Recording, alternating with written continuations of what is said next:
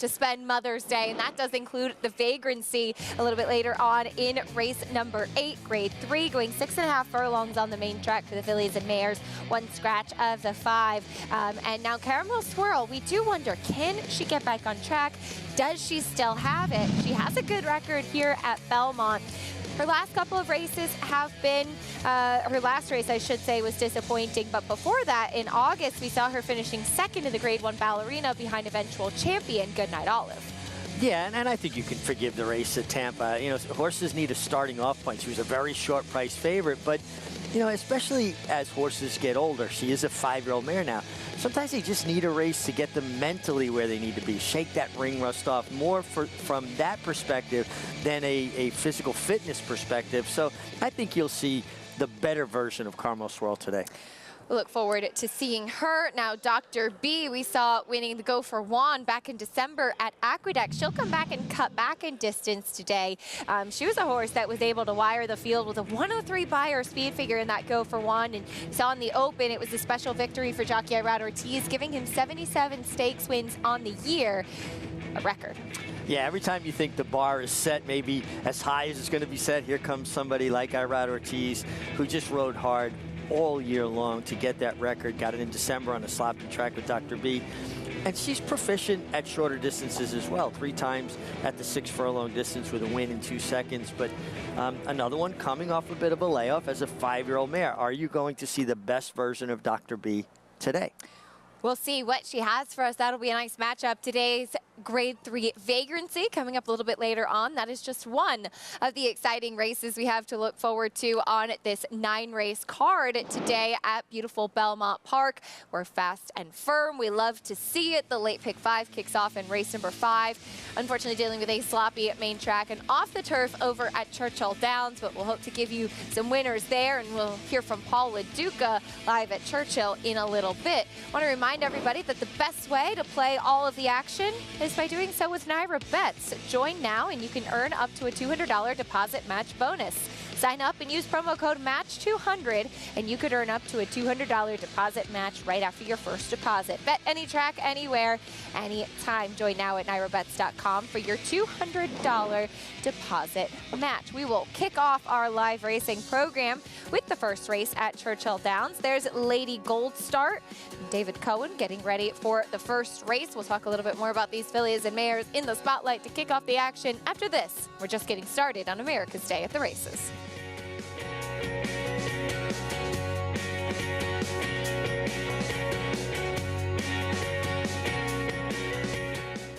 Warfront. This son of Danzig ranks among the world's elite sires. Ranked #1 by percentage of stakes winners, graded stakes winners, and Grade 1 winners. No stallion has a better strike rate. Warfront is the sire of over 100 lifetime stakes winners, including some of the sport's most talented runners both at home and abroad. The leading turf sire of 2022 by stakes winners and stakes performers. Warfront, standing at Claiborne Farm.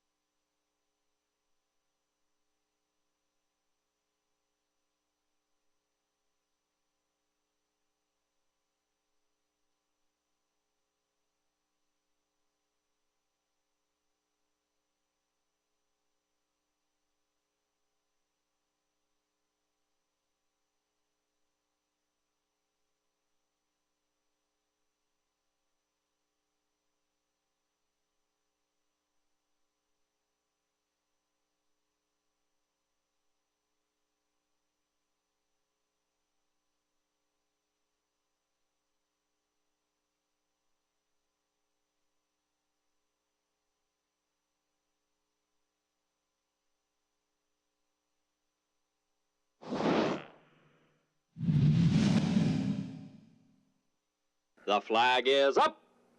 They're off. Island Charm with the wheel turns along the inside, Love Sign. The wheel turns and Love Sign now heads apart. 3 back, it's Contrary Rose with Back to Stay moving up. And Island Charm is back into 5th.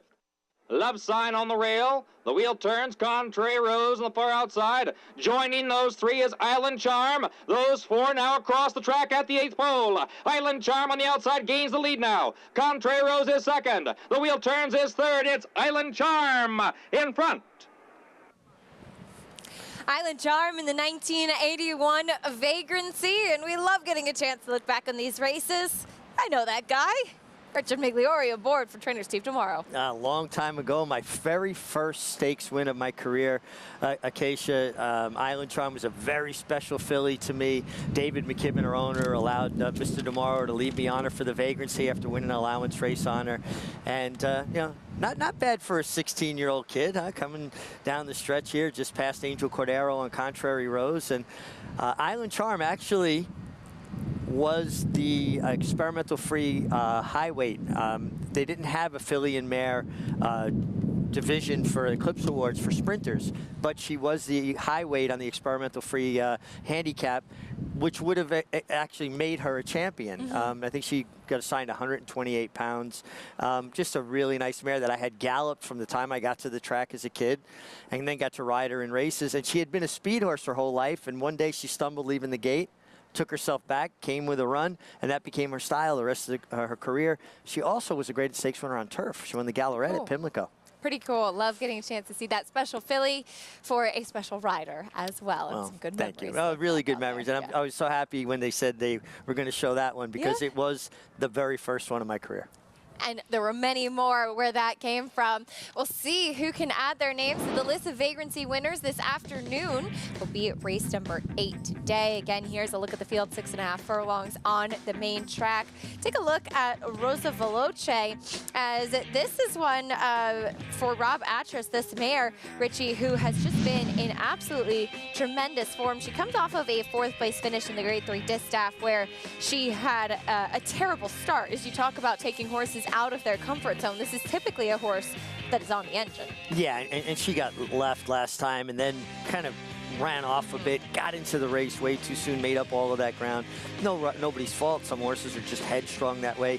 Manny Franco gets the call back. He's been so successful with her, and barring any unforeseen incident, it sure looks like she'll be loose on the lead here. I mean, I just think she's naturally faster than everybody else, even though Dr. B could be in calling distance. We'll see how it plays out in today's Vagrancy. As mentioned, the opener at Churchill will be our first live race. Tepid favorite at 3-1 right now. There she is, the #1, Lady Goldstar. Yeah, taking a significant drop in class, starting for the 25 here. Basically was eased in the mud at Oaklawn back in January. But how about that 46 best of 10 works? Jumps off the page at you. Here's the 2, Reliant, first start at Churchill for Ron Wilquette. Yeah, and more of a closing type. Would like to see some speed up front. Here's Hold On to Your Tiara. Moving up in company after being claimed, but her race was good last time over at Keeneland. 10-1 right now on that one. First time in the Jason Cook barn. Here's A Real Jewel. A Real Jewel dropping slightly in class off of the claim last time. I think a major player. She's versatile. She can lay up close, stalk, and pounce. Edgar Morales and Tom Amos certainly team up as a good pair. Here's the #7 for Steve Manley, Doc's 7. Number 5, excuse me, Doc 7 is the name. Yeah, I mean, she's coming off a good race. I have to be honest, full disclosure, I'm not sure where FAN is. Isn't that? Is that Bonner Park? Bonner Park, yeah. Okay, I think so. Bonner Park. Here's the 6, High Speed. I think High Speed's a player too. Claimed, moves up, but is, run some good races. I liked her stalking trip last time. There's the 7, Tilting at Windmills. Yeah, gets back to dirt. Couple of good races at Churchill Downs, a 2nd and a 3rd. She's been on synthetic most recently. I think that kind of muddies up her form. I think she's a player at a price. And the 8, this is what they're all going to be doing, Race to the Finish. Yeah, and she's well drawn outside. Always interesting to see early on in the card at Churchill if there's any kind of a bias, if the inside's playing well or if it's a fair racetrack. That's the field for the opener. Again, dealing with a sloppy main track over at Churchill Downs. Looks like the sun is coming out, though. But for our boots on the ground, let's check in for the first time today, live at Churchill with Paul LaDuca. Hey, Paul. Thanks, Acacia, and happy Mother's Day to your mother, Sherry. Meg, to your wife, Carmela. She makes the best spaghetti sauce, I guess, in all of New York. I like to wish a happy Mother's Day to my mother in the sky, Lucy, and my stepmother, Lori, who I don't know how she puts up with my father. It's like putting up with me. To get to this first race here, you know, it's kind of crazy. I live about 15 miles away from the track, and there was no rain at all. But they had a downpour this morning early in training the track. So the races are off the turf. It's sloppy right now, but it's supposed to get to 80 degrees on this Mother's Day. I think the rain is gone away. The skies are clear. So we'll see how the track plays out throughout the day. You know, the one lady gold start, I see where they're going. You know, Mig makes a good point. Is that work? You could take that work both ways. Is that a blistering work to say, okay, this horse is doing well, and now we're up for 25, and the for sale sign's up? But when you look back at Lady Gold Start's start, she does have a race where she won for 32. So they haven't done much with her since she's won for 32. So they got to drop and see if they can get something out of her. They might lose her today or not, this mare, by Upstart. I think she's the one to beat because I think she's going to pop to the front end. We'll see what happens with that. You know, the Tom Amos runner, he's had a couple runners that have come out running. He had a win yesterday with a really game runner in a good second as well. And it seems like his horses are firing. A Real Jewel, this is a horse that comes off a race at Oaklawn. I'm starting to realize the horses at Oaklawn, if they get out of there early enough and they get off that racetrack a little bit, it seems like they're running a little bit better. So I do think they got it right with the two favorites in here. If I was going to add somebody else in here, it'd be the Scott Becker runner. He's very, very good conditioner. I know this horse only has one race over a muddy racetrack. It was not that good, but he seems to just fire with horses. He draws Christian Torres, who finally got his first win yesterday here at Churchill Downs, one of many, and let it be a happy, happy Mother's Day to all the mothers out there and everybody that's watching and all the mothers. Pamper yourself today. It's your day. We certainly hope that they do. Paulie, thank you. He's absolutely right. Hope you get a little chance to treat yourself, as they say. And if you're doing so by coming out to the racetrack, even better. We love it. I tell you what, when I was coming in this morning, main entrance at the Belmont Clubhouse, people were lined up. A lot of moms, a lot of children, a lot of excitement in the air. You can look down at the picnic tables, the barbecue areas along the apron here, and filled up, buzz of activity. I love when people come out and enjoy a day of races. I love it. As take a look at high speed and hold on to your tiara, as they will rematch after that April 22nd race at Keeneland. That was for 16,000. High speed claimed out of this race, as was hold on to your tiara. So they'll both be going out for different barns, but both coming off of decent performances. Yeah, and in very close proximity to each other. They kind of got hooked up here and, you know, ran on nicely. Hold on to your tiara. I know you did that for a while. Yeah, you know, when it's really windy, you got to hold on to it. Make sure it doesn't blow away. That'd be pretty embarrassing. I just thought you weren't letting anybody wrest it away from you. No, I shared it a lot, actually, especially with kids. Nice. You shared it with me one day. I did. Yeah, that's true. You did put it on once. I forgot about that. Race 1 at Churchill Downs, loading into the gate. Let's go to Travis Stone for the call. They're in the gate. And they're off. A Real Jewel bounces out at mid-pack, race to the finish from the outside, and Lady Gold Start from the rail. Three of them across the track early. A Real Jewel short lead. Lady Gold Start punches through and takes over the lead. So it's Lady Gold Start in front. A Real Jewel backs off into second. Race to the finish, chasing them from third. 2 lengths back to Doc 7. Fourth, High Speed now fifth. Hold on to your tiara, advancing down inside sixth. Reliant is second to last. The early trailer is tilting at Woodmills. They hit the far turn after after a quarter in 22-2. Far turn run. Lady Goldstart confronted by a Real Jewel on the outside. And these two go head-to-head with 3 furlongs to go. Race to the finish is right there. Third on the outside. 2.5 lengths back to high speed. Doc 7's under pressure. Hold on to your tiaras down inside. At the quarter pole, a Real Jewel rolls off the turn in front. Race to the finish is now second. Lady Goldstart gives way. 1 furlong to go. A Real Jewel clear by 2. Race to the finish, trying hard, but is still second, and time is running out. And a Real Jewel is opening up. A Real Jewel with a 3-length lead down to the wire. And she scores by 3 lengths in the end. Race to the finish was second. Reliant was third, and Lady Goldstart was fourth.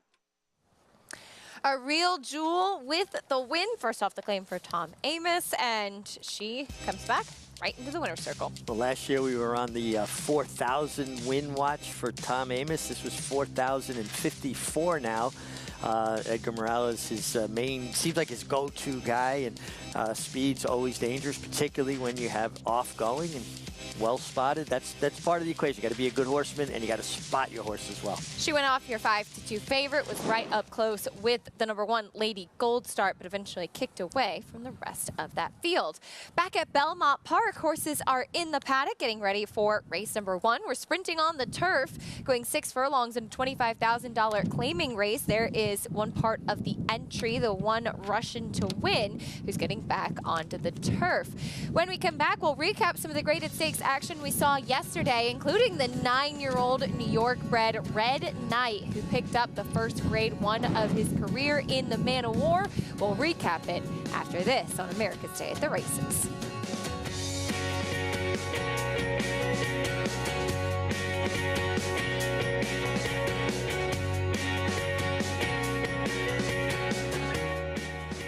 He was just put together like a machine, and he had a great mind. Everything about him was what you'd want. Tis the Law pops the cork in the champagne. Tis the Law is going to win the first leg of the Triple Crown. I've never seen him get tired. Respect the law. Tis the Law. His structure is just perfect.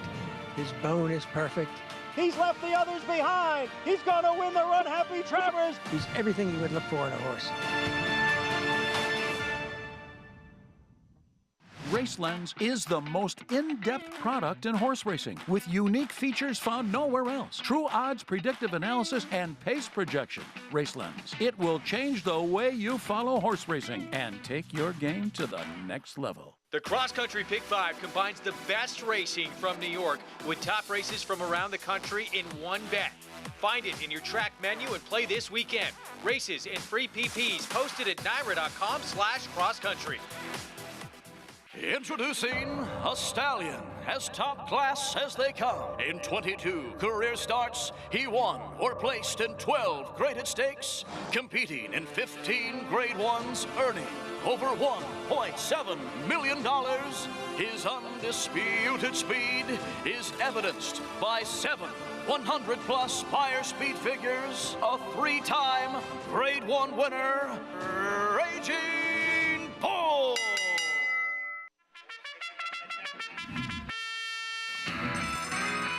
Live racing returns to Monmouth Park Saturday, May 13th with a new 1240 first post. The stakes are higher at the Jersey Shore, as every Saturday and Sunday card will feature at least one stakes event all season long. Win early and often with our Win Early Pick 5. Joining us on site, be sure to lock in your odds with fixed odds wagering at Monmouth Park Racetrack.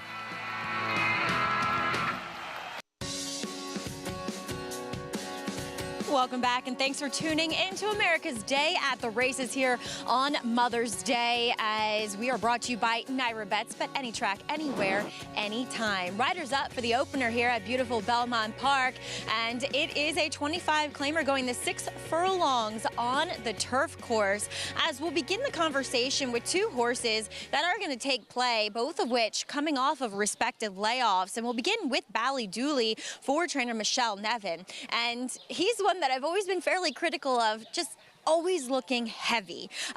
that's not the case today. This is by far the most fit I've ever seen this horse, A, coming off of a layoff, and just in general, too. Furthermore, while he's run well, going longer, I like getting back to the 6 furlongs. He's just more built in that sprinter context. So I like what I'm seeing from him coming back to the races today. Next, we'll move on to number 8. That is Click It Tat.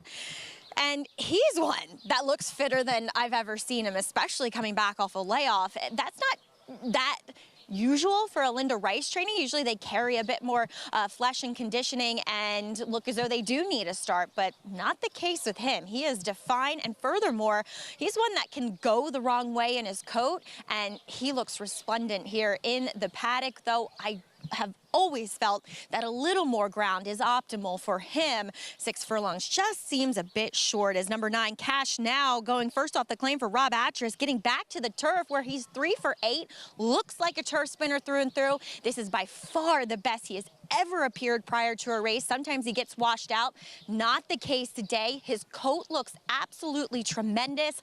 I like what I'm seeing from this horse, Acacia, and also cutting back his blinkers a little bit. I like from a full cup to a short cup. All right, Maggie, thank you, and a very happy Mother's Day to Maggie, her girls, Grace and Willow. We love when we get a chance to see them out at the track, and I don't know, Richie, how she juggles it all. I know, really miraculous. Gets on horses, this job, motherhood, being a wife. I mean, she really, a lot of balls in the air at once, right? Juggling. We'll meet the rest of the field, kicking things off with part of the entry, the 1, Russian to Win. Yeah, Russian to Win, trying turf for the first time. You get Gary Richards aboard. The other part of the entry, the 1A, Mount Travers. Has run well sprinting on the turf in the past, and you get Johnny Velasquez aboard, Hall of Famer. Back to the turf for Chowda. Yeah, Chowda, his recent form is kind of eroded a bit. He's going to have to find his form again. Of course, the half-brother to Lobster as well. That always has to be mentioned. Cut back in distance for Stand Up. Yeah, getting back to the turf, cutting back in distance. He was rained off last time. Would be a surprise. We'll wear those cheek pieces once again. Here's the number 4, Bally Dooley. Got some good notes from Maggie back in the paddock. Yeah, major player here. I like this horse before Maggie's comments about how good he looks. I like him sprinting on the turf. Next will be the number 5, Land Biscuit. First start since last June. Yeah, a horse that probably is going to need a race off the bench. It seems like a place to start off because he has had more success going further. Here's the 6, 10-1 on Bustin' Shout, drop in class. My most underrated sire in New York, Bustin' Stones, should have good speed, particularly with Kendrick aboard. He's 10-1, 15-1 on Propensity, another layoff runner. Yeah, another layoff runner from John Kimmel. I usually take a wait-and-see approach with these, let them kind of shake off that ring rust. Here's Click It Tat, currently your 5-2 favorite. Good notes from Maggie as well. I could see what she's talking about on the racetrack, a horse that has been very proficient. Turf sprinting, maybe not so much at 6 furlongs, though. Yeah, he is kind of that long, stretchy type of frame. Here's the 9, Cash Now with Rob Atras. Well, last time this horse was turf sprinting was at the Meadowlands last fall, going 5 furlongs, and he got it done. I think he's getting back to doing what he wants to do. You get Manny Franco for Rob Atras. Usually a very potent combination. And they're 9-2. Early pick 5 kicks off here with the opener, a beautiful Belmont Park. And you can play against your friends, family, maybe have a little side wager with your mom. And it's free to do so with the Showdown, free online contest. You can watch your name climb the leaderboard, earn real prizes. Check out NYRA.com/showdown as the wind picks up a little bit up here on the 3rd floor at Belmont Park. I forgot, Richie, how it can be such a wind tunnel up here. Well, we've got paperweights here, hockey pucks as paperweights, and we're still reaching for stuff because the wind just blew through here pretty strongly. Here's the number 8, Click It Tat for trainer Linda Rice as she does come back off this layoff. Here's a look at the numbers as Maggie was kind of touching on back in the paddock. Oftentimes we will see horses for Linda need to start off the bench. They're always very healthy, maybe kind of carrying a little bit of excess weight sometimes. And the fact that Maggie thought that this horse did look fit off the bench, I think is very encouraging as he has kind of historically in the past taken a little bit of time to maybe get into form. And we'll see if this is just the right spot for him. Yeah, I think he's well spotted. Again, we talk about, successful trainers. They have to be good horse people, get their horses as good as hands can make them, but then they've got to put them in spots where they can win. And Linda Rice, very good at that. She's winning at 26% on the year, 26% at this current Belmont stand. And I think Click-a-Tat is just well placed for the $25,000 claiming tag. And he's got the right rider aboard too. Irad Ortiz, who we saw win 4 on the afternoon the other day. I believe that was Friday. And then yesterday, of course, had a big day with the likes of Red Knight taking the Grade 1 Man of War. Irad Ortiz has just been on an absolute roll. And this 9-year-old New York bred, who Irad has actually ridden to victory before, took him in the Grade 3 McKnight down in Florida at Gulfstream Park 2 starts back. But the 9-year-old New York bred picking up the first Grade 1 of his career. It's just so cool to see a 9-year-old be able to compete at this level and get that Grade 1 victory here.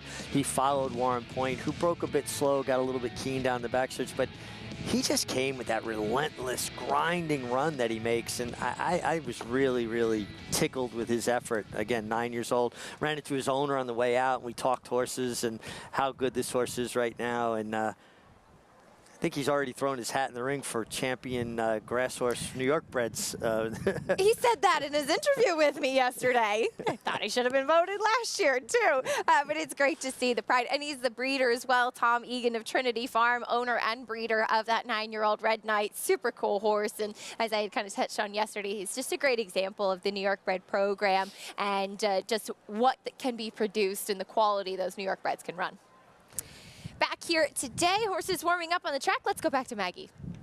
Acacia, thank you. I have to give a quick shout out to my mom, Tammy. I would not be here, and thank you for giving me props, but I wouldn't be able to do this if it wasn't for her and taking care of the little girls. So as we take a look at this race, the entry drifting up a bit from 5-1 to now 7-1, but Mount Travers does return to the turf for only the 3rd time. Now, one of those times, it wasn't a stake race where he had a bit of a troubled trip, but still finished 3rd in the Bridgetown back over at Aqueduct, well, several years ago. I feel like it was 2019.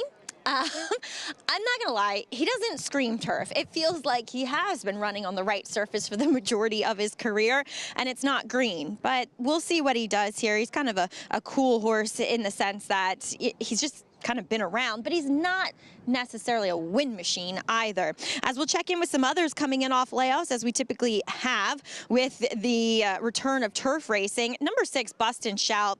And the last time we saw him at Saratoga, he was steady going into the turn in that 5.5 race, which you can't lose ground in those type of races. But coming down the stretch, he just didn't look comfortable. Head was up and kind of cocked to the side, hence the long layoff. He is one that always wears a hood with those blinkers, and that's because formally in his career, he used to get really revved up and just expend too much energy. I want to take the wait and see approach with him into how he comes back, because now he's really quiet. I would have loved to see him just a little bit more awake out there. Talking about awake, horse that is actually dropping a little bit in odds is number 7, Propensity. I wasn't planning on talking about him because at the end of the day, I think he'll need a start. Just looking at him, he's one of the heavier ones coming back from layoffs, and rightfully so. He has the longest one to contend with, not being seen since July, but what a warm-up he got from Romero Mirage, who does work a lot of these John Kimmel horses in the morning. He is, at least Acacia, moving incredibly well on the track. That's a good sign and a nice price. Maggie, thank you. Propensity, who is taking a drop, as she mentioned. He's facing tough starter allowance competition before the break up at Belmont and Saratoga, but we haven't seen him since July. Yeah, and it's just an extended layoff. Listen, if he wins, great job by John Kimmel then. And but I take a wait-and-see approach with horses like this off a layoff, particularly in a race that I feel is just very competitive, very wide open. Talking about warm-ups, we were watching Click-a-Tat under Irad Ortiz Jr.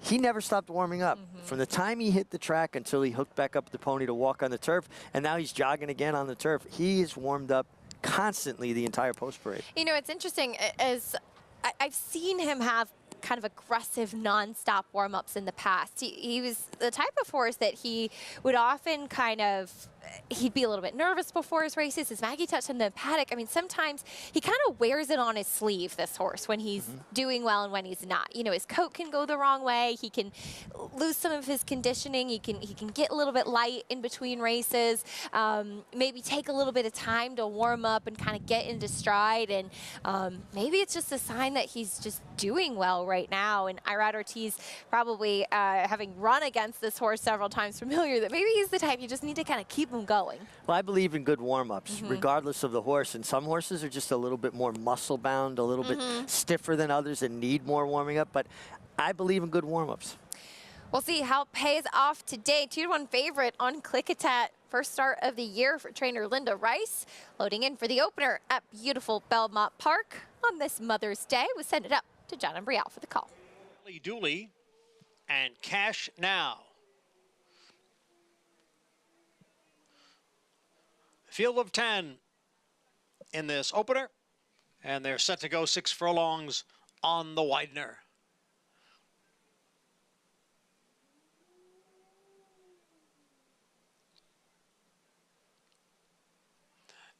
And they're off. Number 5, Land Biscuit, came away awkwardly and is trailing the field. Bust and Shout out for the lead along with Cash Now. And Chowder is not far behind and racing in third. Mount Travers moves up a spot now from 4th. And then comes Propensity in 5th. Widest of all there is Clickatat in 6th. Rushing to Win is next in 7th. And alongside, and Rushing to Win was steadying there just a bit. Passed on the outside there by Bally Dooley. Then comes the Gray Stand Up. And Land Biscuit trails the field in 10th. The quarter went in 22 and 3/5 seconds. So it's Bust and Shout on the inside and Cash Now on the outside. And they are heads apart for the lead. Cash Now on the outside pokes his head in front. Bust and Shout down towards the rail, runs in second. And then it is Clickatat, followed towards the inside by Mount Travers. Bally Dooley gains out in the middle of the course. Cash Now has come away with the lead. Bally Dooley bearing down on Cash Now. It is Cash Now and Bally Dooley, the two of them heads apart inside the 16th pole. Bally Dooley, Cash Now, Bally Dooley by a head. Cash Now was second, and Land Biscuit came from last to get third. Bally Dooley back on the grass. Maggie said it was the most fit he has looked, and it certainly appeared that way. Not the easiest of trips for him today, though, Richie. No, he got steadied back along the backstretch, shuffled back to last at one point, but your Derby-winning Hall of Famer Javier Castellano was patient, never panicked, relaxed, waited, tipped out a little bit wide, turning for home. But when you're on a horse that's traveling as well as he is, don't get fancy, don't get him stopped. The 9-horse Cash Now ran terrific, came out a little bit late under Manny Franco, but a pretty kind of cheeky win there by Bally Dooley. He wasn't all in. It looked like Javier kind of measured it, didn't he? And between Maggie and I, we just gave you the exacta to start off the card. Nothing wrong with that. A good way to begin the day. Bally Dooley was ready off a bit of a layoff. Hasn't run since January when they tried a couple of races on the dirt. That's just not his game. He was so happy to be back on the turf. That's what he prefers for Michelle Nevin, as she's been having a strong start with a limited number of starters here at Belmont. Yeah, absolutely. Horses are running well. She's a really good horse person. This horse looks like he just had fun out there, didn't he? Never felt the crop, hands and heels to the wire. 4, 9, 5, 3 in the opener at Belmont Park. We'll bring you prices and more after this break on America's Day at the Races.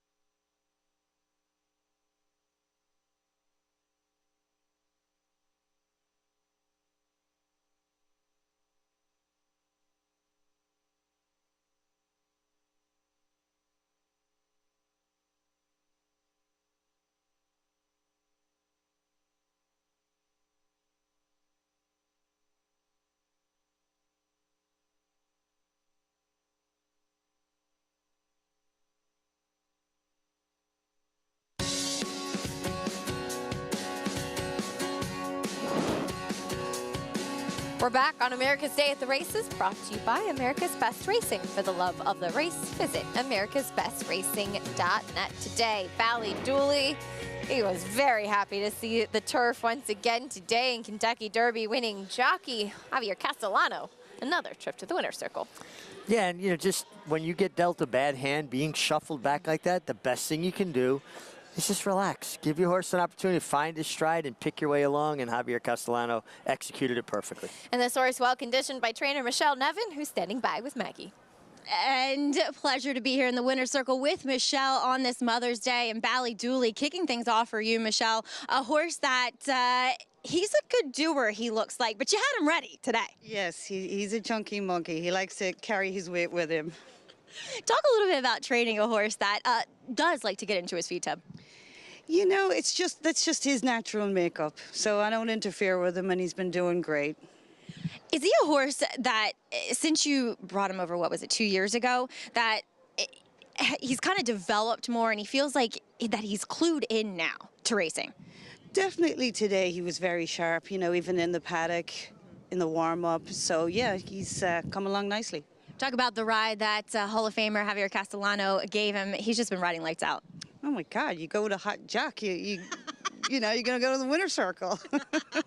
Well, I'll let you run. Any thoughts about your, albeit long shot, Toga Dancer in the next? I'm hopeful. I like that. You have to be ever hopeful in this game, right? Exactly. Congrats, Michelle. Thanks, Maggie. All right, Michelle Nevin here on this beautiful Mother's Day, kicking off the card in the right way with Bally Dooley, guys. I like that she called him a chunky monkey. That's how I usually describe horses that maybe need a race, affectionately, of course. But Michelle does a terrific job, and she really did have Bally Dooley ready. A very capable horsewoman, and good to see this guy get back to the winner's circle. Yeah, and obviously someone that Michelle that's so in tune with her horses, does such a good job. And I even like the way she said it just quietly about her next runner. We're hopeful. You have to be. You have to look at the glass half full type of mentality in the world of horse racing. Taking a look at race number 2, Toga Dancer, as Maggie touched on, for Michelle Nevin, will make his second start off the layoff for the barn. This is a 1.16 miles on the inner turf. Non-winners of 2 in life for $30,000. 3 to 5 though on the number 2, Splendid Summer, who just missed at this level last time out for Todd Fletcher. Yeah, against a similar group, and actually maybe even a little bit of a tougher group, even though it's the same price tag, $30,000 claimers. But you got to think he's got to step forward in him too off the layoff. In just a little over an hour, we will kick off today's cross-country Pick 5 sequence. It starts in the 4th race at Churchill Downs, a nice maiden special weight. Do note that that is off the turf at Churchill today, so please take note of that, given the track conditions. And then 3 competitive races at Belmont Park. Those are always a lot of fun. Begins at around 2:13, a 50-cent base wager. Back over to Churchill Downs. Live action time. Race 2 at Churchill beneath the Twin Spires, 7 furlongs. Non-winners of 2 in life for $10,000. 3-year-olds and upward. Your favorite is all the way to the outside. And the number 8, Haskold for Robertino Diodoro. But here's the one color field. Tom Amos looks to sweep the early double. Yeah, with his rider, Edgar Morales aboard. This horse is more of a closing type. We did see Speed do very well in the opener. 9 to 2 on that Son of Mastery. Here's the number 2, Commander Carl. Yeah, dropping from 20 down to 10, so basically a cut in half. And certainly Commander Carl on his toes. Bayerano did a good job sitting in the middle of him there. Yeah, absolutely. Commander Carl, a little bit sharp out on the racetrack. Here's the 3, Right of Rush. Yeah, you get 7-pound apprentice, Joel Navas aboard. Horses have been outrunning their odds for this kid. Even when they're not winning, they're hitting the board at big prices. Winningest trainer in North America, Steve Asmussen. He sends out the number 4, Major Contender. And he is a contender, dropping in class also. His last couple races at Oaklawn, he stretched out, he turned back. It looks like they're kind of feeling it out. Is 7/8 maybe the perfect fit? The Goldilocks effect, as you like to say. Goldilocks. Here's the 5, Riley B. Yeah, broke maiden last time at Belterra. Don't know how that form stacks up, and his form previous to that left a lot to be desired. Not the quickest race for that maiden score at Belterra last time out. Here's the number 6, Big Boss Ben. Another horse taking a drop in class and showed good speed last time, 5.5 in Indiana. The 7 is out. Next, we'll take a look at your favorite Haskell, Robertino Diodoro and Christian Torres. They're about 30% together on the year. Yeah, and your leading trainer, leading rider from Oaklawn Park. This horse broke his maiden for 20, and I've always been under the feeling that horses that break their maiden for 20 are worth about 10. I think he's just properly spotted. Yep, just being logical. And here is that win at Oaklawn Park. They had tried maiden 50 prior to that when he came in from California. And he'd had some pretty quick races out at Los Al and Santa Anita. But just seemed like it was logical to take that drop. And 50 didn't work. They went down for the 20 and he got the win. Yeah, and again, just being realistic about where your horses belong. And, you know, I've always felt a horse breaks their maiden for 50. They're usually worth about half of what they break their maiden for. They have to go against winners. Haskell turns back an 1/8 of a mile. I think that bodes well for him, you know, having to go 7/8 now, just a lot more foundation, well posted. I like outside draws in the elongated one-turn races.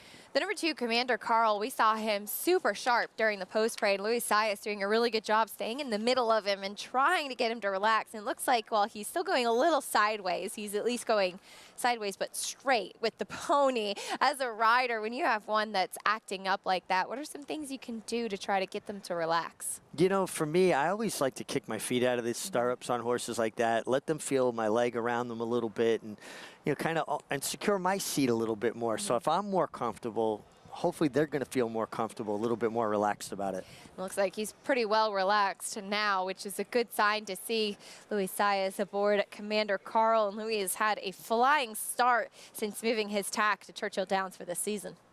Yeah, Kieran McLaughlin's done such a good job with Louis, and you know, previous to that, Richard DePass did a great job with Louis. But, you know, Kieran's a native Kentuckian, and I'm sure it's kind of nice for them to be, you know, established there. And look at the purses at Churchill Downs. Hard to pass up the kind of prize money they're giving away. Kieran, former trainer, now agent for jockey Luis Saez, loading in for race 2 at Churchill Downs. We'll send it up to Travis Stone for the call.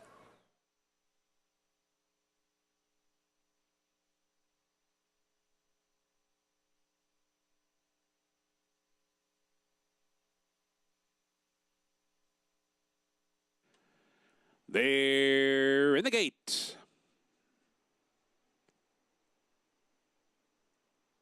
And they're off.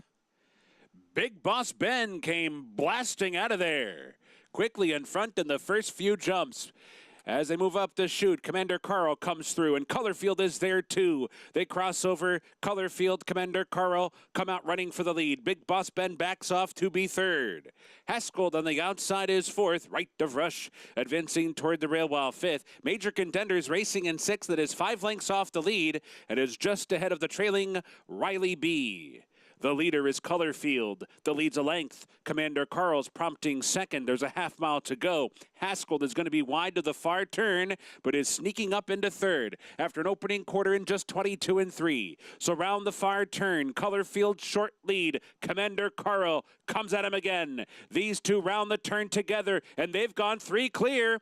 Haskell is back in third. Right of Rush under pressure fourth. Big Boss Ben fifth. Major Contender and Riley B. At the top of the stretch, Commander Carl comes powering off the turn and takes the lead. Colorfield is back into second. Right of Rush trying to rally toward the rail. 1 furlong remaining. Commander Carl's in front. Colorfield fights on. Right of Rush plugging away third toward the rail. Final 16th. Commander Carl has kicked away. And it will be Commander Carl to win it by 3 on the wire. Colorfield second, Right of Rush third, and Big Boss Ben fourth. For all those antics pre-race, he was very professional during the running of the race when it counted. Luis Saez and Commander Carl get the win in the second at Churchill. Yeah, and tended the pace set by Colorfield, which surprised me a little bit. The first time Colorfield ever showed that kind of speed, but Commander Carl always in position. That's one of Luis Saez's strengths as a rider, putting horses in position. And they ran 1-2 around the racetrack, so we're seeing so far the first 2 races being forward is a good thing. Absolutely. It was 2-1-3. The horses that were also drawn inside, dominating this race at Churchill Downs as well. Commander Carl with the victory, with Luis Saez in the irons. As we see them coming out of the starting gate, clean break for all, which is always good, except for the outside with the number 8 Haskold. Sometimes it is an advantage to be drawn outside, but sometimes you will see those horses really break to that empty space. You see Christian Torres kind of struggling to keep his head straight. Yeah, and he was trying to correct the horse right from the first step, but I say it often, horses are like water. They'll flow to empty space. No challenges during the running of the race, though, for the number 2, Commander Carl. Whoever Carl is, congratulations to him. Back over to Belmont Park. Horses are in the paddock for the second. We'll be on the turf. There's your favorite, Splendid Summer, trying to build off of that good race at this level last time out. More on him and the rest of the field after this.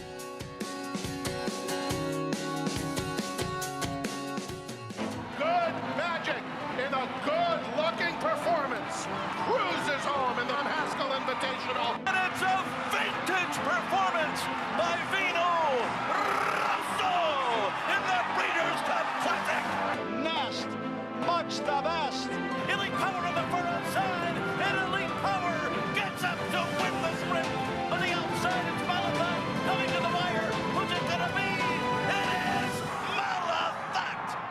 Experience the adrenaline-pumping, suspense-filled action of the Sport of Kings no matter where you are with Naira Bets. It's fast, easy, and secure. Download the app today and start winning with our lucrative weekly promotions, thrilling handicapping contests, and a one-of-a-kind VIP rewards program. Don't just watch horse racing, be a part of the action with Naira Bets.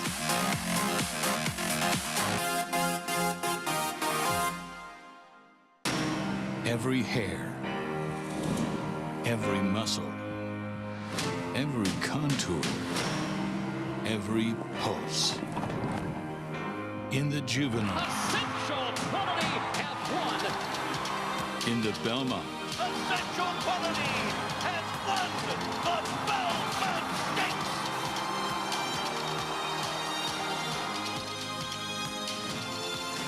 well named. Racetrack Television Network brings you every race, from every track, on every screen, every day. With monthly packages starting as low as $5, RTN gives you great value and access to more live HD streaming and race replays than anyone. Visit RTN.tv today to sign up and watch on almost any device, including Roku and Amazon Fire. RTN has packages that start at $5 per month.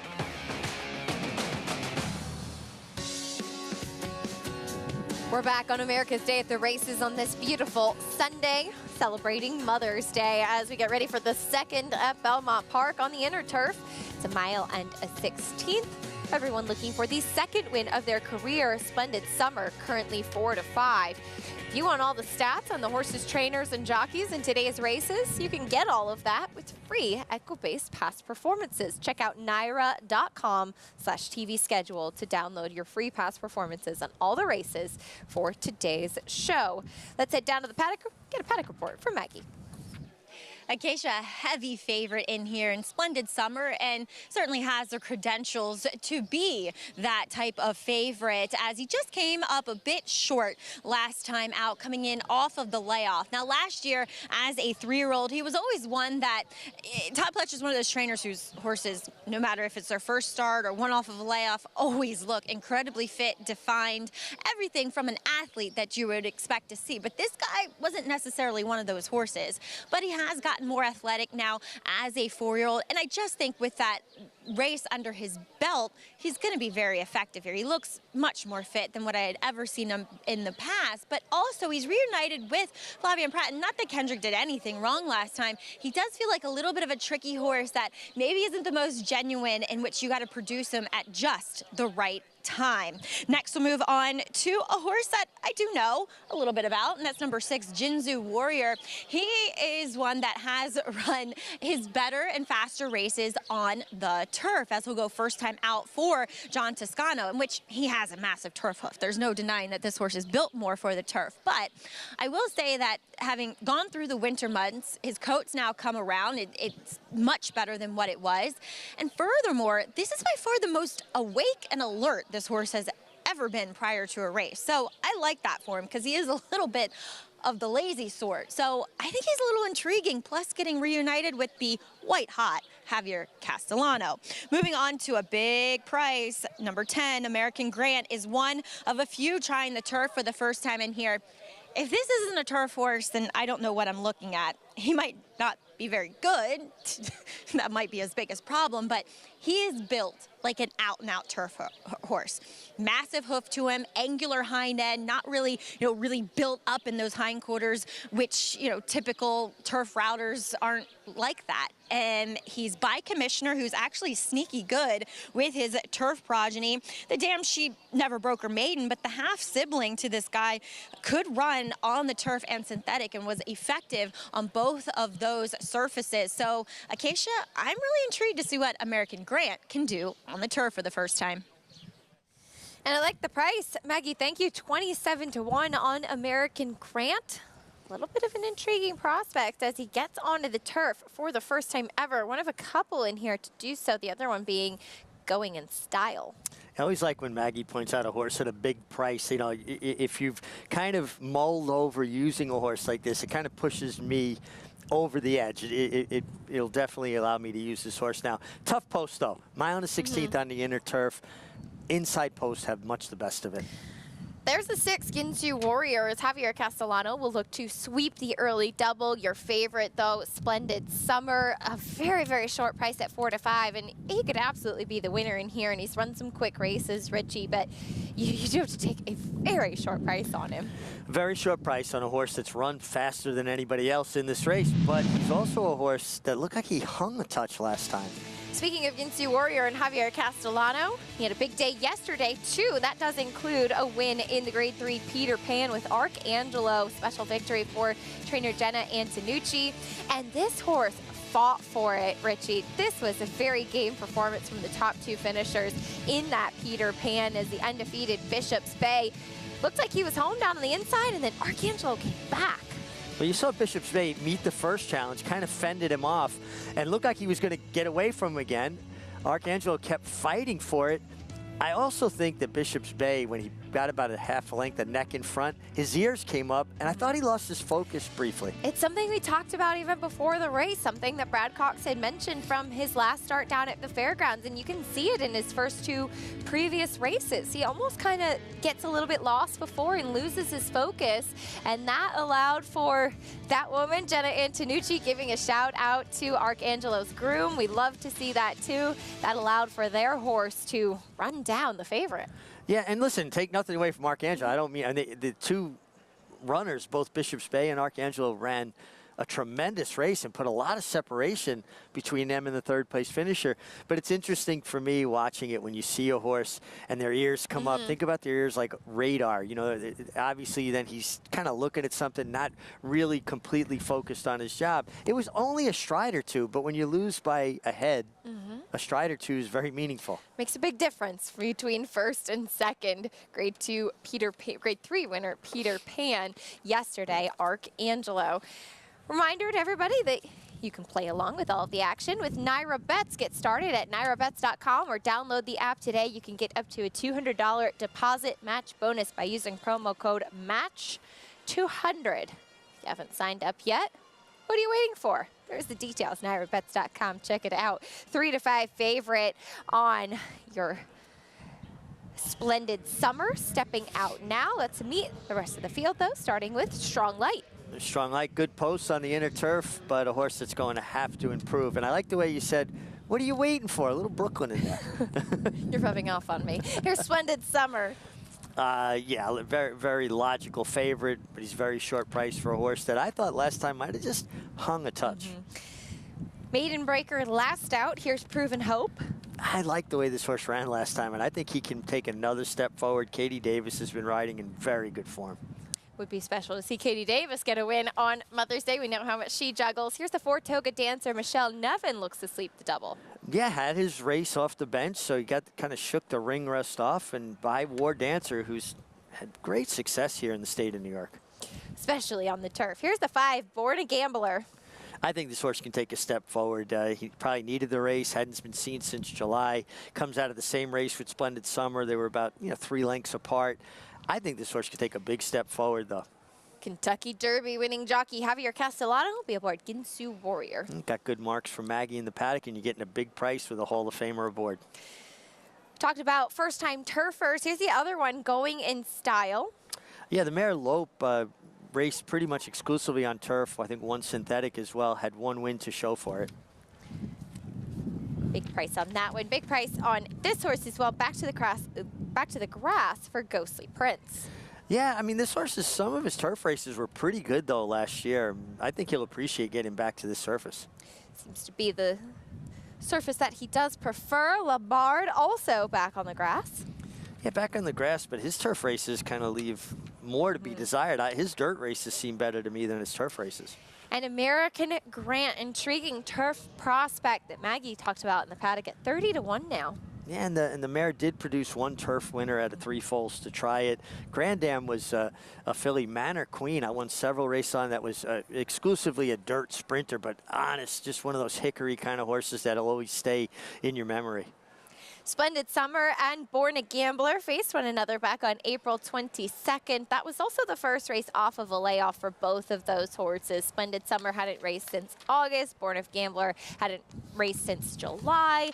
You'd imagine that race, as we take a look at that April 22nd start, was probably a little bit of a race to shake off some of the ring rust for both of them. And Maggie touched on Splendid Summer showing a little bit more fitness as he now makes the second start of his 4-year-old season for Todd Fletcher.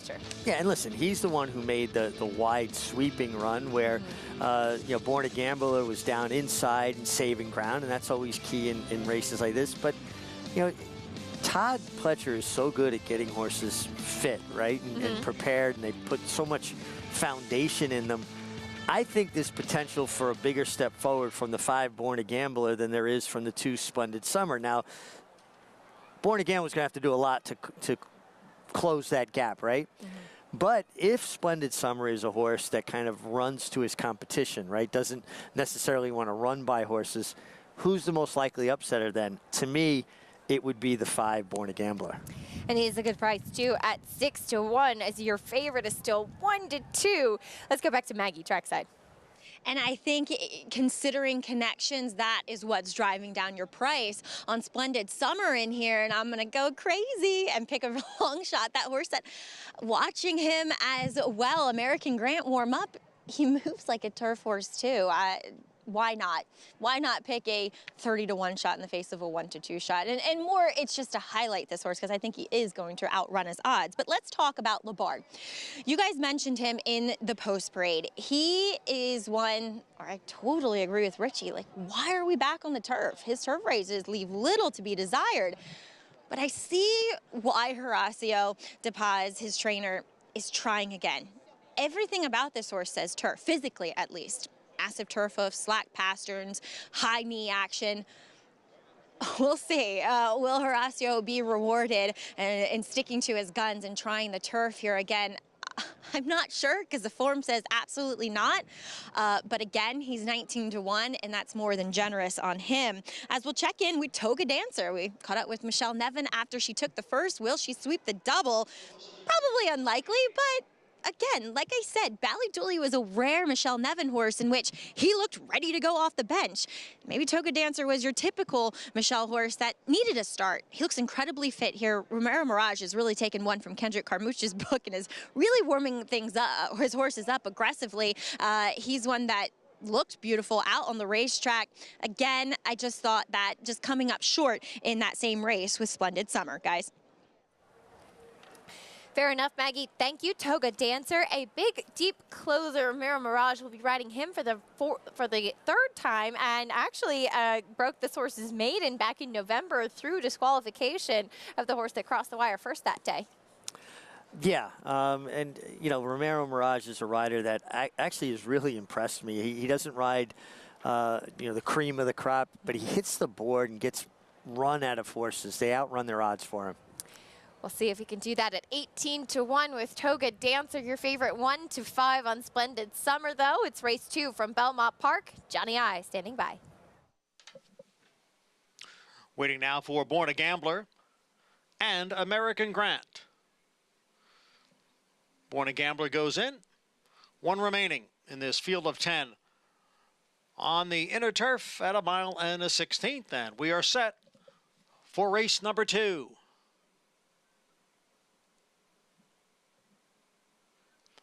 And they're off.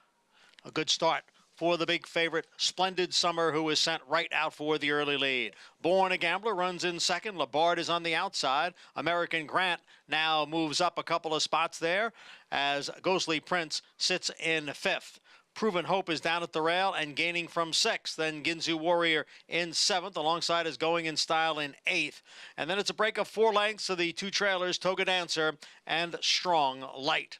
Opening quarter over the firm turf, 24 2/5 seconds. And it's the odds-on choice, Splendid Summer, who leads here by almost 2 lengths. Labard is second by a head. Born a Gambler is down at the rail and in 3rd. Then American Grant, long shot on the outside, runs in 4th. Followed by Ghostly Prince, who's in between horses in 5th. Proven Hope is down at the rail in 6th. Followed by Ginzu Warrior and Going in Style.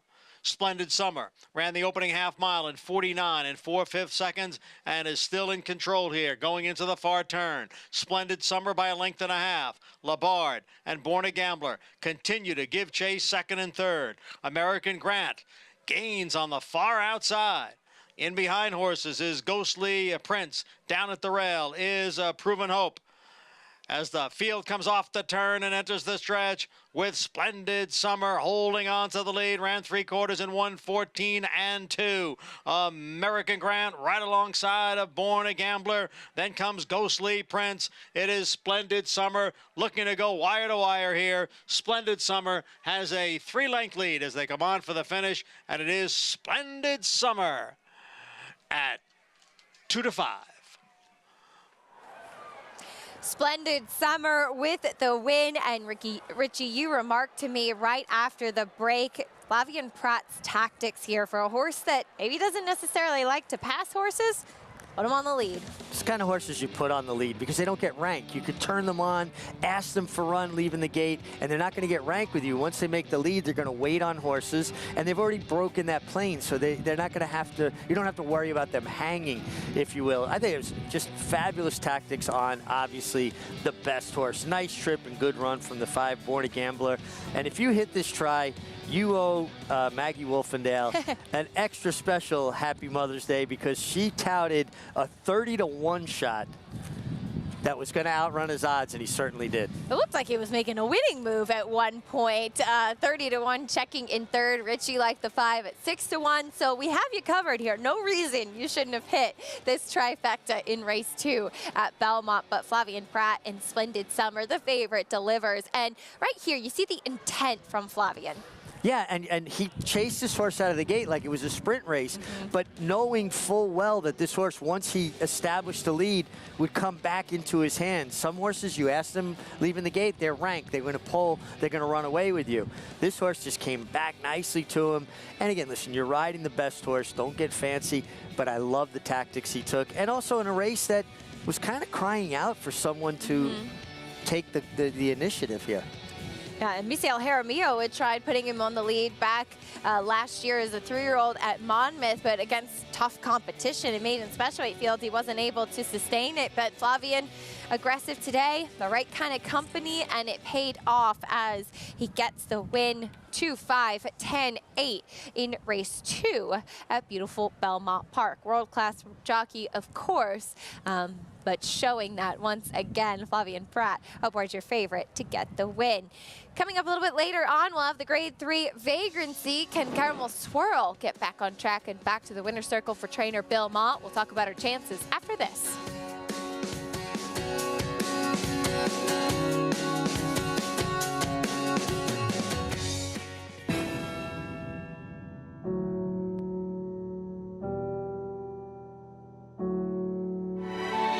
Independence Hall is hands down one of the most impressive horses I've ever seen physically. Independence Hall is pouring it on here in the Nashua Stakes. Won by maybe a dozen lengths. Independence Hall wins the Hagyard Fayette.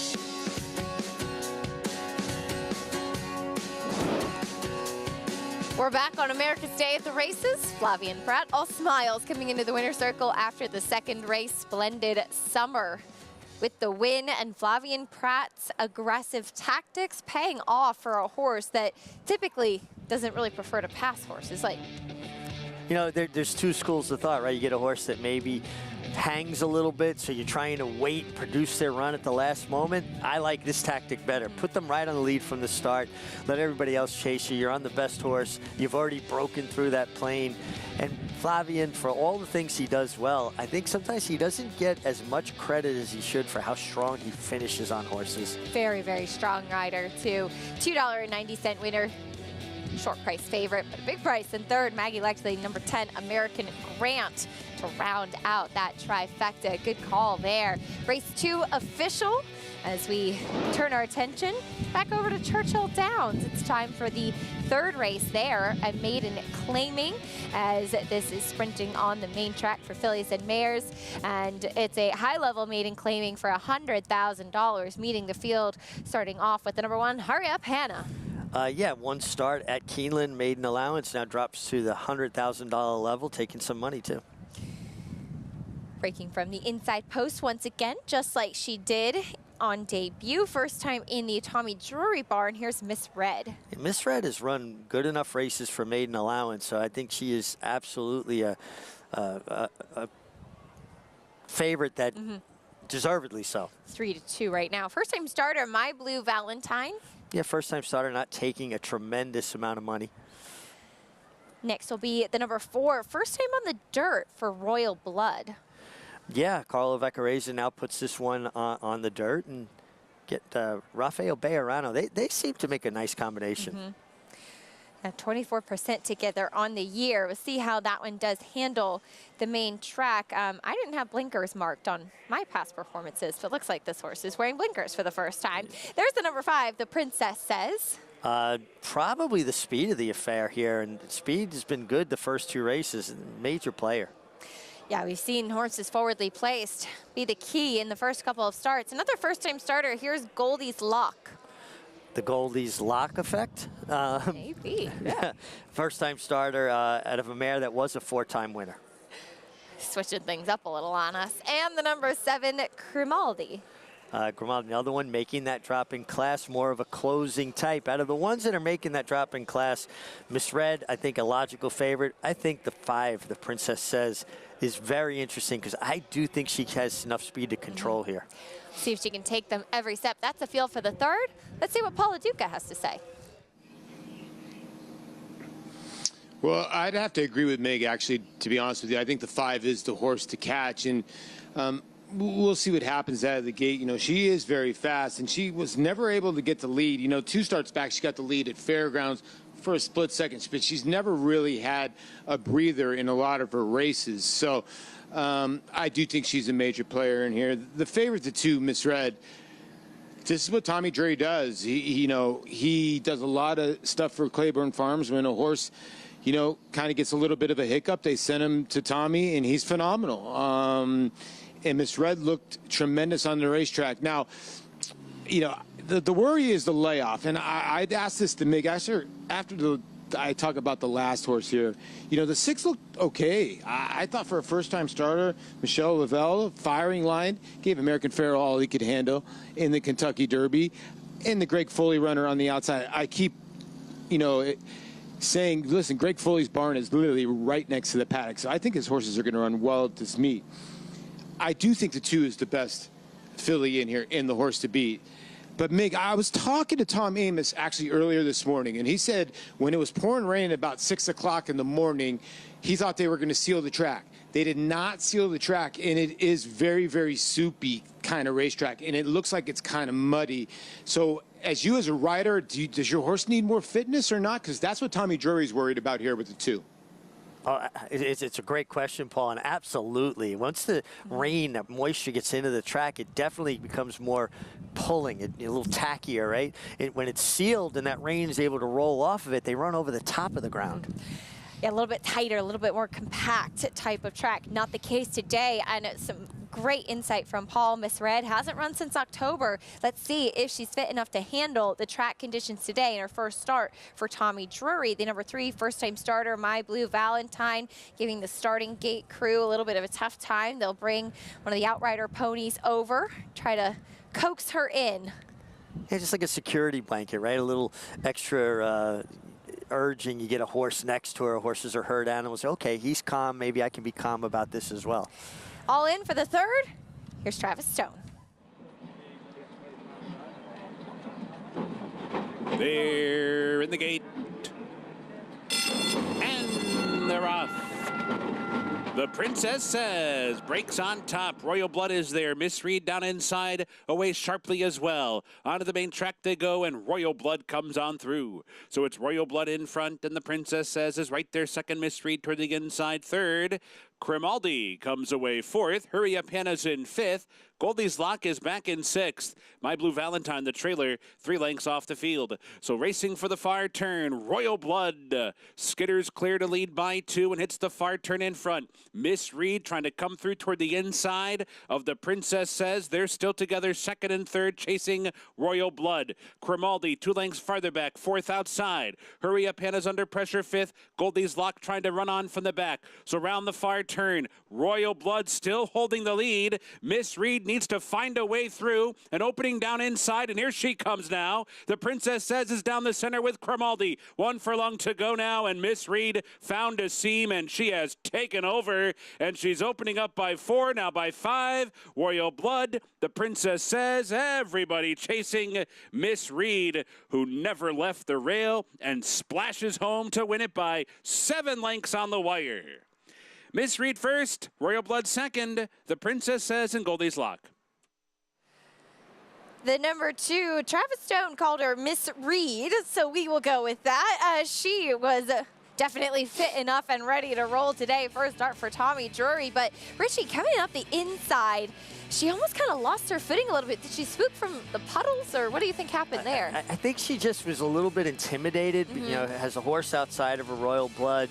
There was space enough, but she kind of took a step away from the rail. And, you know, we talk about it often when there are some standing water puddles. Horses are not always 100% certain of how deep that is. And it just looked to me like she did this little dipsy-doodle away from the fence there.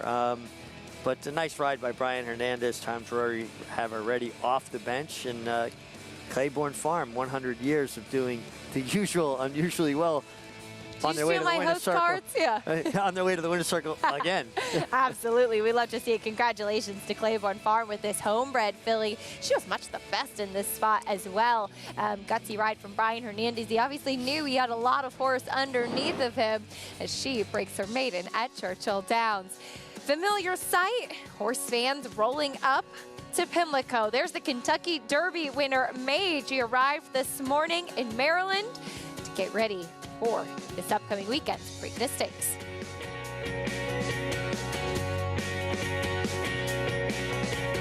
Daredevil, returning to stud on U.S. soil.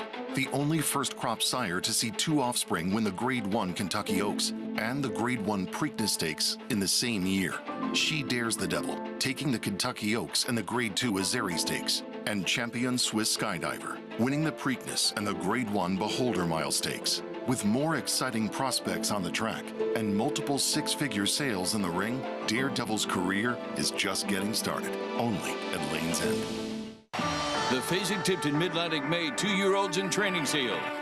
Recent stars include Kentucky Derby winner Mage, Grade 1 winners Feza, Beyond Brilliant, and Switzerland, plus graded stakes winners Classy Edition. Informative, Mimi Kikuchi, Riding with Biden, and that's right, a leading juvenile sale by percentage of Grade 1 winners, and the only major 2-year-old sale venue with a dirt racetrack.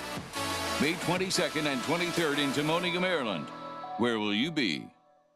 Harris Farms, proudly standing Smiling Tiger, a triple Grade 1 winner, defeating Breeders' Cup champions Dancing in Silks and Amazombie, a leading California sire with over $9.7 million in progeny earnings, with 94 winners in 2021 and graded stakes superstars like Spice Perfection. Spice Perfection wins the Grade 1 La Brea. And Tiger Dad. Smiling Tiger, a leading California sire, standing at Harris Farms. It pays to be Cal-bred. Would you believe that champions weren't measured by rings, but by a crown? That the history books were written on dirt? That the greatest of all time was a horse? He is moving like a tremendous machine. Experience the magic at this year's Belmont Stakes as we honor the 50th anniversary of Secretariat's legendary Triple Crown triumph. Join the celebration at Belmont Park on Saturday, June 10th. Tickets on sale now at BelmontStakes.com. Welcome back to America's Day at the Races, brought to you by Hillendale at Alapa, where the obscure becomes obvious. As a stallion standing at Hillendale, Good Magic, he is definitely proud of his son, Mage, winner of the 149th Kentucky Derby. He arrived today at Pimlico in preparation for the second duel of the Triple Crown, the Preakness Stakes. Gustavo Delgado is trainer rocking the headband. Yeah. He's cold. He's from Florida. I understand. I've had a blanket on the set here because it's warm after spending 7 winters in Florida. So I feel you, Gustavo. I am liking this horse more and more. I just think he's such a cool customer, and I love his eye. I love the way he looks at things. There's an intelligence and a clarity to his eye that you don't see in every horse, and the more I see this horse and the more inquisitive he looks and the way he kind of drinks everything in. Mage has kind of got that charisma and that personality to match the obvious physical ability he has, and I think that's what's made him be able to accomplish as much as he had in just 4 starts, because he's that intelligent. You just look at his face, Acacia, he's an intelligent individual. You could even see it in the winner's circle after the race when half of Venezuela was there and everybody was around him, and he didn't seem to flinch at all. No, it's almost like he had to kind of find a spot to get in the picture. There were so many people, but he got his head in there, he had the flowers. And again, just kind of clocking everything, taking it all in and being thoughtful about it. Horses can be very reactionary, instinctual. He's an intelligent and cool customer. The more I see of him, the more he kind of gets into my heart. I like this horse a lot.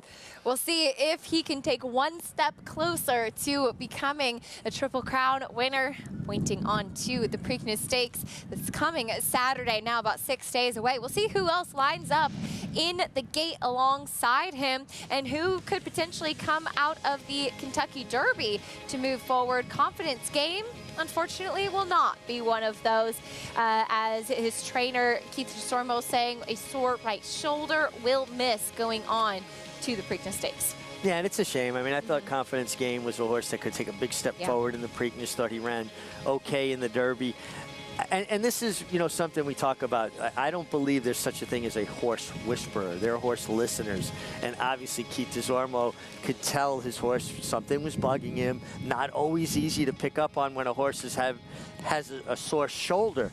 You know, and it's not like human beings get out of bed in the morning and go, man, this is really bothering me today. I'm aching here, I'm aching there. A trainer has to be able to look at his horse and then discern where something's not right. And it wasn't even glaring. It was just something he could see. My horse isn't 100%. Do the right thing by the horse. I'm sure we'll see Confidence Game later on in the year. Absolutely. We definitely hope so. And we'll see who lines up in the starting gate for that Preakness Stakes. But the Preakness will mean one step closer to the Belmont Stakes, and you can watch it on Saturday, June 10th on Fox for the first time ever. We're so excited. We hope you come out and join us first and foremost, but if you can't make it, your friends and family want to watch, make sure they do so on Fox. Belmont Park Race 3 coming up next. Taking a look at the field, a mile and a 16th on the main track, and Vindictive as Todd Fletcher will look for another one as your favorite at 4 to 5 as we head down, check in with Maggie. This outfit today wasn't a fluke. I always like to kick off Preakness Week, donning some Black-Eyed Susan colors with the black and yellow. Really looking forward to the Preakness Stakes coming up this Saturday. As I said, I like Blazing Sevens. He's always been my Preakness horse, and I love the workout he had here for Chad Brown. But taking a look at Vindictive here in the paddock, returning, speaking of Preakness weekend, returning off the layoff dating back to last year's Pimlico Special, where he was just denied by First Captain. What was a thrilling rendition of that mile and 3/16 race, the same distance as the Preakness, and it's kind of a little preview as to what the Preakness will show you when you're running around Pimlico at the mile and 3/16. Look, it's a mile and a 16th today. He can be effective here, and he might get the right setup. There are some horses that want to be forward in here, but he's just so laid back. And he just gives me every indication that distance is his best friend, and he might need a bit further than this, which his form also indicates too. He looks fit and lean, but I'd also love to see him strengthen up a little bit across his top line. At a short price, I'd be willing to take a shot with somebody else, and maybe a horse that is really kind of getting back in the groove of things, as many of these are. I mean, a lot of these horses in here like to win. But number 6, Empty Tomb, he picked up his 7th career victory when dropped to 40 last time. They got away with it. Second off the bench, but first off the layoff. I just thought he needed a race back in February. That kind of showed. And furthermore, he's a horse that I don't think loves being down on the inside necessarily. He likes to kind of be away and be up front, which I think he will be. But now he gets to do it from the outside with the very talented apprentice rider, Jamie Torres, in the saddle. Yet again, he looks fantastic here, Acacia. He is going to have to deal with some possible other speed horses to his inside, though. We'll see how things go for him. Maggie, thank you, with the presence of Market Alert and No Burn. But Empty Tomb is in good form, and apprentice jockey Jamie Torres will stay aboard. Here's the number 1, Market Alert. Now, he is a bit of a quirky type, and you'll see him break the post parade here. He had a habit back when he was with Jimmy Ferraro, freezing in the tunnel here at Belmont. Yeah, he's actually seemed like he's outgrown some of his antics. I think, you know, they still have to be a little bit careful and do this, get him away from everybody, let him go on about his business. A horse that, when he runs his A race, can be very tough. Looks like he's acting pretty well today. Sometimes they used to have to, like, do a brisk jog and just keep him moving, run out of the tunnel and get out onto track as quickly as possible. We are just about 20 minutes away from the start of the cross-country Pick 5. It'll kick off in the 4th at Churchill Downs. Don't forget that race is off the turf for that main special weight, and then we'll have 3 races at Belmont. Wrap things up at Churchill. Always a fun rager to have those 2 tracks in play. 50-cent minimum beginning around 2:13, the cross-country Pick 5. So check out for your tickets.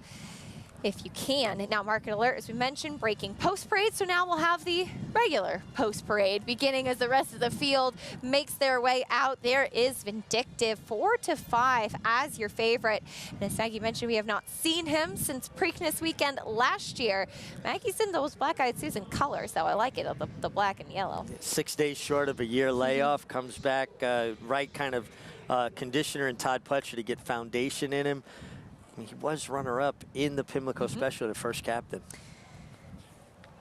3 is out. Here's the number 4, No Burn, another horse that can be forward. That's a horse I like a lot. 9 for 22 lifetime. He's honest. He shows up. He has natural speed, but he doesn't need the lead. He's the horse I like as your most potential upsetter. Ran a 93 Beyer speed figure last time out, too. Here's Añejo looking to make it 3 in a row for Doug O'Neill.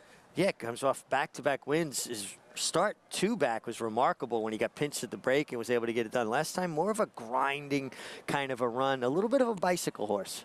And another horse with a big Beyer speed figure last time out, Empty Tomb. And a horse that really got to control things on the front end last time. I agree with Maggie. I think he is appreciative of the outside post.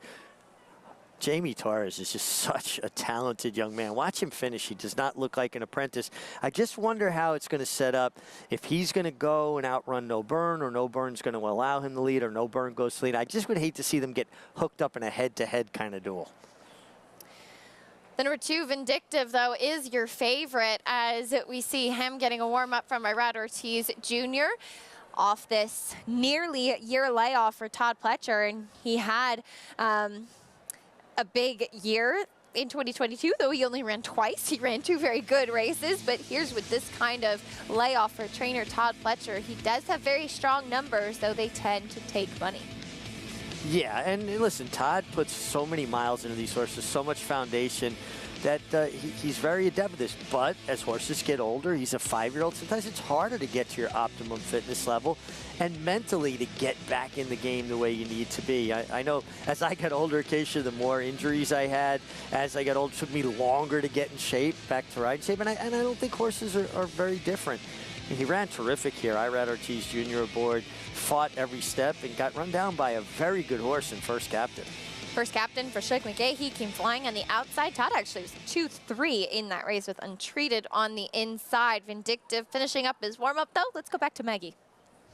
He looks great on the racetrack, which he typically does, Acacia. He's always one that gets that solo warm-up because he is so laid back. So I feel like the riders often want to kind of wake him up a little bit, but really moving in a lovely way on the track. But let's take a look at the other horse who might be taking advantage of any kind of speed that may or usually doesn't materialize around here, and that's Añejo. I thought, was up close at least last time and was able to hold off the other late closers. He did remain on his inside lead, but he's a horse that kind of is in a groove right now as he's looking for his 3rd win in a row, this New York bred by Freud. And he looks great. I mean, he just really looks as though he's thriving right now, and considering that he's not running in his backyard. I mean, all horses on the NYRA circuit are stabled here at Belmont, so they get to run proverbially out of their own stall. He's been shipping around to Keeneland and back and forth for Doug O'Neill, but I like what I see from him. I just don't love the fact that he remained on that inside lead last time out. Number 1, Market Alert. I think we can maybe give him an excuse for his last start because he was running down on the rail in that period of time where the track was just really dry on the inside. Oh God, we have a pony running off here. That's not great. Wow, poor guy. Poor pony rider. Had to be caught by the outrider.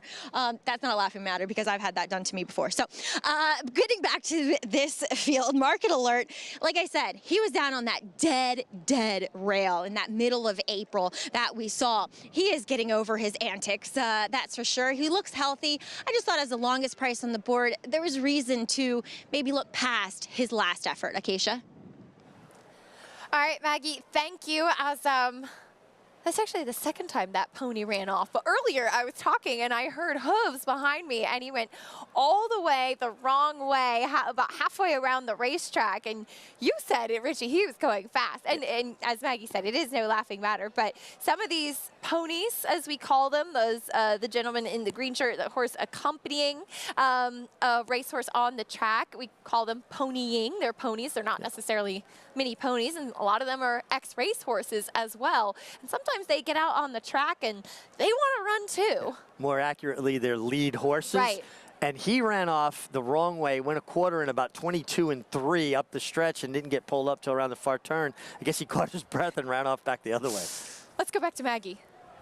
Yeah, and furthermore, they're in Western saddles. You're riding leg long. You don't have any leverage as jockeys do or exercise riders do. So it's not easy. And this guy's definitely a former racehorse. I remember one time for my dad, I was on and he was an older pony at this point, Rodney. He was a thoroughbred. He never made it to the racetrack, but I was ponying a horse with no rider on it, going the right way.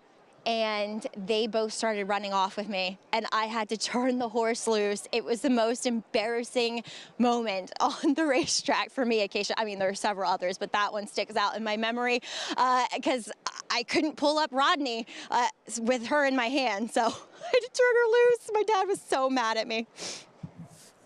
Well, that sounds like fun. Rodney, you're not behaving. But listen, we've all been there. You get run off with. It's a fact of life. It happens. I couldn't pony horses as a kid. If I left on the pony, the horse came back alone or the pony came back alone. I never came back with the two of them together. I like No Burn in here, the 4. Our friend Lee Einsider named this horse No Burn, his Casa Amigos Tequila. And I just think this horse is going to get a good trip from the outside. We'll see how things play out in this upcoming third race. Loading in at beautiful Belmont Park. John and Brielle standing by.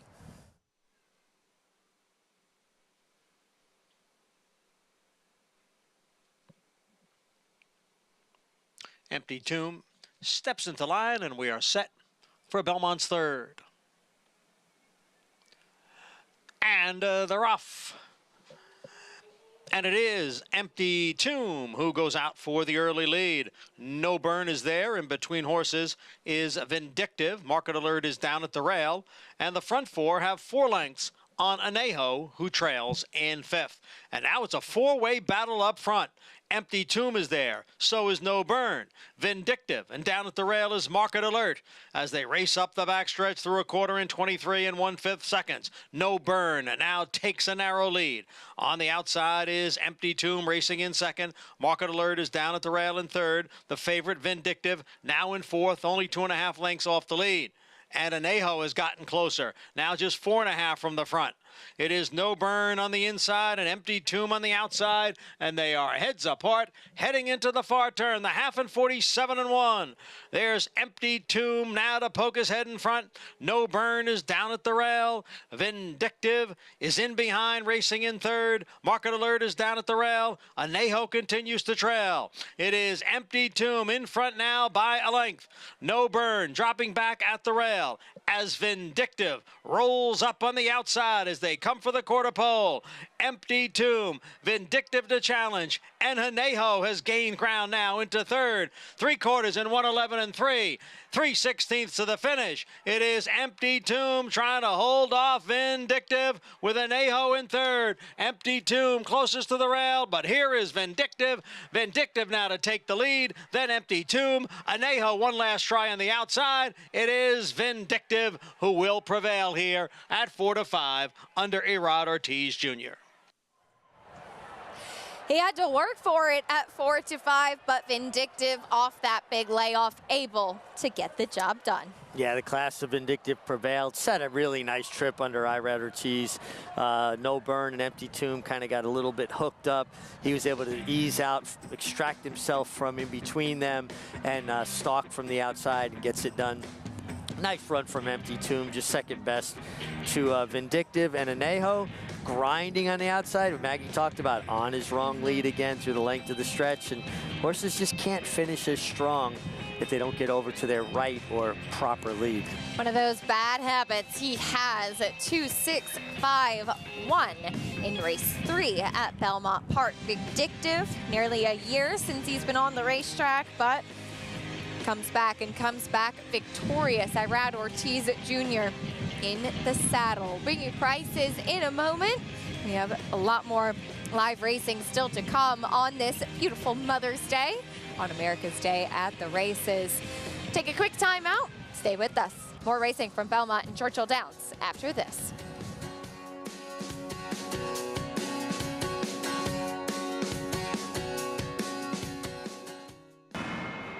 Catholic Boy, a Grade 1 winner on both dirt and turf, including this romp in the Run Happy Travers Stakes. He's so impressive today, the others didn't even have a prayer. This 6-time graded stakes winner was the fastest 3-year-old of his crop over 10 furlongs.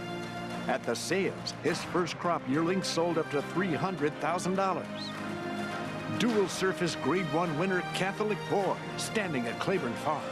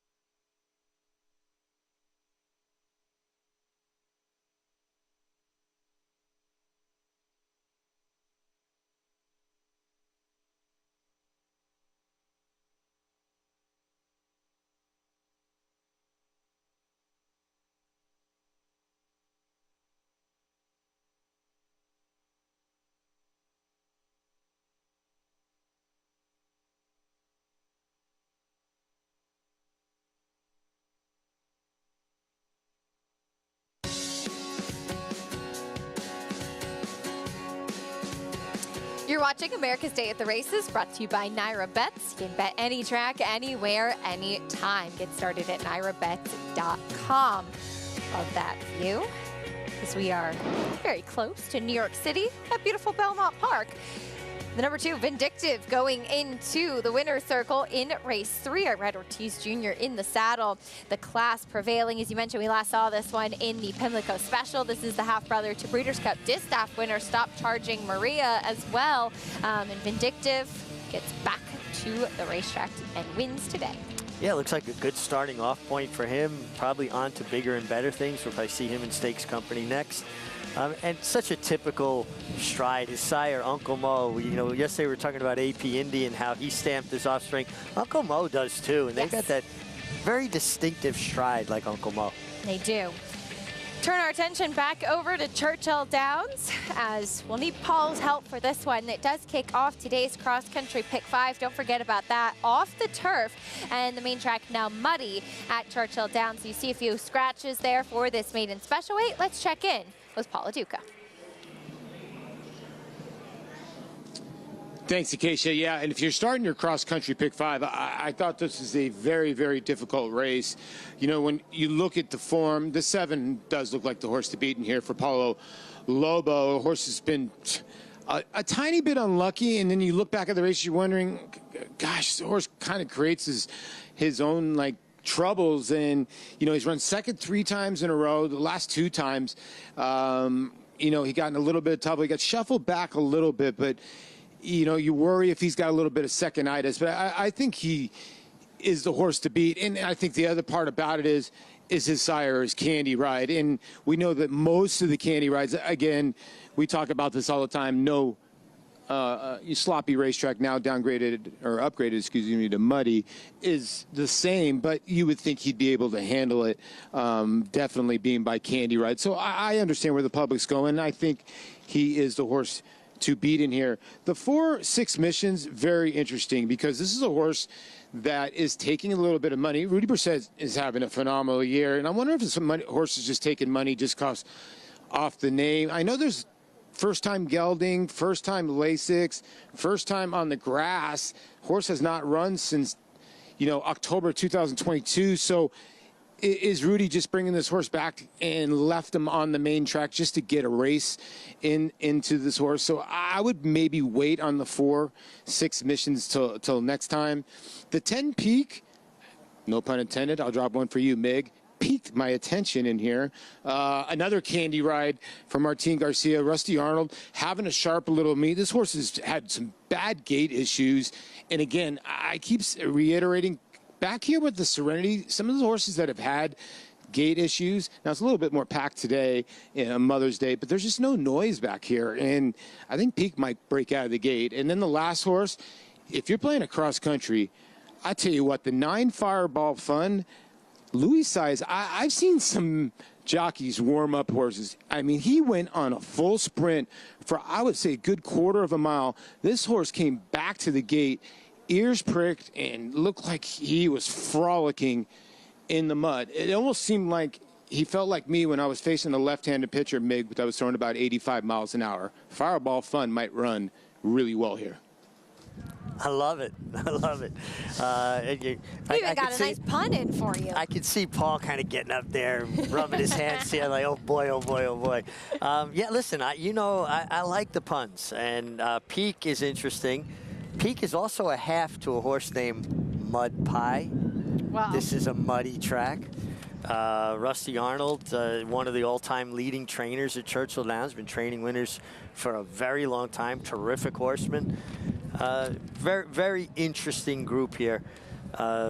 6 missions kind of coming back, the makeover, right? First time trying dirt, gelded, Lasix, a lot of changes for the 4-6 missions. It is, and that horse is 7-2, and I think Paul's point is well taken that Rudy Brissett's been a 31% on the year, so it's almost kind of like leaning towards a hot barn when this horse has never been on the dirt before. There's no dirt for him to go off of, just 3 turf races plus a layoff plus all those changes. Yeah, and even in the pedigree, as you dig into it, you're not really getting a feel for whether his horse will handle dirt, and particularly off dirt. The favorite continues to be, though, the number 7, Noise is Off by Candy Ride, as Paul was touching on. But 3 second-place finishes in a row is a little bit tough as well. Well, also, don't you think this horse is being bet from synthetic form? A synthetic track is not the same as a dirt track, even if it's muddy. Yep. Yep, we'll see how he handles, if he can transfer that form to this track today. Again, now upgraded as muddy as we get ready for the 4th at Churchill Downs Cross Country Pick 5. Kicking off here with this maiden special weight for the boys. Loading in, Travis Stone has your call.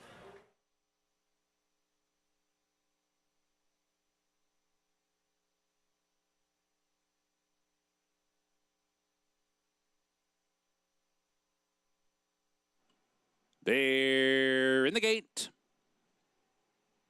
And they're off. Gold Franc down inside with my Uncle Leon. 6 missions is there. And from the outside, Fireball Fun comes on with some speed. Noises Off. Saturday Long Legs on the extreme outside. Up the chute they go. My Uncle Leon and 6 missions to go head-to-head as they advance to the chute and they begin to cross over. Fireball Fun joins them from the outside 3rd. Gold Franc toward the rail racing 4th. Noises Off in 5th. Dreamforce 6th. Up into 5th now. Noises Off is back into 6th. Saturday Long Legs comes away 7th. Peak is at the inside in 8th. Patrolman's racing in 9th. And at the back is Earl of Dassel. Pretty tight pack, though, behind an opening quarter in 22 and 3. So down the back stretch and heading for the far turn, my Uncle Leon down inside of 6 missions. These two go 1-2. They've gone 2 clear. Fireball Fun sent up outside of Dreamforce. They're third and fourth. Noises Off is fifth, still 5 lengths behind, cruising along with 3 furlongs to go. Then it's Peak down inside. Patrolman picks it up from the back. Earl of Dassel comes alive from last, but still 9 lengths behind and just a quarter mile to go. And at the quarter pole, my Uncle Leon rolls off the turn in front by 5. Noises Off has taken over second. Earl of Dassel closing in with Patrolman. 1 furlong to go. My Uncle Leon holding on to this lead. It's still 5. Noises Off on the wrong lead, trying to close in from second. But it's my Uncle Leon also on the wrong lead, but in front and the winner. My Uncle Leon got it in the end by 3. Noises Off was second. Peak was third. Earl of Dassel was fourth, and Patrolman was fifth. My Uncle Leon, sometimes it's just as easy as going with the horse that has the dirt for him. This horse ran progressively better in every start, stretches out for the first time for the coach, Wayne Lucas, and really a trainer that races his horses into condition as well. This horse, in hindsight, made almost too much sense. He switched back to his left lead late in the stretch. Did get on his proper lead until about the 16th pole. Your runner-up, Noises Off, lingered on his left lead throughout the stretch run, was second best. And sometimes we will see that horses when they're either fighting, trying so hard, or maybe also too when they get a little distracted in the stretch, they'll flip back to that left lead once again. Yeah, and he was so well clear, kind of by himself. You know, you could see that he might get to looking around a little and maybe get a little bit tired too, kind of bottomed out the field coming off the far turn. But a nice performance from my Uncle Leon. Christian Torres in the saddle for the coach, Wayne Lucas. Much the best here, as you see, that's where it happened right there when he flipped back to that left lead again in the stretch. But he was clear, my Uncle Leon, and if you have an Uncle Leon, congratulations to you, I guess. Yeah, I mean, maybe that would have piqued my, well, we said it again, piqued my interest more. But, you know, really a horse that made a lot of sense. And Christian Torres, leading rider at Oakland Park, you could see he's starting to get very comfortable at Churchill Downs. Sometimes it just takes a little while, new surroundings, new place, new routine, just to kind of find yourself in your comfort zone again. He's comfortable, that's for sure. I can't get too comfortable here. It's time for me to say farewell, at least for now. I'll be back reporting a little bit later, but Greg Wolf is coming up on the desk to take you the rest of the way as we continue here on America's Day at the Races. Thank you.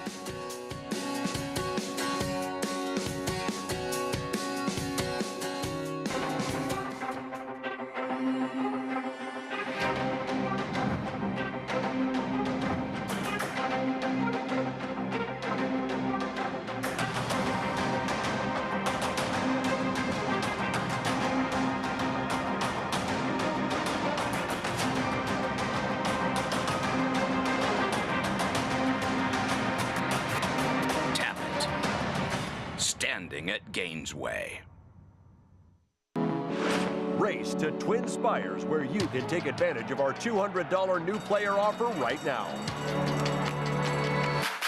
Register with code GET200 to start earning your bonus of up to $200 with Twin Spires, where you can watch and bet on the best racing from across the globe.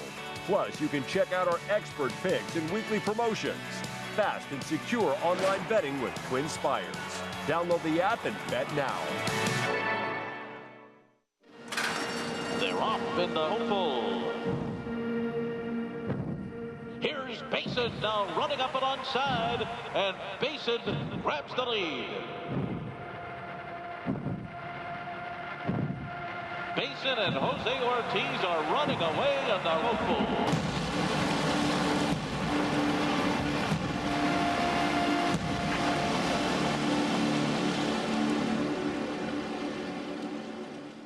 Racetrack Television Network brings you every race, from every track, on every screen, every day.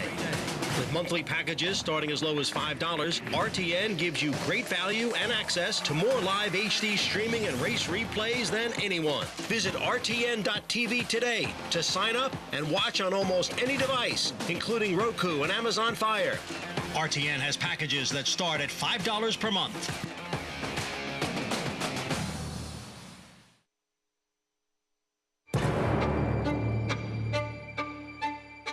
industry has a few things that we have to take care of better, and one was the aftercare of the horses.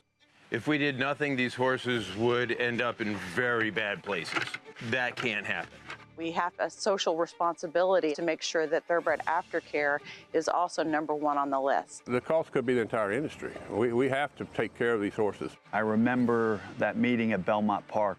It was a dream. It's different than any other program that was put into place. It is a first line of defense for those who are concerned about what happens to the equine athlete after he's done racing. We started with some 21 organizations across the country, and now we're up to over 82 facilities throughout the country and giving away almost just under $25 million. It's the one shining accomplishment that we have that we can point to say we really do love our horses.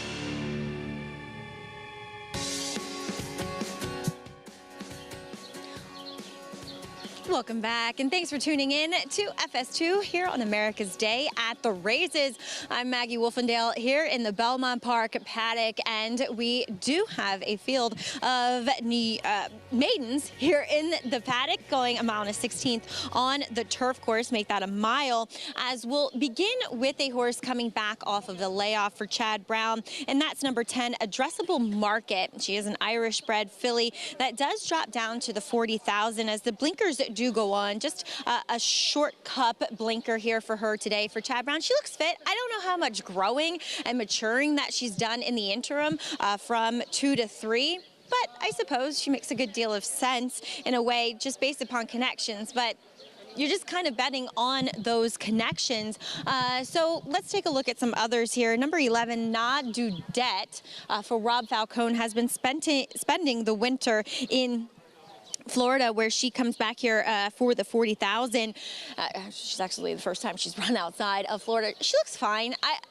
For a horse, though, that has spent the winter in the sunshine, warm temperatures, wish she looked a bit better, honestly. She has that one fast race, but that was on the Tapeta last time out. So I'd be a little leery of her, too, at a short price. Now, looking at number 8, Mysterious Stare, as we often talk about when it comes to Tom Albatrani, we see him racing his horses into fitness a bit. Now, last time I thought she had a pretty darn good trip, stalking the speed, saving ground, and really it was a race more dominated forwardly. Now the third place finisher would come back and run a 69 buyer, which if she can improve to that, that would make her a winner here.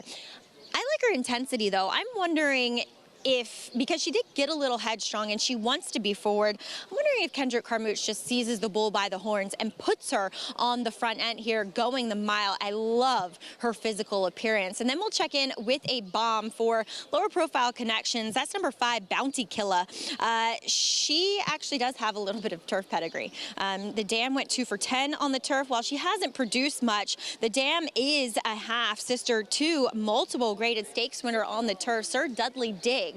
And this gal here, she has a turf hoof. Again, she might not have that much ability, but I do think the turf will move her up if you're looking for a long shot to throw in underneath. But I'll throw it up for the first time today to Greg Wolf, who does join the crew along with Richard Migliori. Maggie, thank you. Good to be here. Gorgeous Sunday afternoon. Great day to come to the racetrack. Good to be with you, Mig, and we're getting set for this pick 6 coming up. Really good card later on today. Yeah, really good card and absolutely spectacular weather for racing. And it's so nice to see all the families out by the apron, all the barbecue areas from basically the 16th pole down almost to the 3/16 pole are filled up and people are having a good time. It's fun to be here. I know you got a barbecue to go to later today. You should just bring them here. You know what? It would have been nice to have a barbecue here. Bring the party here. Absolutely. This 4th coming up, the feature on this Sunday card today, sprinting, fillies and mares in the Vagrancy. Interesting race coming up in here. The Scratch of Beguine coming out. Dr. B, though, what a performance last time out on that wet track. 5-2 right now for Butch Reed, and this will be the 5-year-old debut coming back.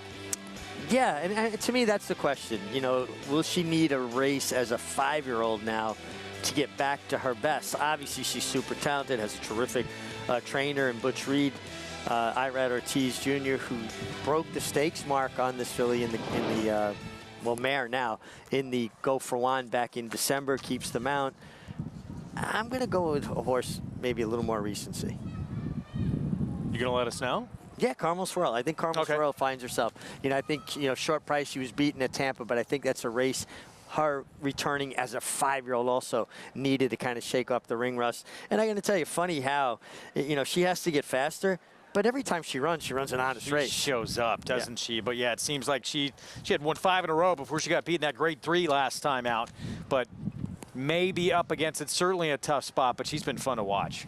Yeah, I like my horses like I like my people, honest and hardworking, and she embodies that. Got a post parade coming up for this 4th. It starts our Sunday pick 6, and that is the favorite. Drop down in class for addressable market. Those Klarovich Stable Silks, Chad Brown trains. Manny Franco aboard for the 3-year-old debut. Not just a drop down in class, 2 blinkers go on today. Yeah, and listen, strong connections. Obviously, they're always going to command attention, aren't they? We hear the call to post in the background. So we'll get a look at this field here coming up in a moment. Certainly the 11 warrants a big look as well, 7-2. I thought the 9 was a little interesting. Showed some speed sprinting. Now stretches out with that blinkers off equipment change. Yeah, and you get Flavian Pratt aboard as well. The rail to Exotic Cat here. John Pregman Jr. trains. Yeah, has had a lot of chances. 0 for 13 and comes back off the layoff. Would have to improve. 18-1 on Exotic Cat, the remaining half of the entry. We'll look at the one who's going to break way to the outside, Touche. Yeah, Touche, not a tremendous amount of turf pedigree to go on, and a tough post as well. Tap it up. Here is the 4 Dylan Davis for Jimmy Ryerson. I think this horse is interesting, stretching out to the mile. You get Dylan Davis, who rides the turf course very well. I think this horse is a player. First time on the lawn, not taking any money, Bounty Killer. Not taking any money, but there is turf pedigree to talk about. Maggie spoke about the dam being a half to a stakes winner and a 2-time winner on the turf herself. Night Saber, Horatio de Paz will be a slight shortening up in distance here. Yeah, and you get Javier Castellano riding a horse back, and I like when a rider of this caliber sticks with a horse. I think they learn something about him. They usually ride him better the second time. Had a 3-length lead at a mile of 16th, and then just weak and late, so a little bit less ground may be helpful there. Extessa, yeah, 45-1. Amirisha Shockley trains. Yeah, just would have to improve. She's tried turf her first 2 starts. They were better than her dirt races, but they would still have to get faster. Mysterious Stare, a couple of straight maiden races on the grass at Tampa. And I think takes a proper drop in class. I think she's a major player here. Tom Albatrani's horses do get better with racing. Here's Aunt Barra, Flavian Pratt on one who should be forward. And takes the blinkers off on the stretch out with Flavian, and I like that move, and the horse did show life on the turf. Chad Brown's filly not favored right now. She's the second choice with Manny Franco, that drop in class. Yeah, coming off the layoff and taking a meaningful drop in class, adds blinkers, strong connections. Here's the favorite, Rob Falcone's Not Dudette with Jaime Torres. Yeah, apprentice rider that's been very impressive. Horse does get a tough post, though. Not as bad going a mile, but still outside posts and turf racing. I downgrade horses the further out they are. My Girl Jowl did not show a lot of life. That was a straight maiden race sprinting on the turf last start. Yeah, another one. Takes the drop in class, but it's going to have to improve. And also eligible that draws into this field, the 13 to round out this group, Geometrique for Bobby Robato. It showed life at this level last time. Kind of got on track late and came with a late belated rally. Again, tough post though. Somewhere out there. Geometrique, we'll try and get a look at her before post time. Let's check in with Jonathan Kinchin as we get set for our Sunday Pick 6. JK, how you doing? I'm doing well. Wolfie, good to see you. Mysterious Stare. Now, obviously, the 10 addressable market's going to take money. It's Klarovich Stables. It's Chad Brown. It's a horse that was running maiden special weight, maiden 5, now dropping in. People in these situations just assume that these horses are better just because of the color of the silks that the jockey's wearing and the person who's leading them over. This horse didn't really show all that much to me. From a speed figure standpoint, point first time out. So I ended up leaning on the 8 Mysterious Stare, who's been running against maiden special weights down at Tampa. I think Tampa's turf races can be as competitive. A lot of the maiden special weight races there get Christophe Clement and Chad Brown and Arnaud Delacour that show up in those spots. And I thought Mysterious Stare from a figure standpoint and a tactical standpoint had an edge in this race. The other thing I'll note about Mysterious Stare is you have a rider in Kendrick Carmouche. He's going to stay out of the horse's way, allow the horse to be forward. But also the fourth place horse in that race that Mysterious Stare exits came back and won a maiden special weight by 4 lengths. Could be a little bit of a layover in this field, and people are just kind of defaulting to Chad Brown. But I think it's time to get to Maggie Wolfendale. Happy Mother's Day, Maggie. Thank you, JK.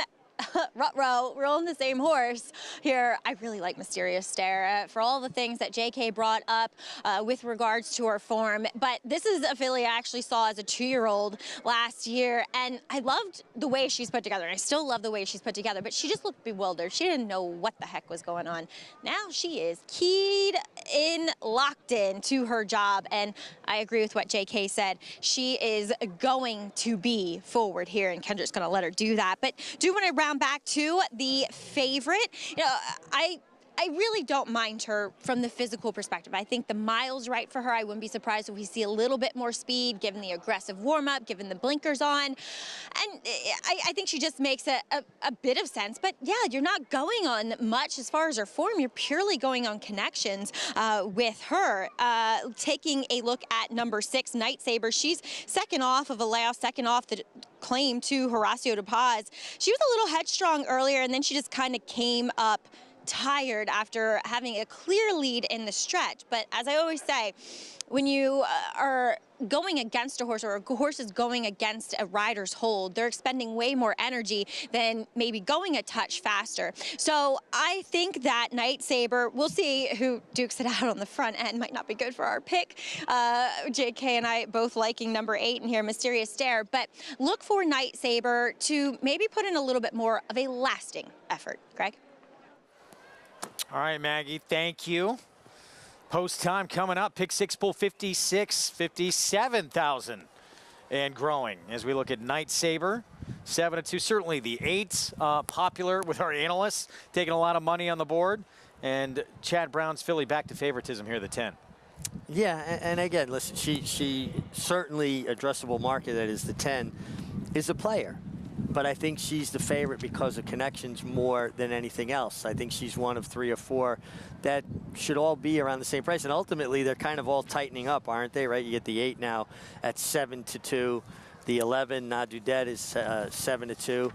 And the 6, Night Saber, at 7-2. Yeah, so, you know, most of this card, too, if you're playing this pick 6, and for even that matter, the pick 5, really tough until probably the last race. I think a lot of people are going to single that Wesley Ward runner dropping a class on the rail, the 1. But the rest of the, and that horse is no lock, by the way. Coming off the bench, it's been off since September. Dropping a couple interesting pedigree horses in there, including that Shug McGahee runner. Yeah. But going to be a heavy favorite. Outside of that, this is a wide open pick 6. I think it's a really, really difficult sequence. I like the 8 here. I also give the 4 and 6 a look. So, and the 4 is a big price. See what happens as we get started in this Sunday pick 6 on a gorgeous day here in Elmont, New York. Chad Brown's addressable market with Manny Franco coming back for her 3-year-old return. Drop down in class, the 1 to beat mildly at 3-1. Let's go upstairs. Johnny Brial, the call. My Girl Jow, Touche, and Geometrique.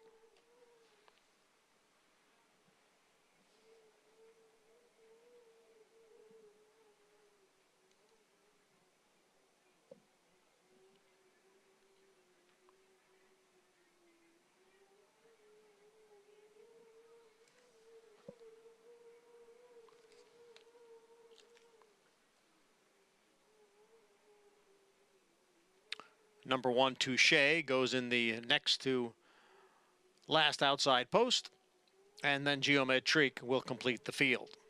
And it is a field of 12 going 1 mile on the Widener turf as we start the pick 6. This 4th race, a maiden claimer.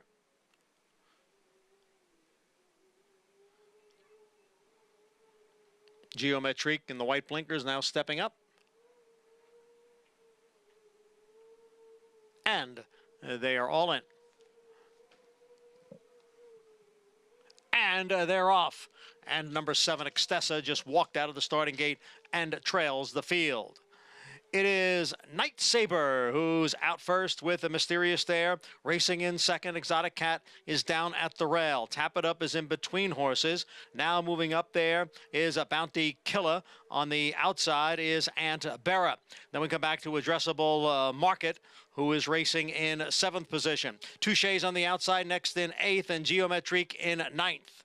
Na Dudette, My Girl Jal, those two are together, and Extessa is the trailer in 12th. Opening quarter, 23 and 3/5 seconds. Night Saber leads here by a little more than a length, with Mysterious Stare racing in second. Exotic Cat is down at the rail in third. As they head for the far turn, it is Night Saber, 3 parts of a length. Mysterious Stare on the outside in second. And then the trio of Exotic Cat, Tap It Up, and Bounty Killer, followed by Addressable Market, who's gaining some ground now towards the inside. Farther back it is Geometrique. As they come for the top of the stretch, and Na Dudette, it now begins to pick it up. Heading for home now, Night Saber and Mysterious Stare, and on the outside, Tap It Up. It's 3 of them stacked across the track for the lead as they come down for the 8th pole. Night Saber narrowly. Tap It Up on the outside. Tap It Up now coming on, and it is Tap It Up who has the lead with Mysterious Stare right to her inside, and the two of them will fight it out to the finish. It looked like Mysterious Stare may have gotten it. A photo finish in race 4 to start the pick 6. Crushed it. 4, the 8, both right there. Looked like Mysterious Stare with Kendrick Carmouche on the inside. This was close. This was close. Both worked out very good trips. Kendrick was able to set up shop just outside of the 6 Night Saber. Made his run. Here comes the 4 who got to save ground under Dylan Davis. Tipped out. They hooked up head and head. It looked like the 4 Tap It Up got ahead in front, and then Mysterious Stare, fought back on the inside. Looks like she had her head down on the wire, but very close. 7-2 if it's inside, 9-1 if it's outside with the 4. That's Kendrick. I asked you this before. You said when you were riding, you usually knew. 99% of the time, you know if you've won or lost. And every once in a while, you get fooled. It's great when you get fooled that you think you lost and you came back and the number's up. It's horrible when you think you won and you came back. And there's, listen, they called the dead heat in the Indiana Derby, Star Dabbler for Barry Schwartz, and I know we won that race outright. There's the photo to prove it. It has been unofficially posted. It is the 8, Mysterious Stare, by a slim margin, out dueling. Big effort from Tap It Up here to start off this pick 6. 8, 4, 10, 6 here in the 4th. A nice effort, good ride from Kendrick, strong finish. Nose down on the wire first. Tommy Alvatrani, a good conditioner, a guy whose horses race into condition. Nice trip from Tap It Up. Heartbreaking if you had her. I liked her, thought she was a player, and but ultimately the horse that we all landed on, Mysterious Stare, carried all 3 of our weights to the victory. And usually in that position, you're on the outside, and the 4 did get a nose in front at one point. You usually keep going and go on by. Well, the momentum there, but sometimes the horse inside of you's been waiting a little bit and they're emboldened by the challenge, or your horse is herd bound, gets a nose in front. Whoa, wait, I'm supposed to be next to this guy. Mysterious Stare, 7-2 start to this pick 6 on the Sunday card. Thriller in this opening leg. Photo finish goes to Kendrick Carmouche and Tom Albertrani inside.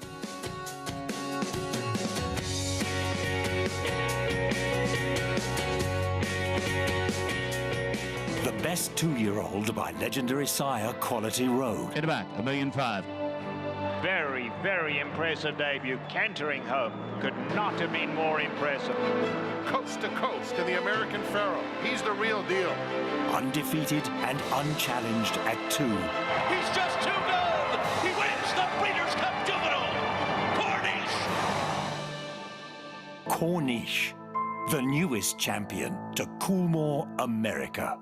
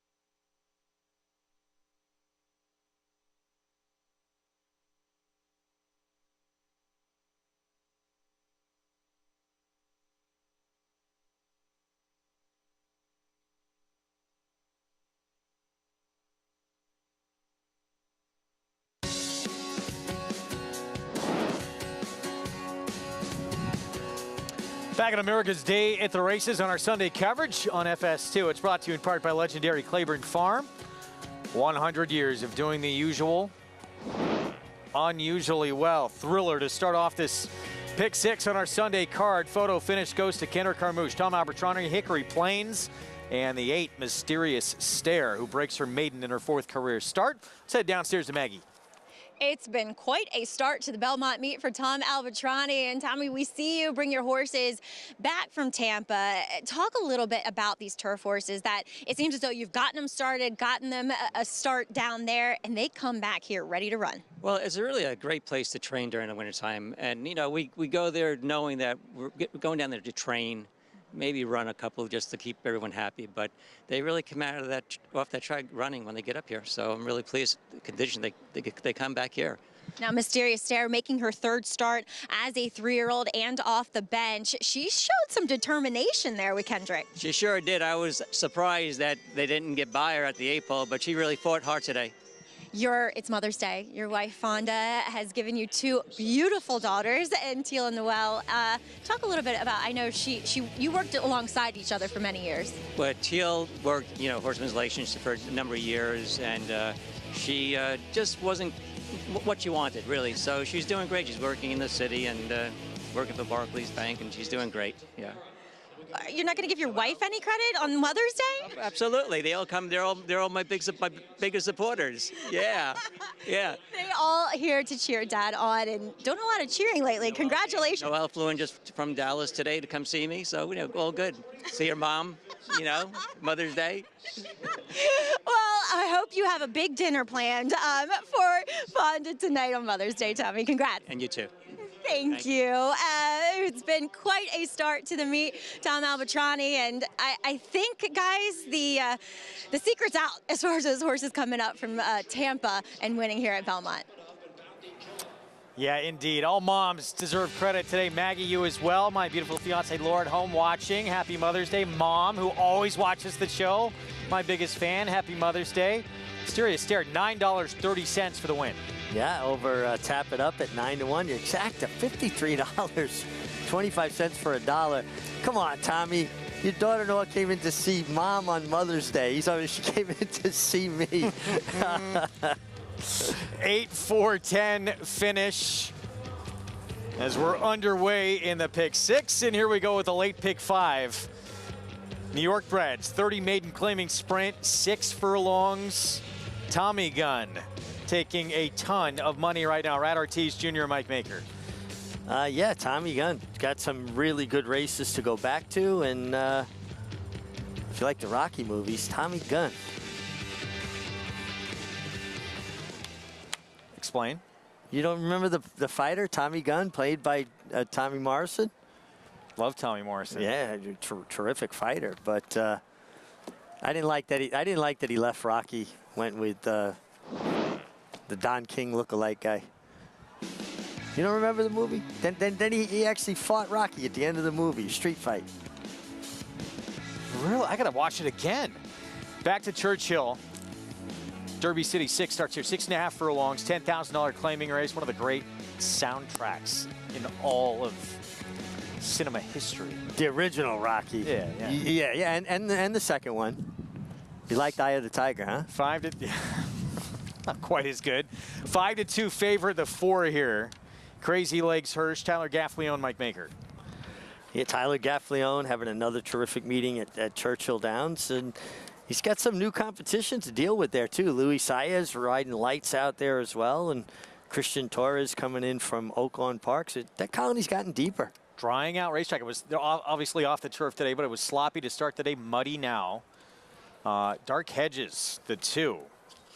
Looks like this horse they confirm speed in this race, although see if Black Storm tries to put a little heat on outside, but it certainly looks like the 2 is the quickest. And the first 4 races at Churchill Downs have been won by horses that are forward, not necessarily on the lead, but involved. You're not seeing horses making a deep close, at least so far today there. 9-2 as well in Fiery Tail. Steve Asmussen reclaims this horse. This has been an incredibly popular horse in the claim box, from Diodoro, Carl Broberg, back to Broberg, to Asmussen, again to Broberg, and now back to Asmussen. These two are the best claiming trainers in the game. Yeah, very, very popular at the claim box. Got a horse in your hot pastrami. You pastrami guy or corned beef?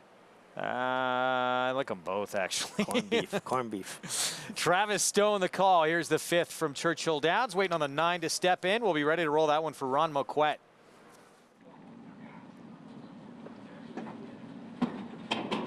They're in the gate.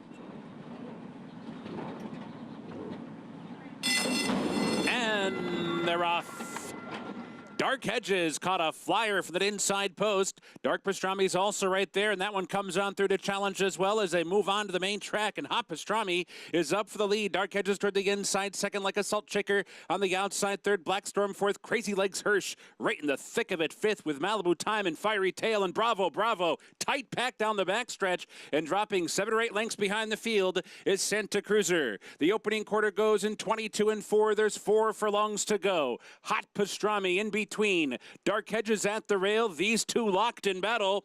Like a salt shaker, sidles up 3 wide and makes it 3 across the track with 3 furlongs to go. And they've opened up by 5 on Black Storm, who's up into 4th. Crazy Legs Hirsch is racing 5th as they come for the top of the stretch. In between, Hot Pastrami. Dark Hedges at the rail. Like a salt shaker, comes wide off the turn but has taken charge. And just like that, opens up to lead by 2.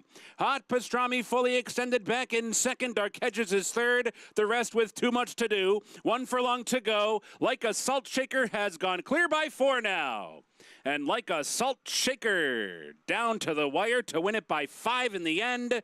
Crazy Legs Hirsch gets up for second. Hot Pastrami third. Santa Cruiser fourth.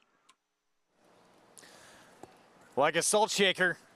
Source's game, huh? 8 wins, 6 seconds, and now 22 starts. Yeah, 2 starts on wet tracks now and a win to go along with that second place finish, and another horse that was forward. You don't need the lead, but I do think you want to be forward today. It seems like horses are struggling that are coming from off the pace, and like a salt shaker, gets it done. Did Hot Pastrami hold on for second? No, doesn't look like it. Prices from that when we come back. Mr. Mig, out of here. Enjoy the rest of your Sunday. Yeah, nice early day for me, and happy Mother's Day to everybody out there. Enjoy your day, and it was short but sweet. Enjoyed it. Andy Serling stepping in for Mig after a short timeout. Got a lot more coming up. Late Pick 5 is next. From Belmont, approaching the 12-minute mark to post. We'll set it up when we come back on our continuing coverage here on FS2.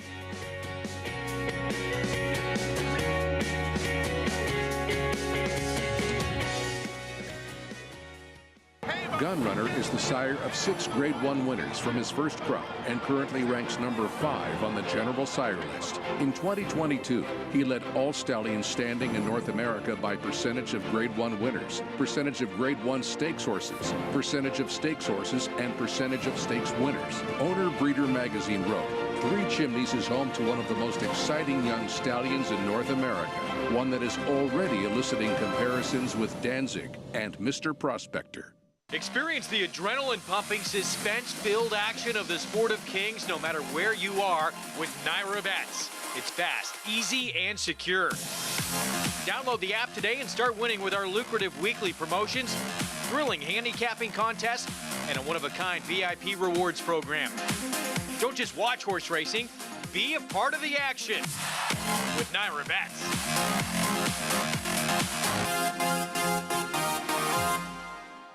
I'm very bullish on it. Tom's D'Etat's got a 4-length lead at the 16th pole. Tom's D'Etat has conquered the Clark. Your best horses of the last 10 or 15 years are not consistently as fast as this horse. It's total domination for Tom's D'Etat. He's a beautifully balanced horse and a really good mover, and he's just full of class.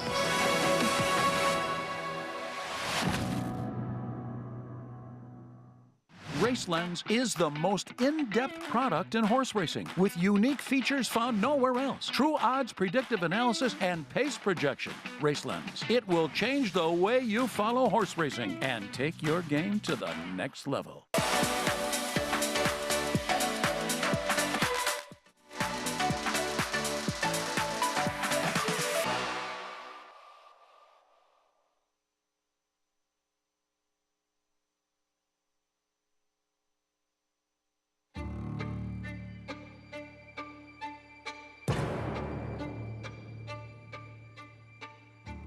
industry has a few things that we have to take care of better, and one was the aftercare of the horses.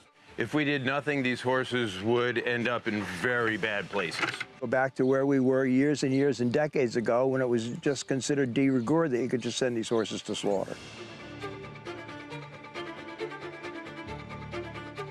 It's different than any other program that was put into place. I remember that meeting at Belmont Park. It was a dream. It is a first line of defense for those who are concerned about what happens to the equine athlete after he's done racing. Without the TAA to provide that oversight, there would be a big void in terms of making sure that we have this ongoing safe environment for our off-the-track racehorses. We started with some 21 organizations across the country, and now we're up to over 82 facilities throughout the country and giving away almost just under $25 million. It's the one shining accomplishment that we have that we can point to say we really do love our horses. Just the word aftercare has become part of the discussion, has been part of the vernacular in a way that it was not when I started this position around the start of 2013. It's a daunting task that the TAA and its accredited organizations have taken on. And that's why the industry itself has got to fund it. Every time I turn around across the country, you know, the TAA staff is there, and they're shaking hands and they're kissing babies, and they're doing the blocking and tackling right that needs to be done. We have a social responsibility to make sure that thoroughbred aftercare is also #1 on the list.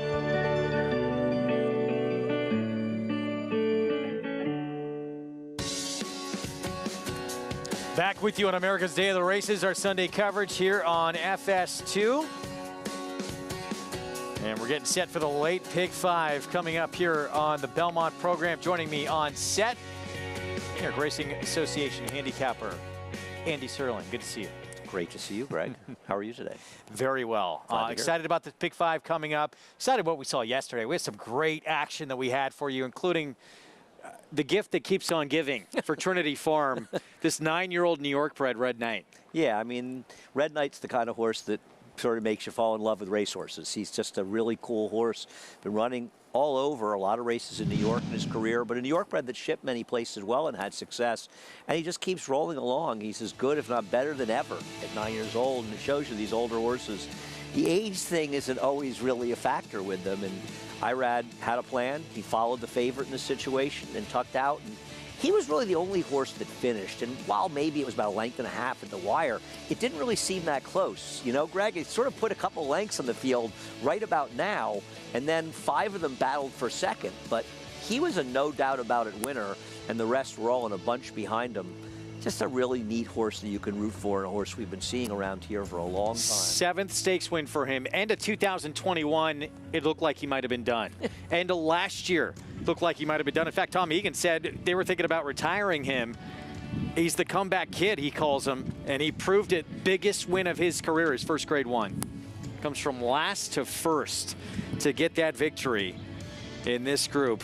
What a performance. And Irad Ortiz Jr., well-timed ride. Mike Maker's made a big difference with this horse. Yeah, I mean, it's a horse that started out with Belmont. I remember him losing a tough bob in an off-the-turf maiden race, but he's run some good races on the turf. He's run well for Mike Maker, but he's just a very admirable racehorse, and it's great to have him running around here. And I think we ought to change that rule that he can run at 10 to get him to run around here next year. I don't want to say goodbye to Red Knight. Yeah, for those that don't know, 10-year-olds not allowed to run on this circuit, and this horse obviously has plenty left in the tank.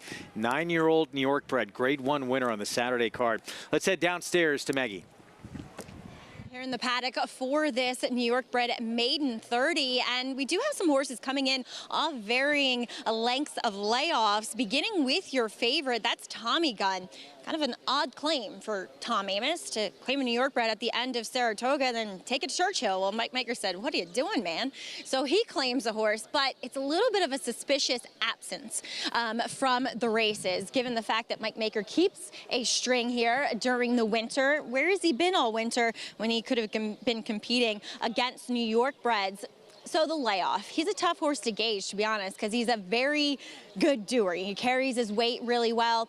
The one difference I can say is that he used to be, going back to last year as a 3-year-old, a lot more engaged, a lot more forward. He's very laid back coming in off the bench. Will he kind of need one to turn the light bulb back on and to also get a little bit more fit? Now, a really long layoff for number 12, Modern Midas. He comes back as a gelding, but he has not done much growing or changing or maturing, and he just looks a bit weak behind. I'll take the wait-and-see approach with him. There's no doubt about it. He's faced some tough fields, but the horse that's faced the toughest field is the second time starting number 7, Bad Larry. Rivet. He's a stakes winner.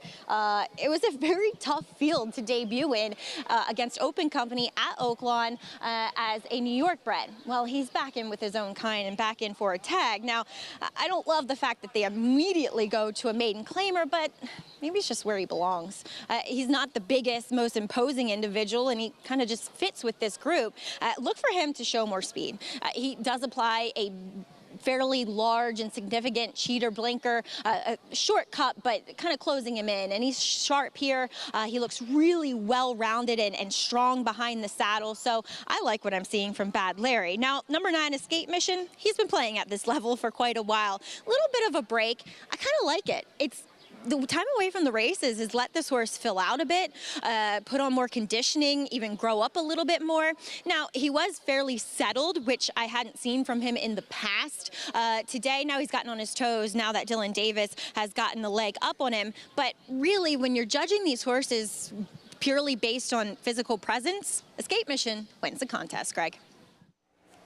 All right, Maggie, thank you. Get to the post parade here coming up shortly. Pick 5 pool, 241,000 and growing. And Tommy Gunn back off the bench. Maker Ortiz Jr. They're going to attract a ton of attention. This horse figures too that make him seem like a bit of a standout. But the 7. That was a really tough race he was in first time out. Yeah, and I prefer him. You almost wonder, though, why are they running for a tag as opposed to go to a maiden special weight? And look at Tommy Gunn, 3 back. He lost Majority Partner. Majority Partner's running triple-digit buyers in the circuit right now, and he's trying to break his maiden at $30,000. It is a tough game that can go either way. Get to the post parade in a moment. We're going to have a new audience joining us here in just a few seconds. 50th anniversary of that superstar. Talked about his win in the Man of War, and many believe, including the man who rode him to Triple Crown Glory, he was a lot better on the grass than he was on the dirt. That's a scary thought. He was a very good racehorse. Could run anything. Get to the post parade here coming up in just a moment.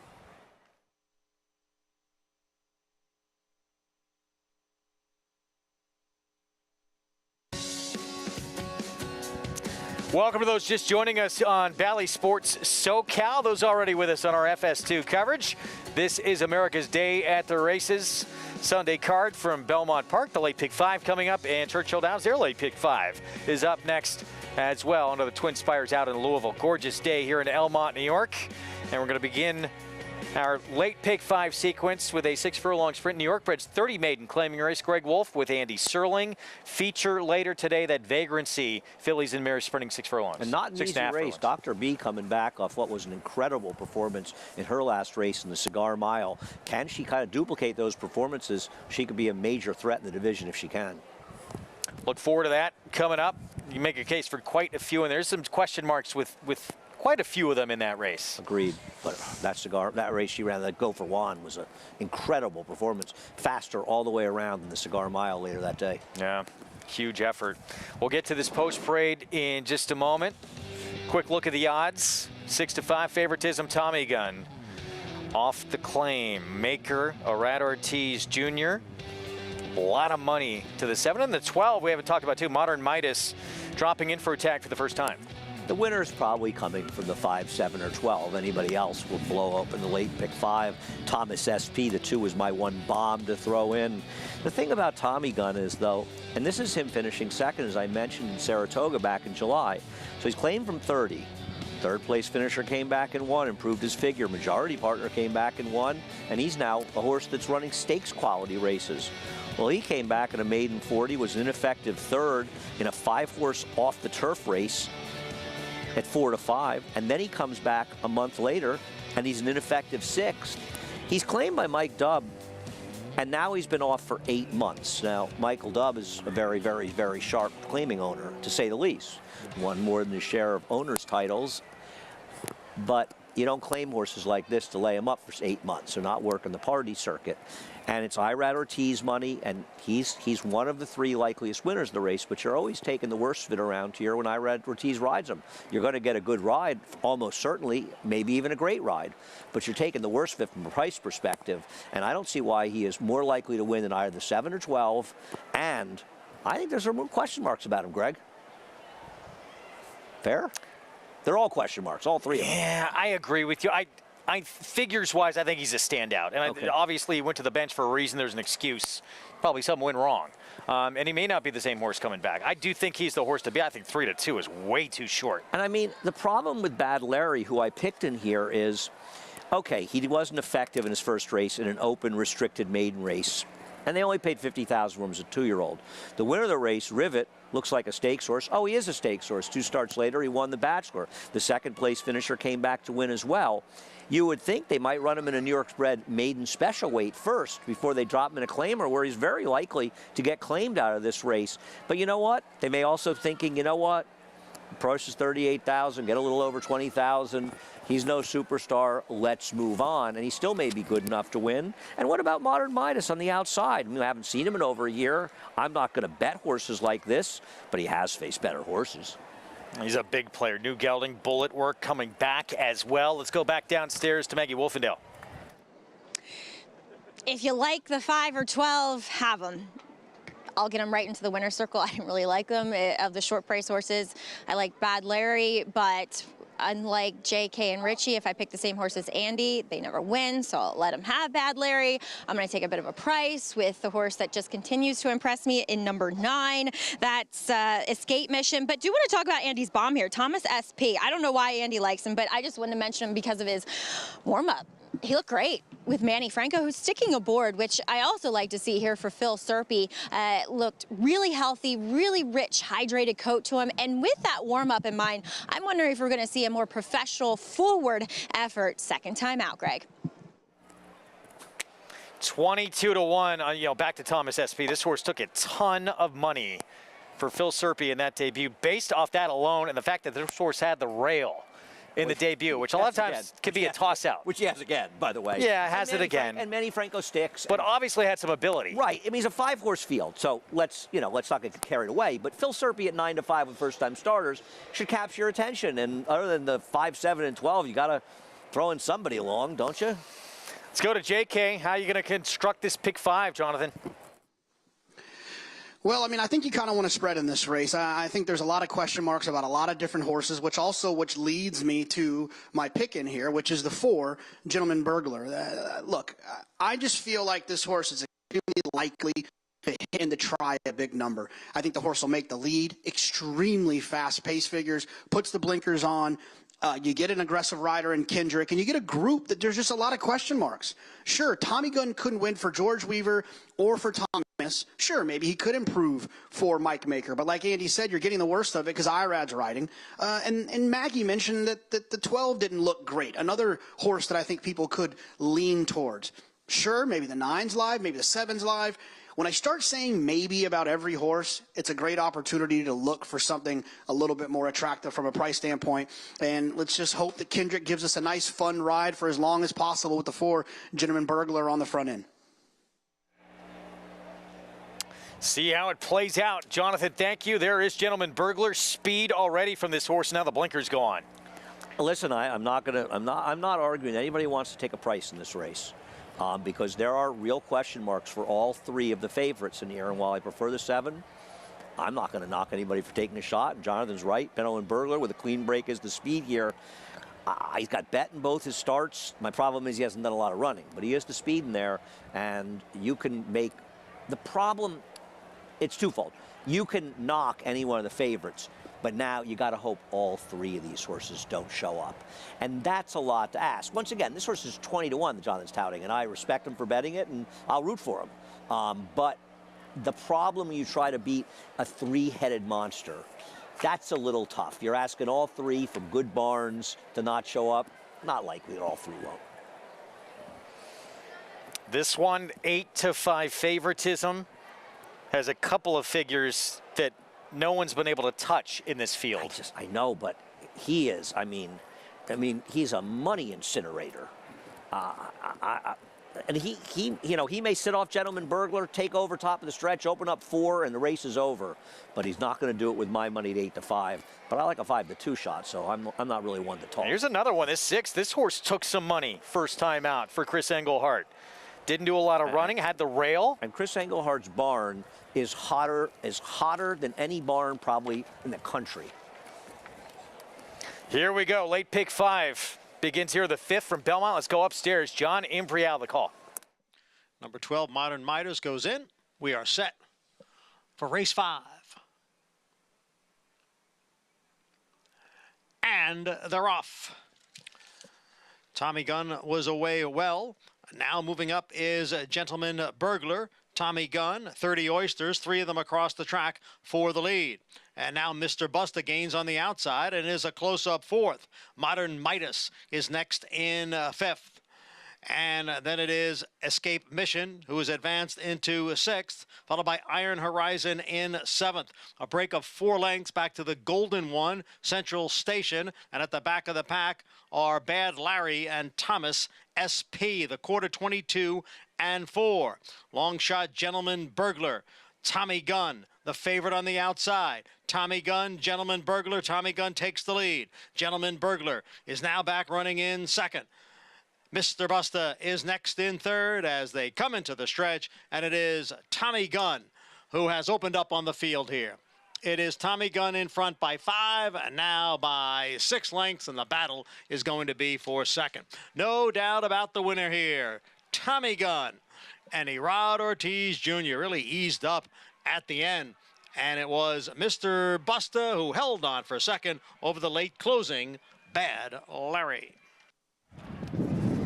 Easy as could be for Tommy Gunn here, coming back for his 4-year-old return. Breaks his maiden pretty convincingly.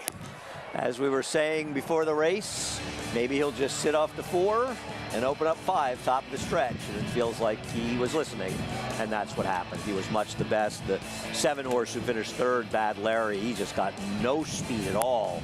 I mean, it's not Trevor's fault. He was just way back, and a big long shot. Mr. Busta at 44-1. Blown it up if you had him in there somewhere. 8-5 favorite. As easy as could be to start this late pick 5. Maker, Ortiz, Michael Dubb, 4-year-old son of Union Jackson with the maiden scorer in his 4-year-old return. Well, the prices for you when we come back, 5, 11, 7, 12. We'll head to Churchill when we return. Luis Saez, one of the best in the business, looking to defend that riding title under the Twin Spires. We'll check in at Churchill next.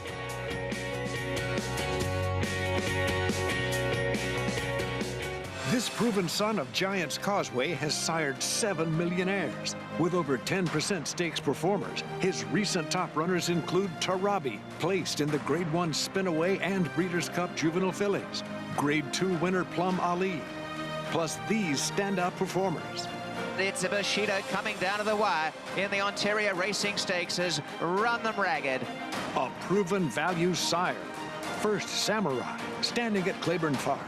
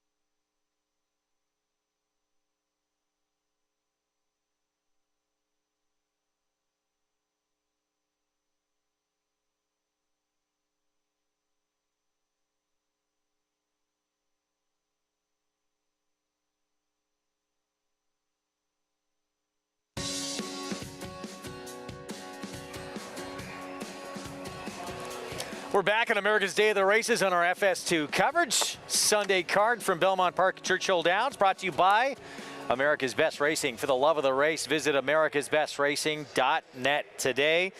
Tommy Gunn, not just the best, no doubt about it, the best win. 2 today for Rat Ortiz Jr. Yeah, this was just an absolute romp. He made 8-5 look like the overlay of the day.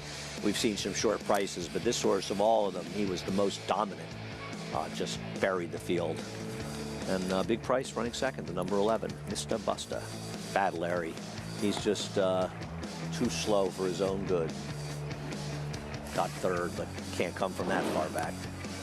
Form full start to the pick 5 as we head back to Churchill Downs. Their late pick 5 begins in this one coming up here. Mile and 16th, 50 maiden claiming race. Here's Glen Airy. Didn't see much to recommend in this horse's race on dirt or synthetic. Remastered, Michelle Lovell. For a 20-to-1 shot or 19-to-1, I didn't think this horse ran that badly first time out, and perhaps could be a factor. It's a big price.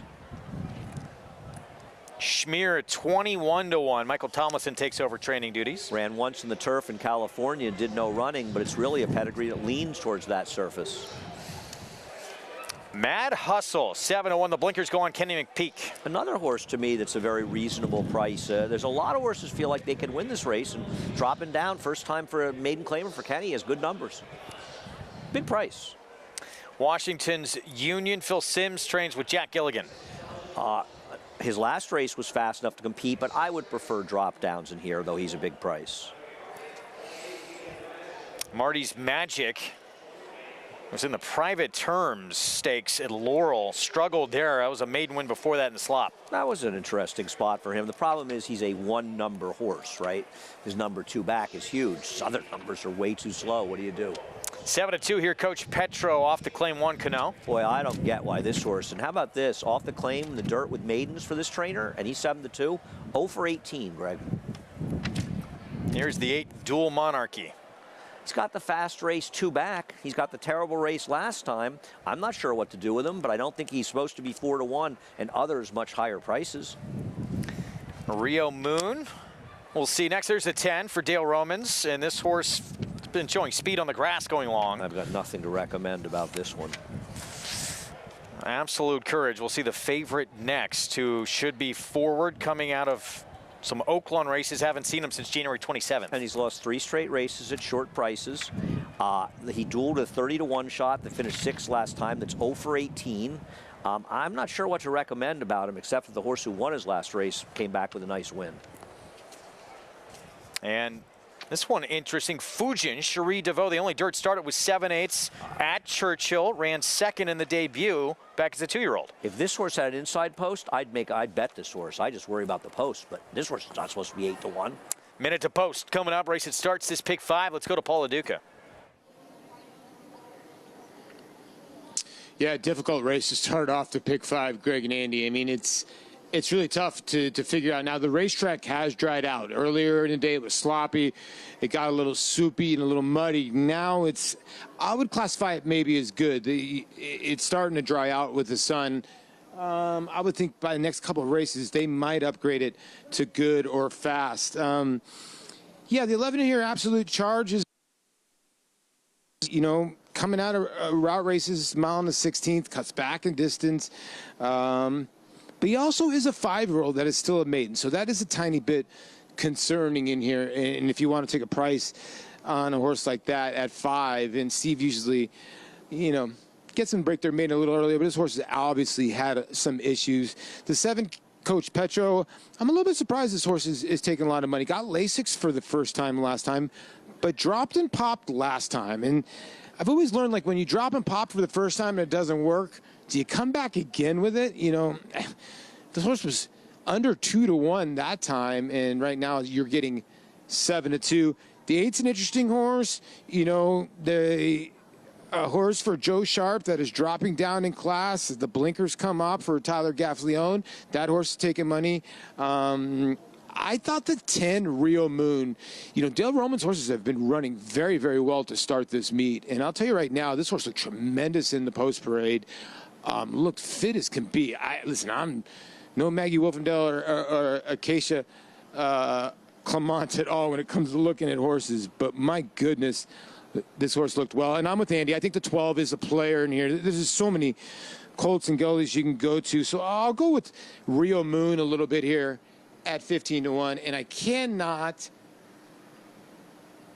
go off the air, go back to you, Greg, without wishing your beautiful wife, Laura, a happy Mother's Day. Maggie, I haven't been able to talk to you. Maggie, happy Mother's Day. You're a wonder mom. And Andy, your mother and my mother have the same name. Please tell Lucy. Very nice of you, Paulie. And my entire family's at home watching, so I know they appreciate it. My son, every single time the show is on, immediately, Paul. Really? Points him out. Really? All right. Doesn't even point me out. Yeah. Can't blame him for that. 3-1 favorite, Absolute Courage. Asmussen, Luis Saez, and we're expected to see this horse forward. I bet the 4 a little bit to win, Mad Hustle, and I boxed 2-4-12 in the exacta. Yeah, that 12 interesting outside. And Dual Monarchy has the 8, a race 2 back. That was against Bo Cruz, who he is talented. I agree, but what about the other races? They're only mildly appealing. He's possible. It's a lot of options in here. Pick 5 starts here. Tough sequence. Hard to find a single. I thought maybe the last race, that 12 horse, where you can try and narrow down. Tough race, though. The 1, Trumptastic, interesting. Yeah. The 9 is Dam Drop Momos. But Pursuit of Power could be very tough in that finale. Yeah, there were a bunch of players in there, and he's one of them. As you said, the horse on the rail is a player. I think Gilded Kraken is a player. Ian Wilkes-Barre is on fire. Travis Stone to get us started in the Sunday Pick 5 from Churchill Downs. And they're off. Good start for Washington's Union. Marty's Magic. Coach Petro is there. Rio Moon, Absolute Courage on the far outside. Coach Petro goes on to take the lead. Rio Moon moves with that one, and these two are 1-2. Absolute Courage tucks in behind to track them from third. Marty's Magic comes away fourth. Matt Hustle down on the inside fifth. Fujin is racing sixth and is 6 lengths off the lead. Glen Airy toward the inside seventh. Washington's Union is eighth, remastered in ninth. Dual Monarchies back in 10th by 2. The trailer is Schmier. Backstretch run. And they walked through that opening quarter, 23-4. Pace is slow to develop, 5 furlongs to go. Coach Petro, the leader, pressed along by Rio Moon. In no hurry to go by, sitting in second. A margin of 3 lengths back to Absolute Courage, who's on the outside of Marty's Magic. They're together, third and fourth, heading for the far turn. Mad Hustle has moved up inside to be fifth. Fujin racing sixth, 5 lengths back. Glen Airy, seventh. Remastered's come off the rail from eighth. Dual Monarchies ninth. And then it's Washington's Union, and struggling at the back is Schmier. The half in 48 1/5 seconds. They're on the far turn. 3 furlongs to go now. Coach Petro holding on to the lead. Rio Moon's right there. Absolute Courage. Fujin comes on with a 4-wide sweeping move. And Glen Airy's right there in behind with that one. Marty's Magic is stymied. Mad Hustle nowhere to go down inside. They're off the turn. Absolute Courage and Fujin head-to-head for the lead. Dual Monarchy coming down the center. And Glen Airy coming through down inside, and Marty's Magic right at the rail. Final 16th. Glen Airy down inside. Fujin far outside. Dual Monarchies leaning in, and down inside at the rails. Marty's Magic wild finish. Glen Airy, Dual Monarchy. These two. Photo! Nose is up and down. Glen Airy or Dual Monarchy. Marty's Magic was third. Fujin was fourth. So 1 or the 8. The 8 got bumped a little bit mid-stretch. It's coming up here. This was Glen Airy. What price was this horse? Well, this horse has to be a humongous price. I don't know who won this, and I can't call a photo, especially down there, to save my life. Felt like the outside runners were doing the best running in this race for whatever reason. And I haven't seen earlier races. It's very close. 23-1 if it's the 1. Feels like an underlay at 23-1. I'm not sure he held on, but I would make a call there. Very tight. I don't want to call it. I agree. If it was the 8, Dual Monarchy goes off at 3-1. Pretty big disparity. 3-1 or 23-1. I'm going to bet Mad Hustle back. I feel like And I'm a big Brian Hernandez fan, but it felt like he overcommitted to staying inside and got himself in trouble around the turn and in the stretch, and might not even be the best place to be, but we'll see. So tough to make this call. I'm just not familiar with calling there, so I wouldn't try. Oof. That angle, by the way, means absolutely nothing. Jarrett Loveberry, that's a man who delivered a tremendous ride on 2 fills in the Kentucky Derby and a runner-up finish. Had that opening on the rail and tweeted out how excited he was. He just ran second in the Kentucky Derby, and it seemed like for a while mid-stretch he was going to win that race. Well, I certainly wish he had. And he ran. I mean, he ran the best race of anybody in there. I don't understand the connections not running back in the Preakness. He's got one chance in his career to run a race. He'd be favored in the Preakness, I believe, over Mage. And I think they're making a big mistake. And to hear them say, we could run in the Belmont Stakes and the Matt win. He almost won the Kentucky Derby. Yeah. And now they're talking about, we might run him in the Matt win. He not only almost won the Derby, he ran the best race. Listen, he's not my horse, but I don't get it. Just been told it was the 8, Dual Monarchy, who just barely gets that one. Joe Sharp, Tyler Gaffleone, Highlander Training Center. Prices for you when we come back. The 8 going off at 3-1 to start off the late pick 5. We're going to take a timeout. When we return, a rare New York sighting at Belmont for our colleague Tom Amos with the man he won at Kentucky Oaks with, Joel Politti, the Serengeti Empress. We'll see Tom coming up in the next on the grass. Stay with us.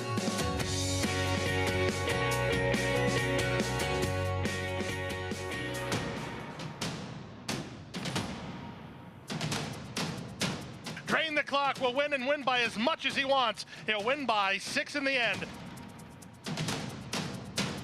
It is Drain the Clock who will bound home the winner in the Bayshore. Drain the Clock, Jackie's Warrior, a terrific finish in the Woody Stevens that goes to Drain the Clock by a head. Now more than ever, it's time to get with the program. When shopping for your next race prospect, consider that New York breds start with an advantage. Our New York breds run for serious green. At Saratoga Race Meet, New York bred maidens run for up to $88,000. New York bred allowance horses run for up to $100,000. And New York bred owners can collect awards of up to $20,000 per horse per race. So get back with the program. Seriously. The momentum continues for War Dancer as 26 Black closes to take the first turf race of the 2023 Aqueduct Meet. 26 Black in time! Now with over $5 million in progeny earnings, including Dancing Buck. Dancing Buck by a half dozen lengths. Long Shot Surprise Boss. Surprise Boss is not going anywhere! Surprise Boss, look at this effort! New York's #1 turf sire begs the question, shouldn't you have a War Dancer? Visit WarDancerStud.com to book your mayor today. Racetrack Television Network brings you every race, from every track, on every screen, every day. With monthly packages starting as low as $5, RTN gives you great value and access to more live HD streaming and race replays than anyone. Visit RTN.TV today to sign up and watch on almost any device, including Roku and Amazon Fire. RTN has packages that start at $5 per month.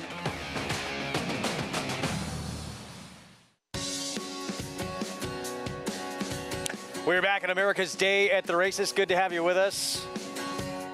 Just been tremendous weather the past week, and today, no exceptions, just gorgeous. Here in Elmont, New York, start of the late pick 4 coming up. 6 furlongs over the inner turf. We talked about Tom Amos. He's got Camp Aquila coming out of some open company stakes races here. 12-1, now 11-1. Trevor McCarthy will ride. Let's head downstairs to Maggie. And we'll check in with some horses trying the turf for the first time, one of which taking a bunch of money as she won her debut going 5/8 on the synthetic, the Tapeta to be exact, down at Gulfstream Park. She's also a filly in number 9, Long Live the Queen, that sold for a lot, $330,000, working on the dirt actually, and why are we on the turf? There's not much turf pedigree to speak of, but Christophe Clement, and whom we trust when he decides a surface for a horse. She does have a bit of the physical qualities that make her a turf horse. I just don't know at a short price. And I think you're taking the worst of it because she is a West Point Thoroughbreds horse, and good on them. They like to bet, rightfully so. So she's fit. She's been accompanied by the pony in here. She came in with a training saddle, indicating that maybe she's shown the propensity to be a little bit more on the nervous side, but she's not exuding any of those qualities here in the paddock today. But moving on to some horses who are going from dirt to turf, that includes number 4, I'm Having a Moment. Now, she's been a little disappointing in her last 3 at somewhat short prices in here, especially last time, as she will cut back to the 6 on the turf. I'll be honest, I wish it was a little further, but she does have a turf hoof to her, and the dam, she won on the turf, and she's half to 3 turf winners, though 2 of those were by Kitten's Joy, but she's by Uncle Mo, and he can get any kind of horse on any surface. Truth be told, I've always liked this filly. She is beautiful, and I love the way she's put together. I love the way she carries herself, but I am optimistic about her switching surfaces here. Just hope she's quick enough, though, for the 6 furlongs on the grass. Moving on to number 11, Majestic Return. This is another one that has turf pedigree. By long on value, we haven't seen many of his progeny, but he was a multiple graded stakes winner on the turf, and a few of his progeny have won on the grass. And she broke her maiden on a sloppy sealed racetrack, which is by far her best effort. I like the fact that she has shown some speed too. Not that it's necessarily going to translate and she'll, be on top here going 6 on the grass, but the problem with her, she doesn't scream it physically. She's actually pretty upright in her pasterns, but I like her as an individual. She's forward, she's marching around the paddock. She does have a great walk to her here for Michelle Giangiulio. So the pedigree, I think, will let it be her friend today. But let's check in with Camp Aquila. She's all turf. She's also a New York bred that's been spending a lot of time not running against New York breds, taking advantage of our wonderful state bred program. And she looks much better than what she did as a 2-year-old. She's grown, she's walking better. Her whole demeanor is a bit more forward and fluid. I'm not sold on the 6. I feel like she is more of that miler type, but at least she's sharp here coming in. Greg? All right, thank you, Maggie. Post break coming up 4 minutes away. There's those familiar silks. Joe Politti, Serengeti Empress, won the Kentucky Oaks in those silks with Tom Amos. And now Camp Aquila. He's been in open company stakes on a couple of occasions. This is a look back to September the 5th. And her debut on the turf Saratoga last summer just missed by a neck. And that was at 5.5 furlongs, and she's sprinting today. The problem, and she's way too big a price, even at 9-1 now, and can win. And you'll hear trainers talk about this. When you stretch them out and you start running the longer races, they tend to lose the speed they had that makes them proficient in the turf sprints. And as you can see, she had speed in this race, and she ran very well. Last time, she had absolutely no speed sprinting. Now, to be fair, she was running against a field that had a very fast pace and was a much, much higher quality field. She was 116-1 in that race. No, she had no chance in that race against those horses. But I wonder if she's kind of lost a little of that speed by running longer. I'm splitting hairs. I'm just sort of talking about it as a general concept. I think she's a major player here. I think I picked her 3rd or 4th. She can win. But, we always say we have no idea what these trainers are trying to do, how they had them do it, if they were all out to earn a bullet. You see that drill in a bullet drill May 7th, and maybe that was to try and get some of that speed back in her. Maybe. I don't know. We'll see. I mean, I don't really know how you expect this race to play out. There expects to be a lot of speed. I mean, except Highway Harmony scratched out. And that makes Majestic Return, or as Maggie mentioned, even a little more dangerous because she can be forward in here. We'll see how it's ridden. I'm interested in the outside 2 horses, and particularly in Master of the Tunes, who's taking a lot of money and picks up Javier Castellano, as John Velasquez, his first call was the number 4. Here comes our post parade as they come through the tunnel. And 11-1 on You Should Be Dancing to kick things off. Rudy Rodriguez and Romero Mirage. She will need every bit of a fast pace to get it done in this race. And last time out, she really didn't run that badly, and she can clunk up if they go fast. That was the first off a long layoff too. So second start back. Stolen Future Dylan Davis. Mark Cassidy comes off a state-bred maiden special weight win at Aqueduct. Had a perfect trip to win last time, but ran well enough to be a factor in this race. I'm having a moment. Turf debut. Dam produced a 2-time winner on the turf, Sanctify. Yeah, listen, I threw her in because she has enough turf pedigree, though she has plenty of dirt pedigree, too. I feel like they're getting a little desperate with her, though. Here's the Tom Amos filly for Joel Politti, Camp Aquila. Yeah, and we've already talked about her ad infinitum. She's a player and here at a big price right now. This race is impossible. This is a wide open race. Monroe, first on the grass for Todd Pletcher. There really isn't any turf pedigree for me, and this horse would have to improve on the turf from his dirt form. Not impossible, but... Another one debuting on the grass, Queen's Masterpiece for the Bond Barn. I have a friend that likes this horse. I'm not betting this kind of pedigree with a flatter dam on the turf, but once again, take a shot with anyone here at a price. Freddie Mo factor 44-1. This would be a long shot. This one biggest price on the board.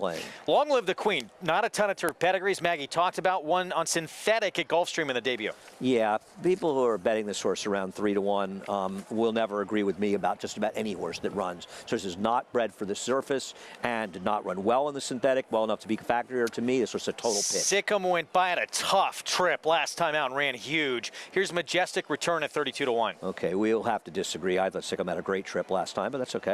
I think Sickham's danger in the front end. Though I think Sickham's steady dangerous. a couple of times in that race, Sikkim. I thought he had a very good setup, but we disagree. But that's okay. All right, Mig and I both disagree Fine. with you. Burn Rosie Burn at 19-1. I think Burn Rosie Burn actually ran better than Sikkim because she was part of the pace and she held on reasonably well because of Manny Franco. So I actually prefer her, but I'm used to both. Master of the Tunes, you like quite a bit, right? Oh, not quite a bit. I think she's an interesting horse. I know she's 1 for 19. She's run a number of races good enough to win here. She probably needed her last race. She's a hard horse to ride, but the way Javier Castellano's going, he just seemed to be making no mistakes. Yeah. I mean, if he could get Bally Dooley to win rating the first race after getting squeezed in the start, there's nothing that man can't do right now. It's amazing what a Derby can do for your confidence. That's just amazing. Let's go to Jonathan Kinchin for more. Look, Wolfie, I'll never pass up an opportunity to pile on Andy. I agree. I thought Sickham's trip was tough last time, too, with the trouble. So I'm sure Andy's he's probably talking a lot. He's probably.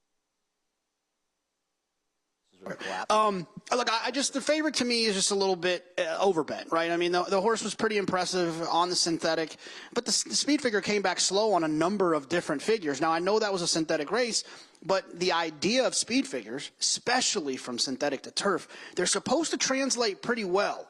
And this horse is going to have to get faster, and at a short price, I think that I would look elsewhere. I thought the 4 was interesting. I'm having a moment. You get a horse who has on dirt and has always been bet and bet pretty aggressively, what makes you kind of think the horse has some talent. And then you add on the fact that there's been 3 out of 5 of the siblings that have won on the turf. It feels like I'm having a moment, could have a moment here today on the turf for the first time. And like I said, I think I used tons of horses in here, and I'm probably going to use a few more after Maggie tells me who she likes. I like I'm having a moment, but I agree with you. It's a tough one to figure out who's going to get the right trip. So much chaos, as I often say, in these turf sprints can play out. But let's talk about number 9 in here, Long Live the Queen. Well, I see why they had her with the pony. She got incredibly nervous when Flavien Prat climbed aboard her. So you can have her at 3-1, as we'll take a look at number 3, Stolen Future. I almost picked I'm Having a Moment, but I thought the price was all right on Stolen Future, a filly I liked last time. I like her again here. I like the projected setup she gets to take advantage of here, being drawn towards the inside. Maybe some other faster horses can go right out in front of her and she can sit. The same exact trip which she pulled with Dylan Davis last time for the first time against New York breds. Want to talk about Master of the Tunes. Picking up Javier Castellano is never a bad thing, and this girl looks very fit, also very sharp for this try again at the 6, adding a shortcut blinker. Greg? All right, Maggie, thank you. About to load up, Javier Castellano on Master of the Tunes outside that, also eligible, drawing in 6-1 right now. Pick 4 pool, you see, 246,000 and growing. Maybe the best betting race on this entire card all day long right here. It is a very, very tough race. There are a lot of good betting races and wide open races. It's probably a good betting race, at least from our standpoint, because there's a 3-to-1 favorite in a wide open race that none of us think should even be single-digit odds. And frankly, while I'm not going to be shocked if the 4 runs well, that's a second choice that's highly dubious because they're getting desperate with a horse they paid a lot of money for that they thought was going to be a good horse, ran respectably first time out, hasn't improved, and now they're saying, well, some of the progeny have done well on the turf, so we'll take a shot in the turf. They didn't spend $500,000 for I'm Having a Moment to end up in turf sprints. So you're taking 4-to-1 on a desperation move. I'm not going to be shocked the horse runs okay in here. I'd bet this horse over the 9 every day of the week, but not at that price. I don't like the horse as a general concept. They load Monroe without Arad Ortiz Jr. You saw him step off the 6. He's important to have, right? Yeah, they'll need him back. They get Monroe into the gate, so that's a good thing. The dam, should say second dam, graded stakes winner, but on dirt, more of a dirt pedigree. Set for the pick 4. Let's go upstairs. John Imbrial, the call. And they're off. Quickly, well behind the field, number 9, Long Live the Queen. I'm Having a Moment was off a step slow, but has now moved up quickly. So it's Stolen Future who has the lead. Camp Aquila is racing next in second. Burn Rosie Burn, Master of the Tunes, right together third and fourth. I'm Having a Moment down on the inside in fifth. Monroe is next in sixth. Then comes Majestic Return, who's running in seventh. Freddie Mo Factor on the outside is in eighth. You Should Be Dancing Down at the Rail runs in ninth, followed by Queen's Masterpiece. And then comes Sikkim, and way back in the field is Long Live the Queen. The quarter went in 21 3/5 seconds. Stolen Future down at the rail. Master of the Tunes now ranges up on the outside, but it's still Stolen Future in front. Master of the Tunes is next. I'm Having a Moment is in third as they come down for the 16th pole. It is Stolen Future trying to hold off Master of the Tunes. Then I'm Having a Moment down at the rail. They come on for the finish. Stolen Future on the outside, Master of the Tunes, and now it's going to be tight, and it is very tight. Too tight to call. Master of the Tunes driving on the outside. Stolen Future right there. Stolen Future, Master of the Tunes. It looked like it might have been a 13 here in the final jump with Javier Castellano, your Kentucky Derby winning rider. Let's take another look. I'm giving him the Eclipse Award for the last month of racing like no one ever deserved it if this horse got up. I'm watching to see if we got up, and I bet. So I'm a little... He got there. How about that? 2 for 20. I mean, first of all, the problem, and it's funny, I was talking to a sharp friend of mine earlier who said, I understand why you're taking this horse, but she's a little slow. How's she going to get into the race at 6 furlongs? She was right on top of a pace of 21 3. I mean...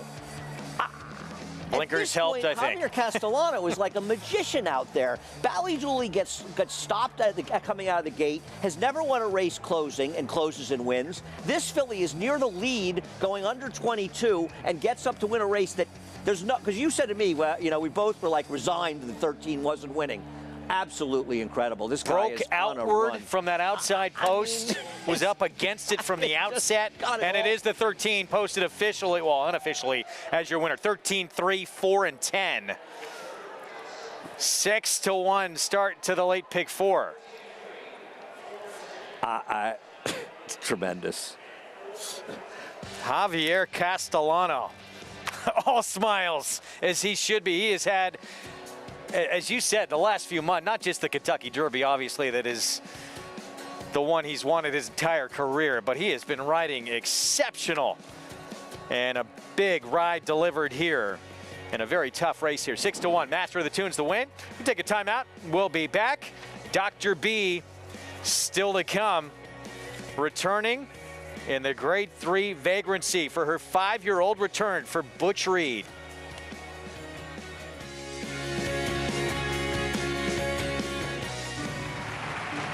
Reach the starting gate. It's post time. Home front, the favorite comes forward. And they're into the stretch. Cold Front put to the test. Mo Cash on the outside trying to go with him, but Cold Front kicks away. Cold Front 2.5. Cold Front does it again. Firing the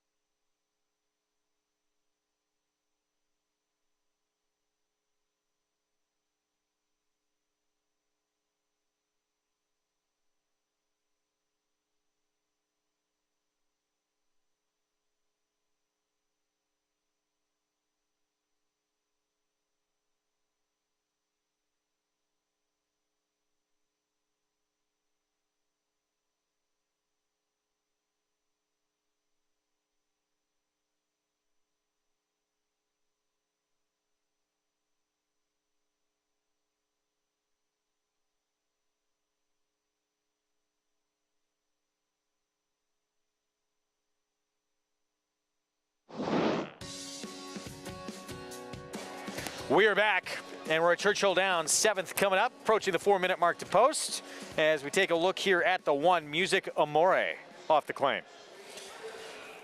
Yeah, claim seems to be the name of the game. I'm not familiar with this trainer off the claim, but claiming from Joe Sharp, not always easy. Has speed in a race filled with speed. Enchanted Nile, more of that speed went by. Here's Merthin Merriman. I prefer Enchanted Nile, by the way, in the turn back. This horse could be one of the main speeds here. There's a ton of speed. If there isn't a fast pace in this race, Greg, it'll be a massive upset. There's Pistol, more pace. More pace, but not good enough, I didn't think. How's Gin and Sin 10-1? I didn't like this horse. I like Sin. Gin, I could do without. Was 30 on the line. Oh, 10. Oh, I thought it should be right. When you were saying 10 to 1, you were trying to tell me shorter. I was thinking, who's betting this horse? Right? Okay. Don't you know it? Still looking at Gin and Sin. Here's the 6, don't you know it? Coming in for the Fairgrounds for Tom Amoss. Yeah, I thought it was a little slow. Facing a little bit easier, though. 5-2, Sue Ellen Mishkin, coming out of a couple of 5.5 furlong sprints, trying to go 7 today. That's what I worry about, Greg, trying to get the extra distance. I don't want this horse at 7, especially as the favorite. And Kimberly Dream on the outside, 15-1. Not for me. If my man Paul LaDuca likes Enchanted Nile, I'm betting her to win. Otherwise, I may pass. 4 minutes to post. Race that's going to kick off the pick 4. We're going to hear from Paulie. We are. Let's go to him right now. Yeah, another tough race in here because it's really hard to figure out. Andy hit the nail on the head. There's a load of speed in here, and you kind of look at the race and you wonder, okay, if somebody can control this race, does that horse just go on with it? Because there's not a lot of horses in here that really love to pass horses. Now, Pistol the 4, he's a weird horse. When I saw him at Keeneland, he's kind of horse that he did like the mud the one day, but he got left in the gate that day, and he actually made up some ground. His other races, he kind of just runs even around the racetrack and just sort of stays in place. But you got to love that the 4, she has 2 wins here at Churchill Downs. So that does help. She did go gate to wire, but I just don't know if she's going to be able to get that luxury today. The 7, like we were talking about, Sue Ellen Mishkin, Andy makes a good point. Is the 7 furlongs going to be, her kryptonite? Now, she's won here too, and she's got a 3rd.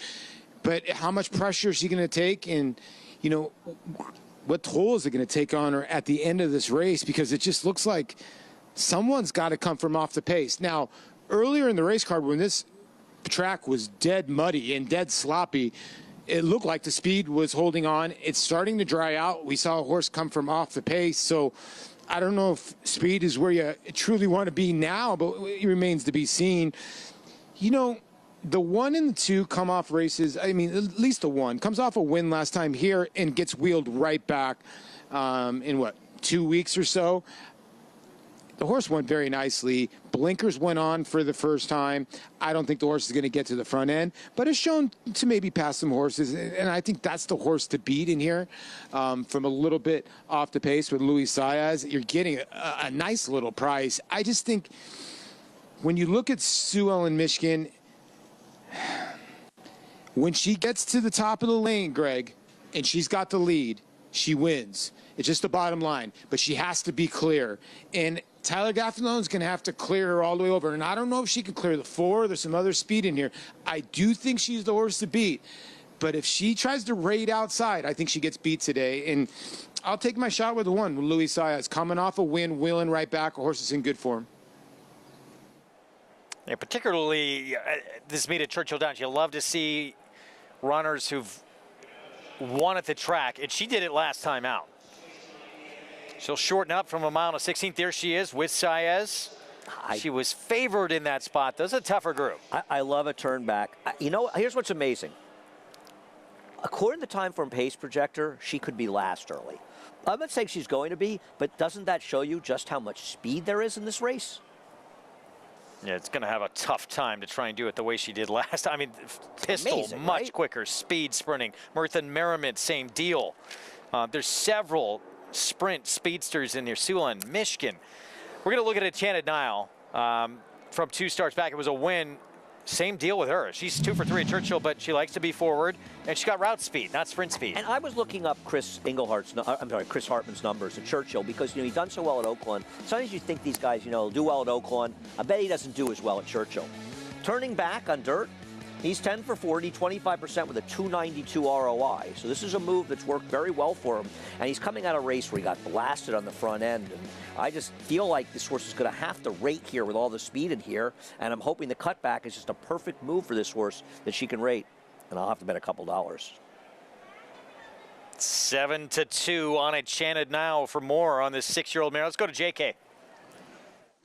Yeah, look, I really like the 2 Enchanted Nile. I think if you watch that last race, the 2 horses just kind of ran off and kind of hooked up and set it up for others. So I'm going to, and off of a little bit of a break, too, about a 3-month break, I'll forgive that performance, and I'll look back to the performances prior at Oaklawn Park, the going the mile and going the mile on the 16th, cutting back now to the 7 furlongs, drawn towards the inside with a speed horse. They're going to send away from there. I know there is a lot of speed in this race, but I feel like this horse has that stamina edge, who is a horse who has won wire-to-wire a couple of times this year already, going longer. So I think that when push comes to shove, if some horses decide Enchanted Nile in that battle. So let's see. But, also what happens in these situations where it looks like there's a ton of speed and everyone just kind of looks at each other and someone walks the dog on the front end. I'm interested to see Enchanted Nile off of that dirty last performance, and I like the price you're getting on the board. Yeah, 7-2 right now on Enchanted Nile. Thanks, JK. Well, vying for favoritism. With 2, the 4, the 7, all very close on the board. The 3 as well. Difficult race here. It is, and one of the reasons it's difficult is there are so many potential pace scenarios out there, right? I mean, Jonathan thinks the 2 can be in front, and I'm not going to sit here and fight and tell him he's wrong. But I feel like the 3, 4, or 7 all are potentially faster. It's very hard. And one of the biggest changes for me as a handicapper, especially in New York now, I used to feel as though I had a much better handle on how races would be run. And it was such a big part of my handicapping.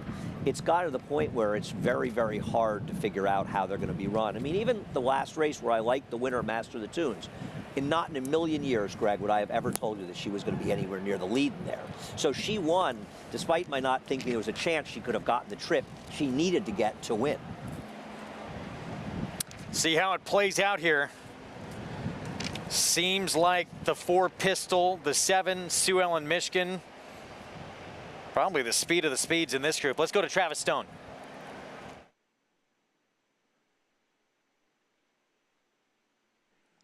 And they're off. Enchanted Nile broke out well. Don't you know it is also there. Sue Ellen Michigan on the far outside races up as well as they cross over onto the main track. And it's the heiress to the O. Henry Candy Bar fortune in front. Sue Ellen Michigan steps out to lead by 2. Enchanted Nile's running in second. Music Amore comes through toward the inside to grab 3rd. Don't you know it on the outside 4th. Mirth and Merriment racing up in behind while 5th. 2 lengths back to Pistol down inside 6. Kimberly Dream is 7th, and the early trailer is Gin and Sin. So the field heads for the far turn, less than 4 furlongs to go. Enchanted Nile comes up to prompt Sue Ellen Michigan and grabs the lead. Enchanted Nile has taken over. Sue Ellen Michigan's back into second and starting to tail off as Mirth and Merriment comes on to the outside. That one's now second. Music Amore is going to try and come through toward the inside. Now angles outside with Don't You Know It as they go by the quarter pole. Enchanted Nile rolls off the turn. Off the turn in front by 2. Mirth and Merriment trying hard but is still second. The rest with work to do. Don't You Know It on the outside of Music Amore. Final furlong. Enchanted Nile's clear by 2.5. Now it's 3.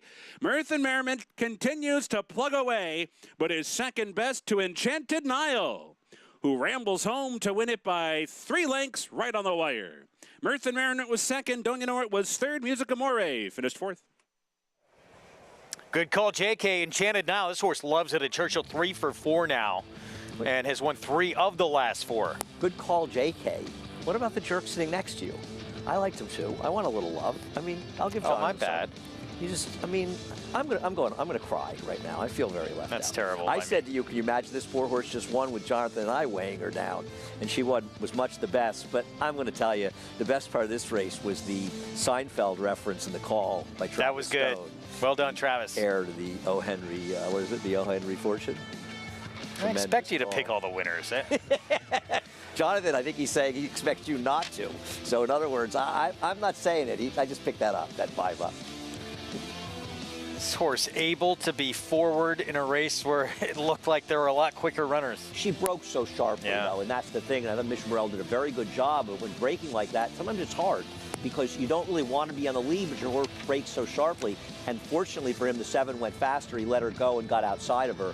So I'm not sure what had happened in this race for this horse to lose. She won so easily. We're going to take a timeout. We'll have the 7th when we come back. And a New York bred who was on the Triple Crown Trail. Saw him in the Withers Gotham Wood Memorial. Hit the board in both the Withers and Gotham. Going to get back on the grass where he's run some good races, but trying to get his first win on the lawn coming up.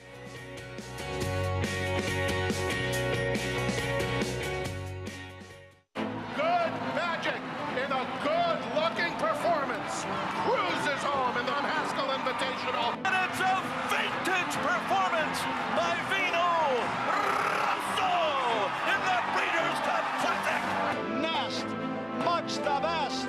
Elite Power on the far outside, and Elite Power gets up to win the sprint. On the outside, it's Malafat coming to the wire. Who's it gonna be? It is Malafat. Experience the adrenaline-pumping, suspense-filled action of the Sport of Kings no matter where you are with Naira Bets. It's fast, easy, and secure. Download the app today and start winning with our lucrative weekly promotions, thrilling handicapping contests, and a one-of-a-kind VIP rewards program. Don't just watch horse racing, be a part of the action with Naira Bets.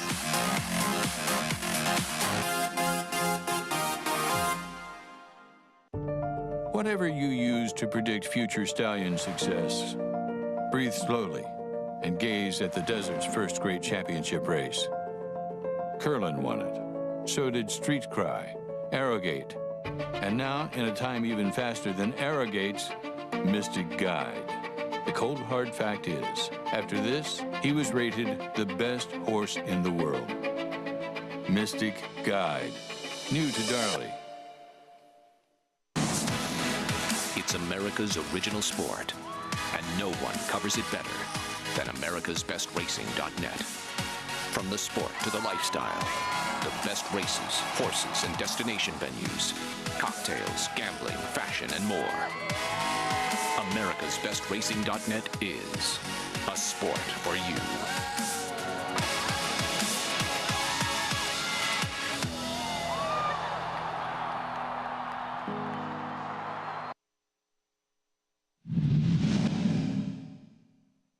Funny Side and Empire Maker. There's nothing between them. And at the midway point on the far turn, Empire Maker pokes his head in front. Emboldened by that challenge, Funny Side fights right back. And 10 Most Wanted right there in behind them with Pate as the field turns for home in the Belmont. And it is Empire Maker on the outside. Santos has gone to the whip on Funny Side. Empire Maker a short lead. Funny Side is doing his best, but he's dropping back. And here comes Pate, and he's coming with 10 Most Wanted. Funny Side has dropped back to third. Down to the final 100 yards of the Belmont. Empire Maker Jerry Bailey asking him for everything he has. 10 Most Wanted right there with him. Here's the wire, and Empire Maker has won the 135th Belmont Stakes.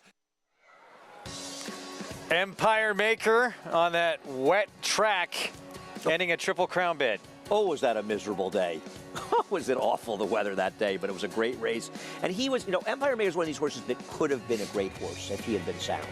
Because, listen, you can say this about a number of horses. He could have won the Triple Crown if it wasn't for that bad foot. He was a tremendously talented horse. And the trivia question to you out there, which I'll tell you a little later, is he ran only one more race. What race was it? He lost by a nose, and who beat him?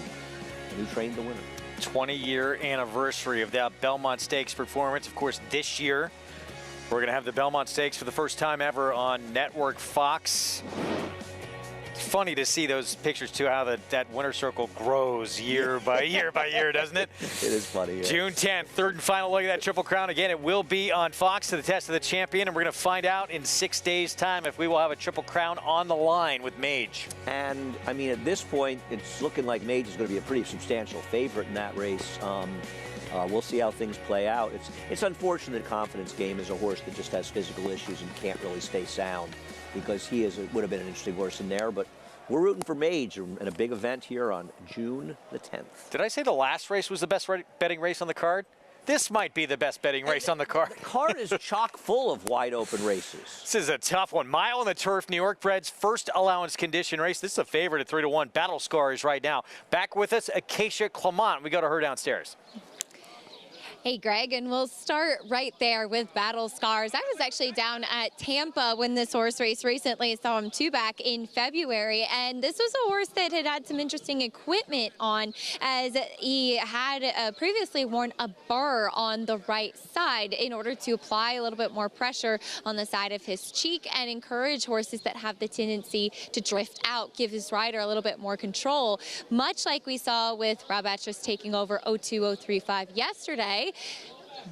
Very light equipment on this horse in here today when he takes over one. And I just find that as a little bit of a vote of confidence for Rob, because we do see him just with the rubber figure-8 noseband that Rob Atras typically employs, and a lighter snaffle bit. No burr, no kind of stronger bit to deter with drifting. So I like what I see from Battle Scars in here. Also, he got pretty hot down at Tampa. He's very relaxed down in the paddock today. The number 5, General Banker, obviously plenty of back class with him. He tried all of the local New York Derby preps, and he gets back on the grass. And all of my notes from him last fall were more turf, looks more turf, want to see him back on the turf. I get my wish today, and he does stretch out back to the mile today. He just physically is built a little bit more like a turf horse, slacker in his pasterns, flatter foot. He's incredibly fit in here for a horse that's had some consistent racing and faced some very, very tough competition. His coat has come around nicely. He looks healthy, and he's very fit. I like this spot for him. The number 9, King of Comedy, makes his first start as a 3-year-old. He is a big, leggy son of Oscar Performance, who's been off to a flying start as far as the sire, particularly with his turf runners. And this horse, he was crying out for more distance, and he got that when he broke his maiden at a mile and a 16th, though he was still pretty green. And I feel like maybe mentally more than anything, he needed to grow up. Kind of saw him swapping back to his left lead in that last race, and yes, that was in November. He's sharp in here today. He does strike me as the type of horse that maybe gets distracted a bit easily. Looks fit coming back. Again, there's a lot of him. I like that they're sticking with some more distance, but Katie Davis is so good at getting horses to relax into her hands, and I think that she's a very good fit for this guy. We'll see if he can keep it together mentally as he'll face his 3-year-old competitors for the first time this year, Greg. Thank you, Keisha. Katie Davis on King of Comedy has delivered some incredible rides the last couple of days. She is, and she has been terrific. I mean, she has a very good feel for her horses, and of course a very clever name, Oscar Performance and Rupert's Promise. Some will remember Rupert Pupkin, the Robert De Niro character from Martin Scorsese's King of Comedy. Yeah, Sandra terrifically Bernhard, named. tremendous in that movie. Jerry Lewis. Not a well-known Scorsese movie. I need to revisit it. Yeah, it's saw it a long time ago. Yeah. Prices from that Churchill race you saw with Enchanted Nile, both Andy and JK. Nice call. Here is Excursioniste, Mark Hennig, Flavian Pratt. Well, I'm always rooting for the little Bluebird stable horses, and the truth is this horse has races that give her a chance to get a piece at a big price. Battle Scars, Kinder Carmouche, Rob Atras taking over. She is the horse to beat. Now, Rob's had her before, and she'd run out of conditions and run very well at Sarah, but she just doesn't have, she has trouble winning. Gem Mint 10. She won her debut on the turf, sprinting 6 furlongs, now stretches out. You just said she, so I'm having a bad effect on you. Yeah, I don't love the stretch out for Ray Handel, but the horse is 1-for-1 on the turf. General Banker, mentioned, was on the Triple Crown Trail earlier. I think he's an overlay at 5-1. I think he's a major player, my top choice. Basis Risk, Heeman Harkey, 38-1. He's an underlay at 38-1 based on his performance on the turf and his races. This horse earned a big figure coming back, sell something last start. He did, but he got an incredible trip behind a wicked pace stool. I like the 8 a lot here. 16-1. There is Pedigree. Dan Proust, a 4-time winner on the grass, was a grade 3 winner. 4 turf winners out of 7 to try it, including the horse you're talking about, who was owned by Marty Schwartz and trained by Chad Brown. Yeah, Waterway Run. Yeah. Group 3 winner in Newmarket as well. Here's King of Comedy, Katie Davis. Love the name. Horse had a dream trip when he won last time. Didn't like him here off the layout. Lord Flincher, John Velasquez. Love the 2 1/8 mile, 2 1/8 to 1 mile turn back from 6 turns to 2 or 1. Just missed at this condition. He's just missed a lot of times. He could get a piece. Marinara Sauced, former Chad Brown runner, now with Amir Shashakli. Yeah, the worry is this best race for Chad Brown, but his good races are very much good enough to be a player here. This horse has some big efforts too at 8-1. Bricko. He does at times. I thought he was for the level. They were against weaker. And drawing in Mr. Kringle, John Terranova, Jaime Torres. He's not impossible here, Mr. Kringle, at all. He doesn't seem to win, but he can definitely get a piece of it. So I mean, the racing so far has been terrific. This weekend's racing has been excellent. Great card today, and it continues with this race coming up. Let's get Jonathan's take here on the 7th. Yeah, guys, I mean, I know it's not an ideal draw, but I thought the 12 Bricko was a good alternative to the 2 Battle Scars, who I think the 2 Battle Scars deserves to be the favorites, the most likely winner, but I'm not telling you anything you don't already know. I thought last race for Bricko was impressive. I thought, although the race fell apart, I still feel like this horse ran extremely, extremely well. And I think if you look back at some of the previous races, this horse has run well also. And also... You know, when we're in New York, a lot of the turf racing takes place between Belmont, Saratoga, and there are 2 different types of racetracks. Belmont, obviously, a bigger, sweeping turns, and I think that some horses appreciate it more. And Bricko has run at Belmont 5 times and seems to run well at Belmont. So, look, I'm going to have to work out a trip from the outside, but I think you're getting paid for that, right? You know, at 9-1, that's an okay price to say to yourself, I need to work out a trip. It's not a great thing to say when you're with a 3-1 shot and you're saying, I got to work out a trip. So, look, I'm going to land on the 12. I think this race is wide open. I spread like crazy in all the multi-race bets. I used the 2. I used the 8. But for this selection, I'll go with the 12 Bricko. 10-1 on Bricko. We'll see if and can overcome that outside post. And here's Battle Scars. J.K. Felt, obviously going to be very tough in here. Public agrees. Kenner Carmouche, and back with Rob Atras. When Rob had him for 2 starts, the race at Saratoga, he was remarkable first time for Rob. He was 3-4 wide around the track against a gold rail. And then he could only find a race as turf season was nearing an end against out of conditions. And he actually ran respectably. But then he went down to Florida, and he should have won every one of these 3 races that he was down there for at Tampa.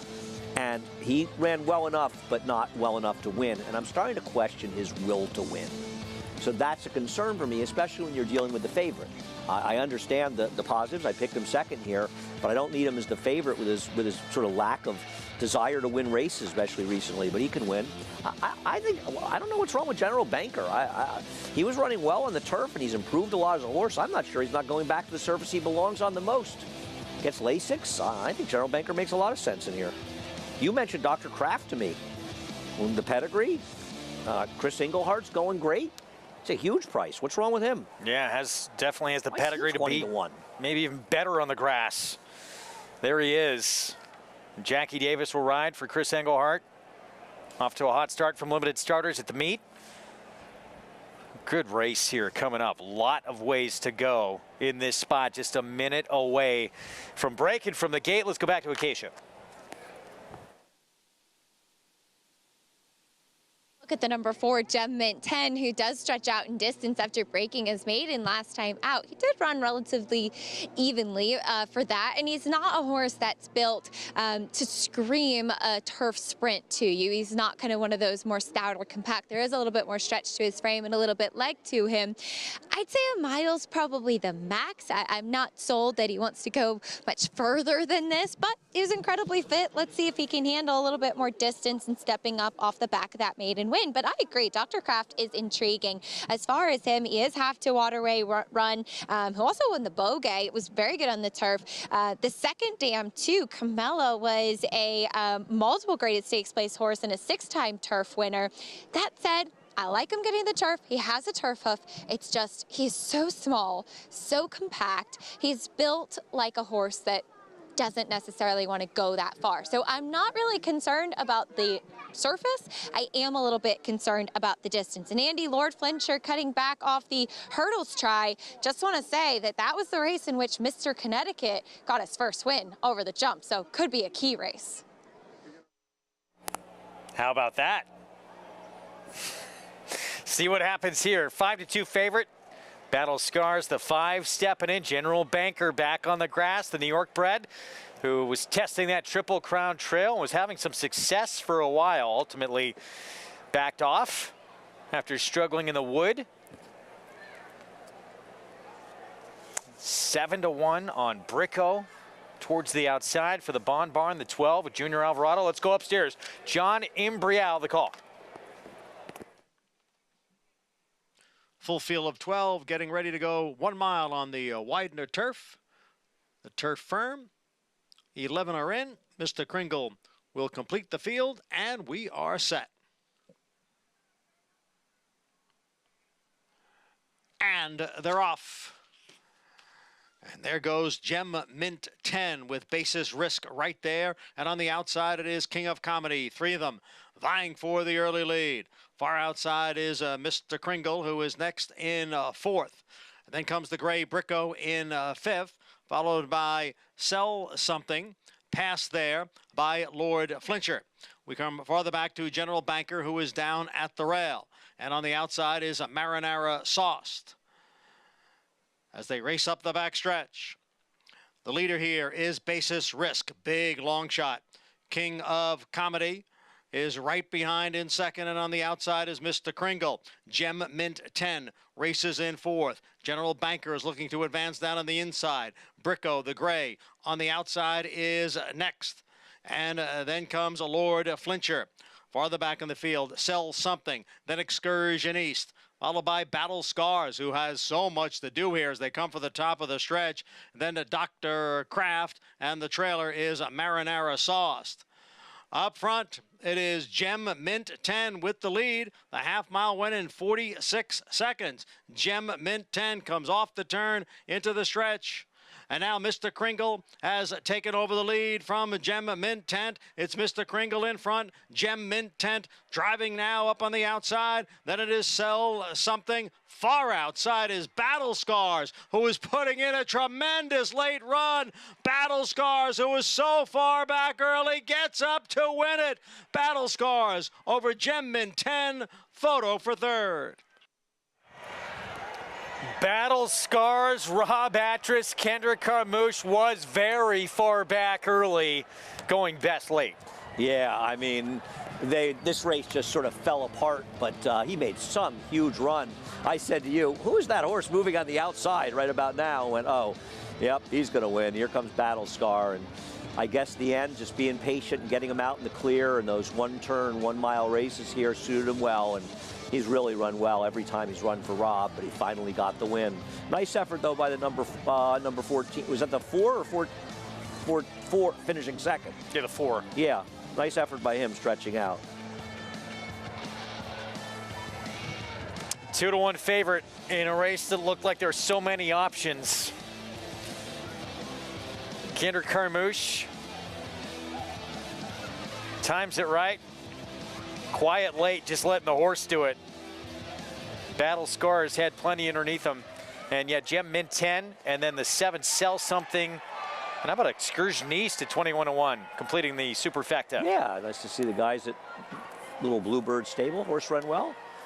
And horse, long turf season. Pick up a lot of checks in these races. We'll have the prices for you when we come back. Our Sunday feature coming up next. Grade 3 Vagrancy fillies and mares going 6.5 furlongs.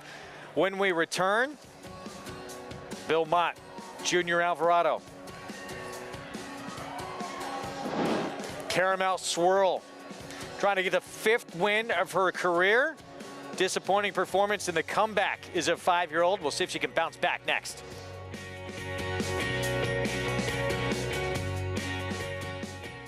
A Grade 1 winner of nearly $2 million, Silver State hails from the sire line of legendary Claiborne stallion Danzig.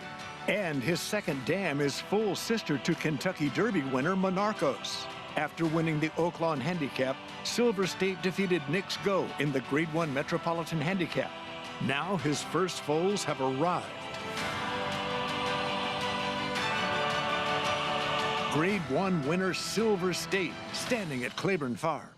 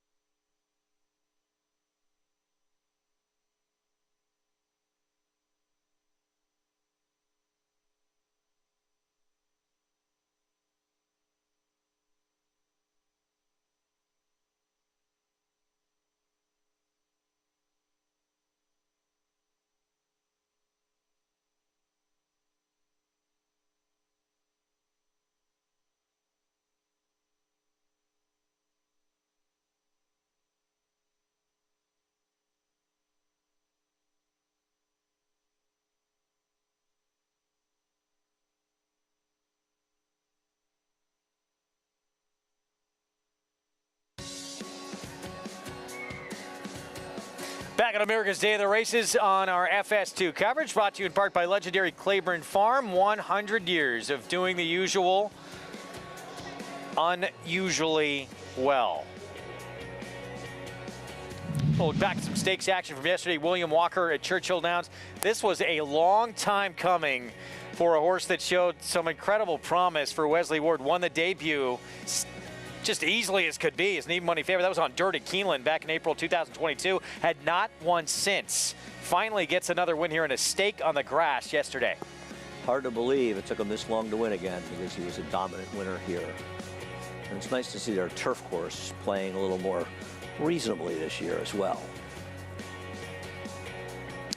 Easy as could be here. No nay to Jimmy Graham on board for the victory. Bred in Ireland by RJB Bloodstock. And maybe that'll get him going a little bit here. Second off the bench win for him in his 3-year-old campaign. Impressive 88 buyer in that victory as well. As we're back to Churchill for their 8th on the card. And that wet, drying out racetrack off the turf today all day long. This was scheduled for the grass, so obviously this has changed things quite a bit in this group. And with the changes, I know Baseline Beater, I know, comes from way out of it. This horse has some huge figures for Neil Pessin. Why is Salute the Stars favored? Oh, it's Brad Cox.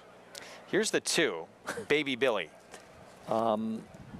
Has one turf race, dirt race, that will blow these horses away, but that was sprinting a long time ago. Our Dream Ride, 11-1. Not much confidence in this one on the dirt.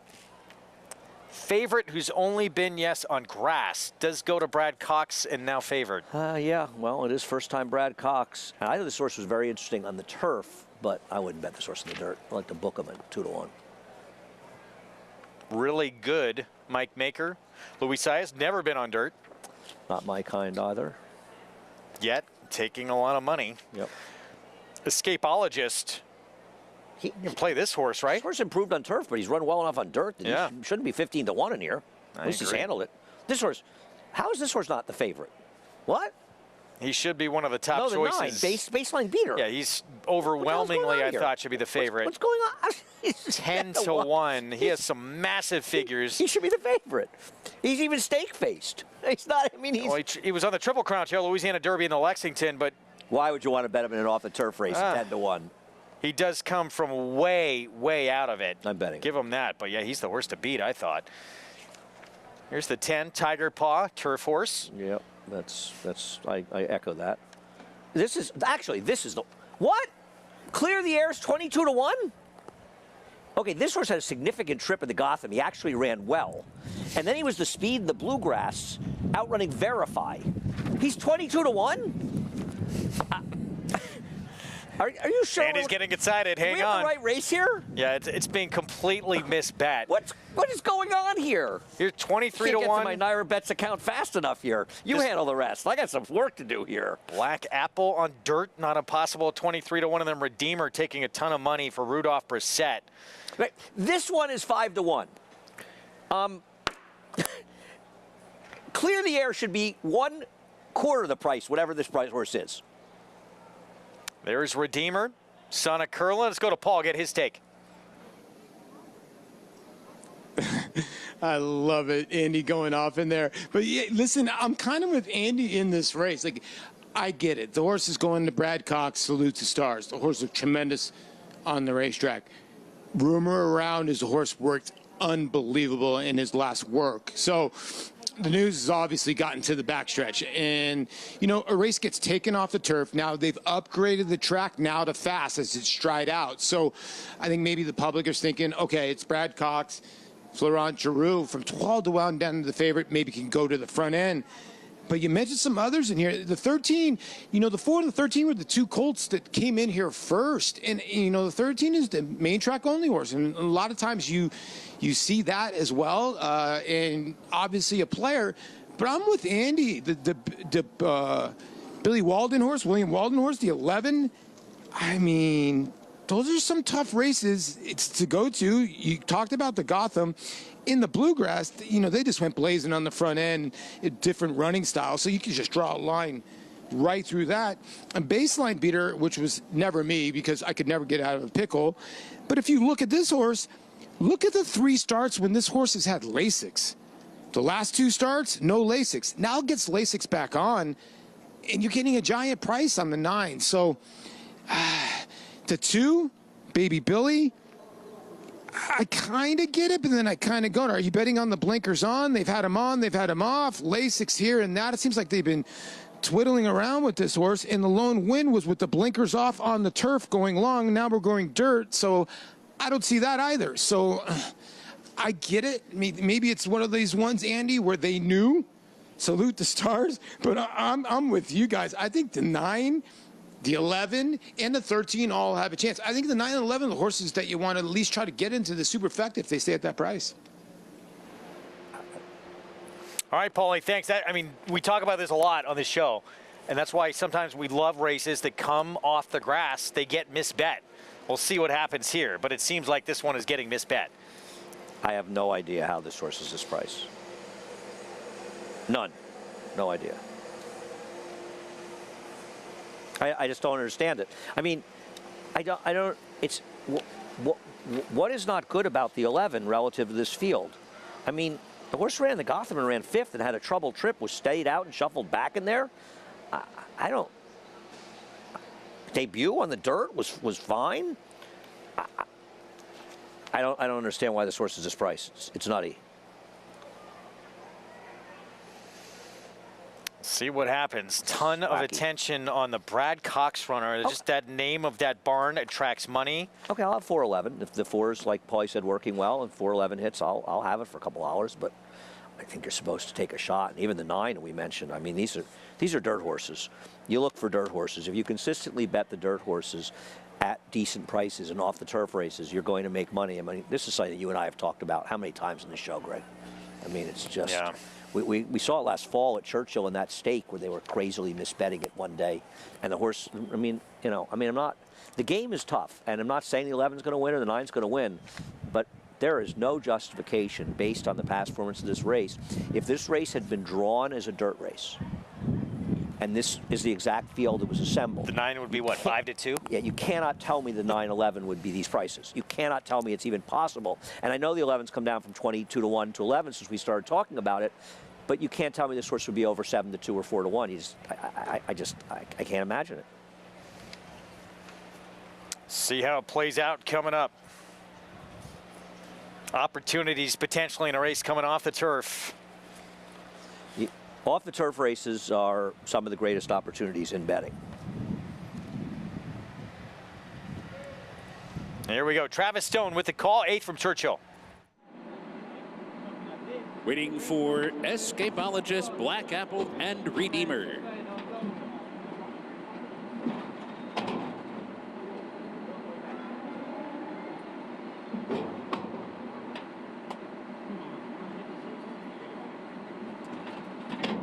They're in the gate.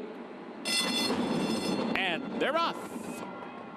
Pinch back at the start was Baseline Beater.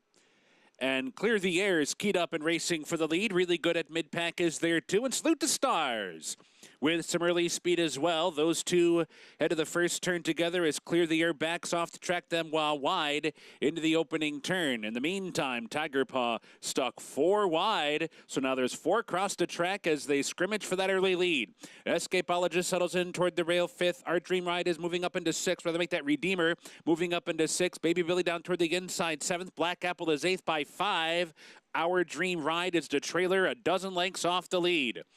So they turn to the backstretch run, about 5.5 furlongs to go.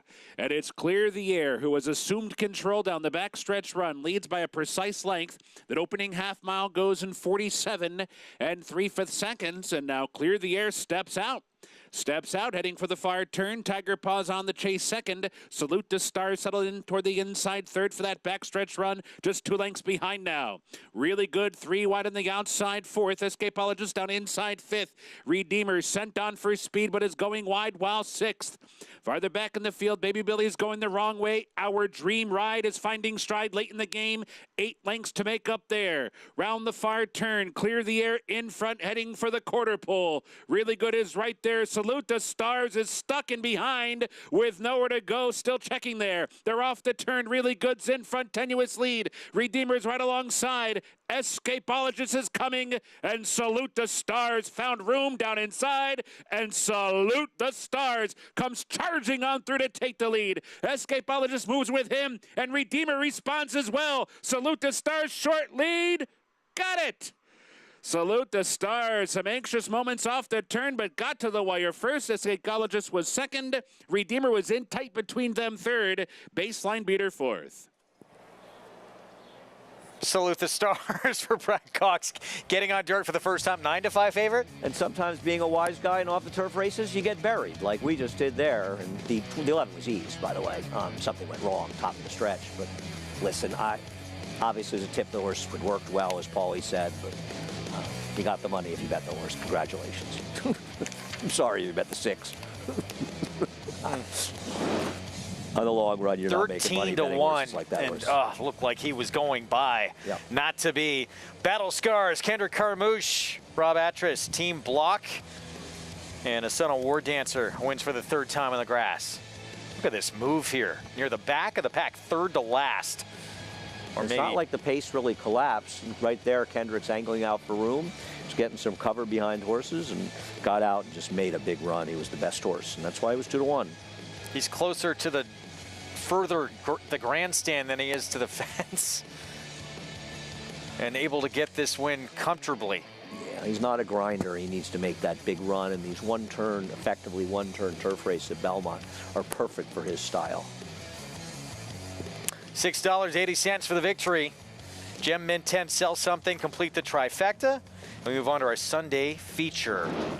Grade 3, Vagrancy, 6.5 furlongs, and Dr. B, that monster effort on a wet track at a mile in the Grade 3 Go for One. That was early December. 5-year-old return is coming up today for Butch Reed. Let's go to Acacia downstairs.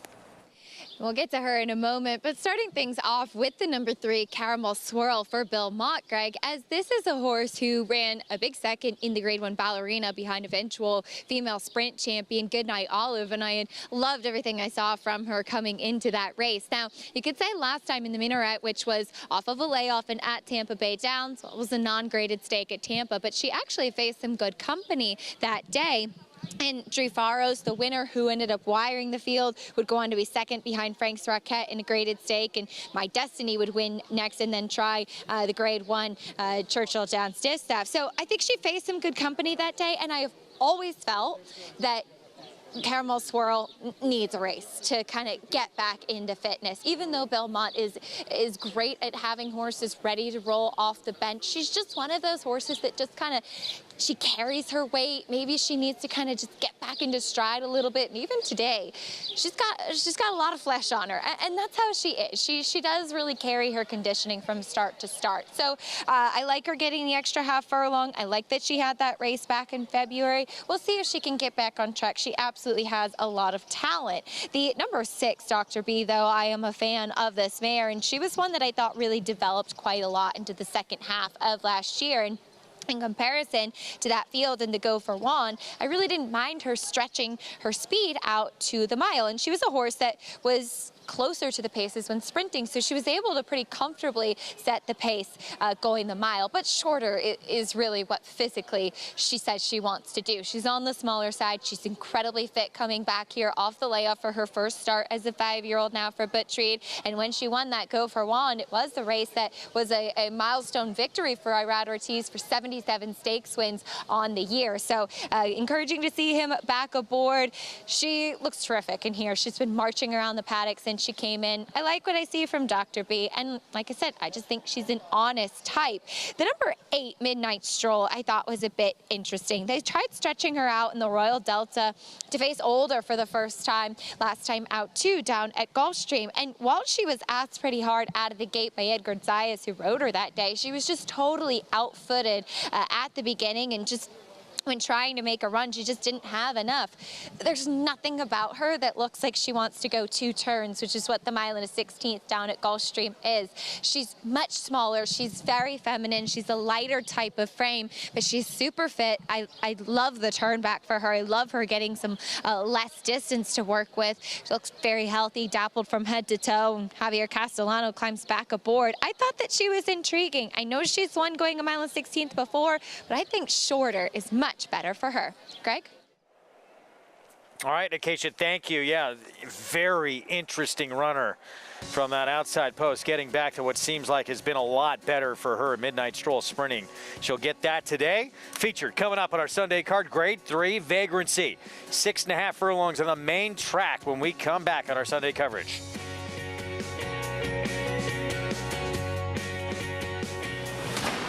It's By My Standards and spinoff By My Standards to win the Louisiana Derby. By My Standards has won the New Orleans Classic by 4. By My Standards wins the Oakland Handicap. By My Standards attack. Rushing By My Standards to the wire.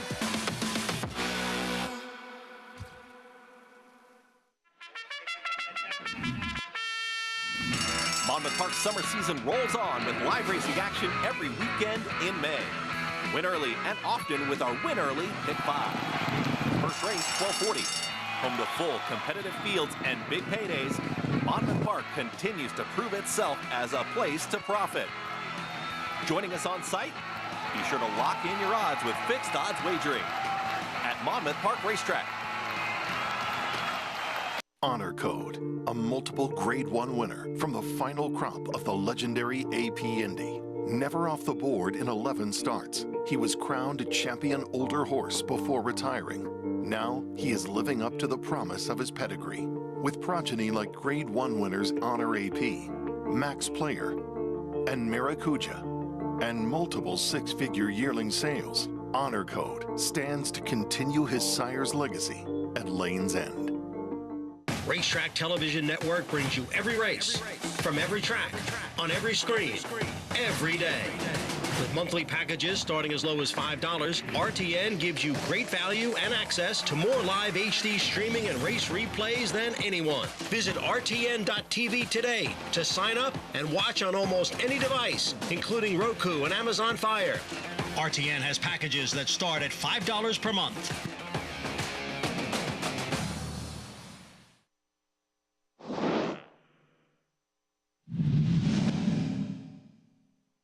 It is La Verdad in front by 2.5 lengths. Room for Me is running in second, and on the outside of La Verdad digs down at the rail. Here's Room for Me on the outside. Now there's a 16th of the wire. La Verdad trying to hang in there for another 100 yards. Room for Me driving on the outside. La Verdad wins the Vagrancy by a half length. May 2015, and part of an incredible win streak from the New York bred La Verdad, part of her championship season. Linda Rice, Lady Sheila Stable, and she was a lot of fun to watch. We got to see her on this program. 16 wins, 25 career starts. She brought it every time.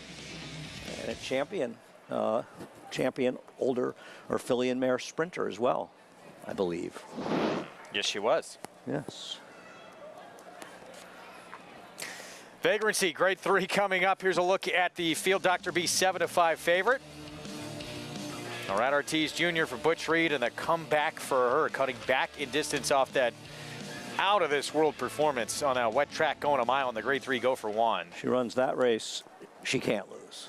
Here's Funny How. She put together 5 wins in a row before that runner-up at the Distaff Handicap. The going's getting tougher, but she still continues to run well every time she runs. Rosa Veloce, does she control here? She's supposed to, and she was very unlucky stumbling last time at the start, and actually still ran a pretty good race when you consider the trouble. Caramel Swirl, Belmont Jr. Alvarado. Her good races make her a big-time player, but I'm not taking a 5-year-old mare that comes back at 2-5 in a minor race at Tampa and doesn't run a step. I wonder, this is a pivotal race for her to see if she can still really run well, but her good races make her tough. Mozienko, she is 16-1. Flavian Pratt coming off a win at Aqueduct going a mile. There's no bigger fan than me, and you know she fits in there with some of the others at 16-1. Dr. B, 5-year-old return. Arad Ortiz for Butch Reed. After the post parade, I'll break down just how much more impressive her win that day was than the Cigar Mile run 2 races later. She was brilliant that day. Easy to Bless, 33-1. Jimmy Farrell-Barn, Romero Mirage. Easy to bless, but not necessarily easy to pick. Yeah, hard to make a case. At that number there she is. 10 for 27, but those wins coming against easier competition. She's faced some of these with no success. And then Midnight Stroll, as Acacia mentioned, getting back to sprinting, very interesting for her. I agree. I think she's an interesting player, has run some good races, and I think she is the potential upsetter here if you're trying to beat the favorites. So let's look at Dr. B. And that, wow, she looks like her game face is on today as a 7-5 favorite. You're going to tell us more on why this race was so good. Well, I'm going to give you the comparisons in times between that race and the Cigar. She went her first quarter in 22-3. The Cigar went 23-1. She went her half in 45. The Cigar Mile went 46.55. She was a second and a half faster. She was almost 2 seconds faster the 6 furlongs, and she still ran us half a second faster. I mean, this was an incredible performance. Now, it was a track that was kind of speed, and wet tracks can sometimes enhance performances, but it was coming on the heels of the best race she'd ever run. We had a very promising, at that time, Chad Brown, Peter Brandt runner in Boston Post Road. She seems to be a horse that's coming into her own. You cannot look much better than she looks on the racetrack right now. Wow. She's if she's ready to roll, she's going to be a handful. It's off a layoff, so I can understand people maybe want to take a shot against her. I'm not one of them. I bet a 6-8 exact. Well, let's go to Jonathan for more. Yeah, Wolfie, I mean, I think this is a pretty complicated race. I'll start with the 2, Rosa Veloce, who I'm going to pick in this race. I'm going to forgive her last race. I thought she had a tough trip in that race, and I'm going to just draw a line through it. I'm going to look to her previous 2 races where she won in wire-to-wire fashion, where she got really fast. But I don't quite trust Dr. B. I'm curious about the last figure. I feel like it might be a little bit too high. And if you look at her previous numbers, they don't totally make a lot of sense. The other horse I thought that was interesting would be the 3, Caramel Swirl. If she runs back to some of her previous numbers, she's going to be a style that I think fits what's likely to happen in here with the 2 and the 6 potentially hooking up. Caramel Swirl will be able to kind of sit in behind, make one run. She's got a couple of races in here that have her. Funny how when you look at her on paper, you continuously say, she's just not quite fast enough for this type of group. Then she won the Broadway impressively and kind of jumped up. Last time, she ran extremely well in the Distaff, where I thought she was overmatched. So I think of running up to her competition, I think she could be a little bit dangerous. And I got to be honest with you, I'm rooting for Funny How. Happy Mother's Day to my almost mother-in-law, about 15 days, Nancy Saliva, who owns a little piece of Funny How. Acacia?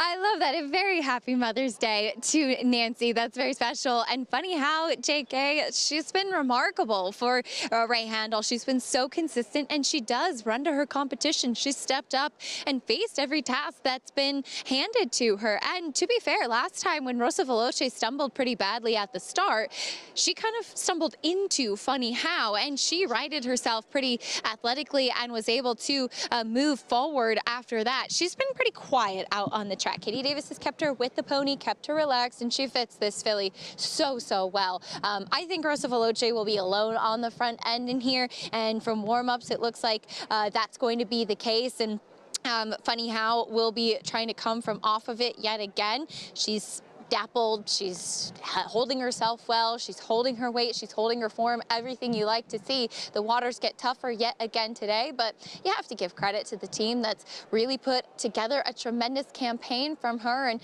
I thought about getting a little creative in here, but ultimately Dr. B just really won me over on the track. Greg?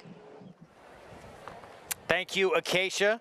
It's a good one coming up. Grade 3 Vagrancy, some very talented and seemingly evenly matched, depending on their best days, unless Dr. B runs back to that last start of that wet track, the way she ended last year. But let's talk about Caramel Swirl, who we're all sort of skirting around, right? Because the good Caramel Swirl is an extremely fast horse. And, you know, she ran second in the Ballerina behind Goodnight Olive, who won the Breeders' Cup Filly and Mare Sprint and the championship in her next start. She's run some fast figures. But a couple of things. She's a horse that, at least since breaking her maiden or earlier in her career, she's been off the track a lot. You know, she has some gaps, and you wonder about those gaps. And then she comes back first time as a 5-year-old, and this is her finishing second in the Ballerina, and she's 2-5 in a very mediocre field at Tampa Bay. She gets a good trip, and she just does no running. Now, do you want to say, was she a little too close to a quick pace? Maybe that's possible. I don't want to hear that, oh, she didn't handle the Tampa surface, because trainers, I think, sometimes run at Tampa because that's a built-in excuse. So that's a quirky surface. I think it's crap. I'm betting against her, but I like her as a horse. I just worry that she might not be as competitive now that she's 5. But she's very good when she's good. Well, there's Dr. B loading in. She was sensational, as Andy talked about, in that Grade 3 Go for Juan. This is the comeback effort. First start as a 5-year-old. Grade 3 Vagrancy. Our Sunday feature. Let's go upstairs to John Embrial.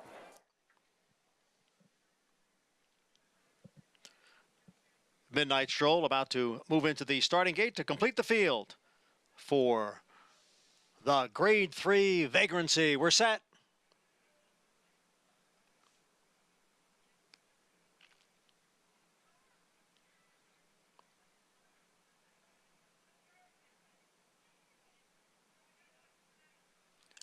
And they're off. Funny How from the inside, Rosa Veloce. Rosa Veloce goes on with it to grab the lead. Funny How down at the rail in between horses is a Caramel Swirl. And on the outside, it's Dr. B along with Easy to Bless. Then a length and a half to Mozienko, Midnight Stroll. The early trailer in 7th. Rosa Veloce by a half length. Easy to Bless. Big long shot on the outside, races in 2nd through a quarter in 23 and 1/5 seconds. Mozienko is on the move on the outside and takes 3rd. Funny How is down at the rail. Dr. B in between horses and now dropping back a few spots.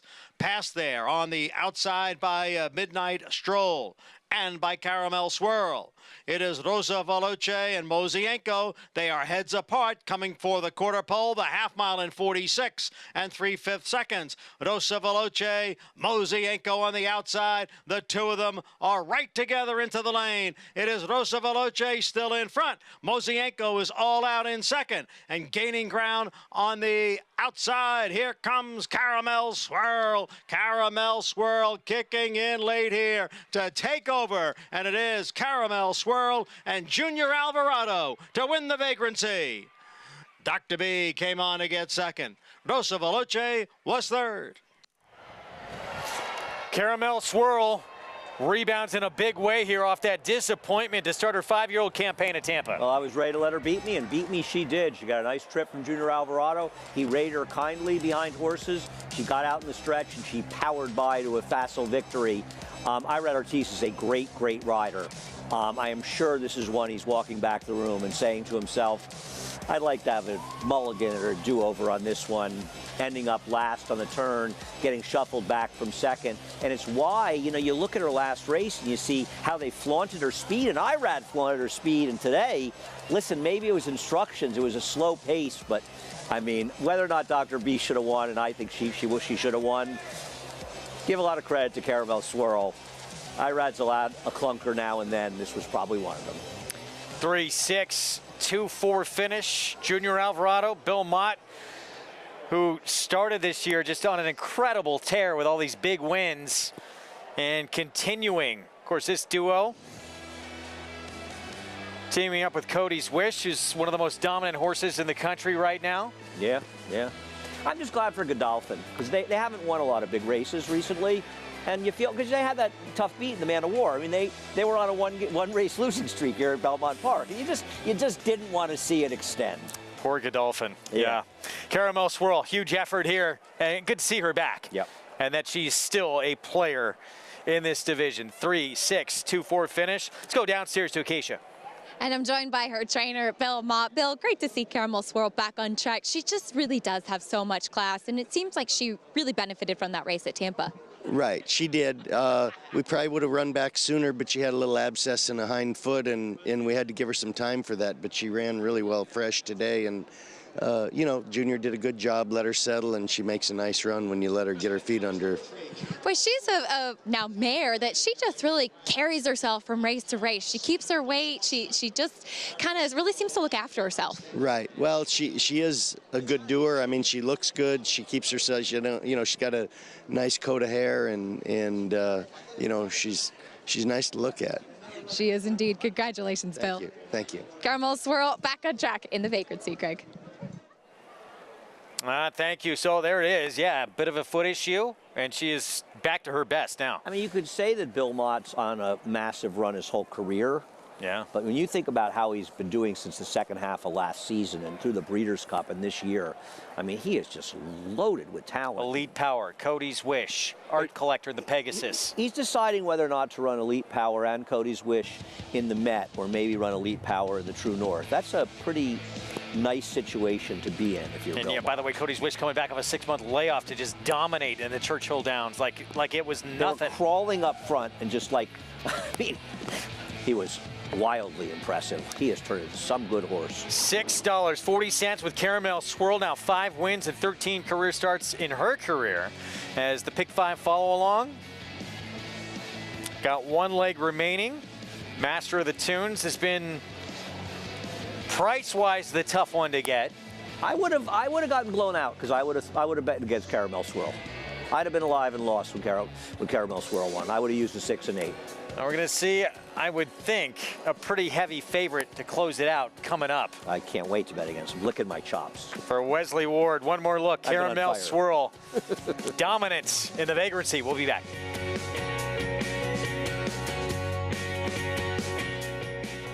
Spun to Run. In the Breeders' Cup Dirt Mile, he defeated a loaded field that included multiple Grade 1 winners Omaha Beach and Improbable.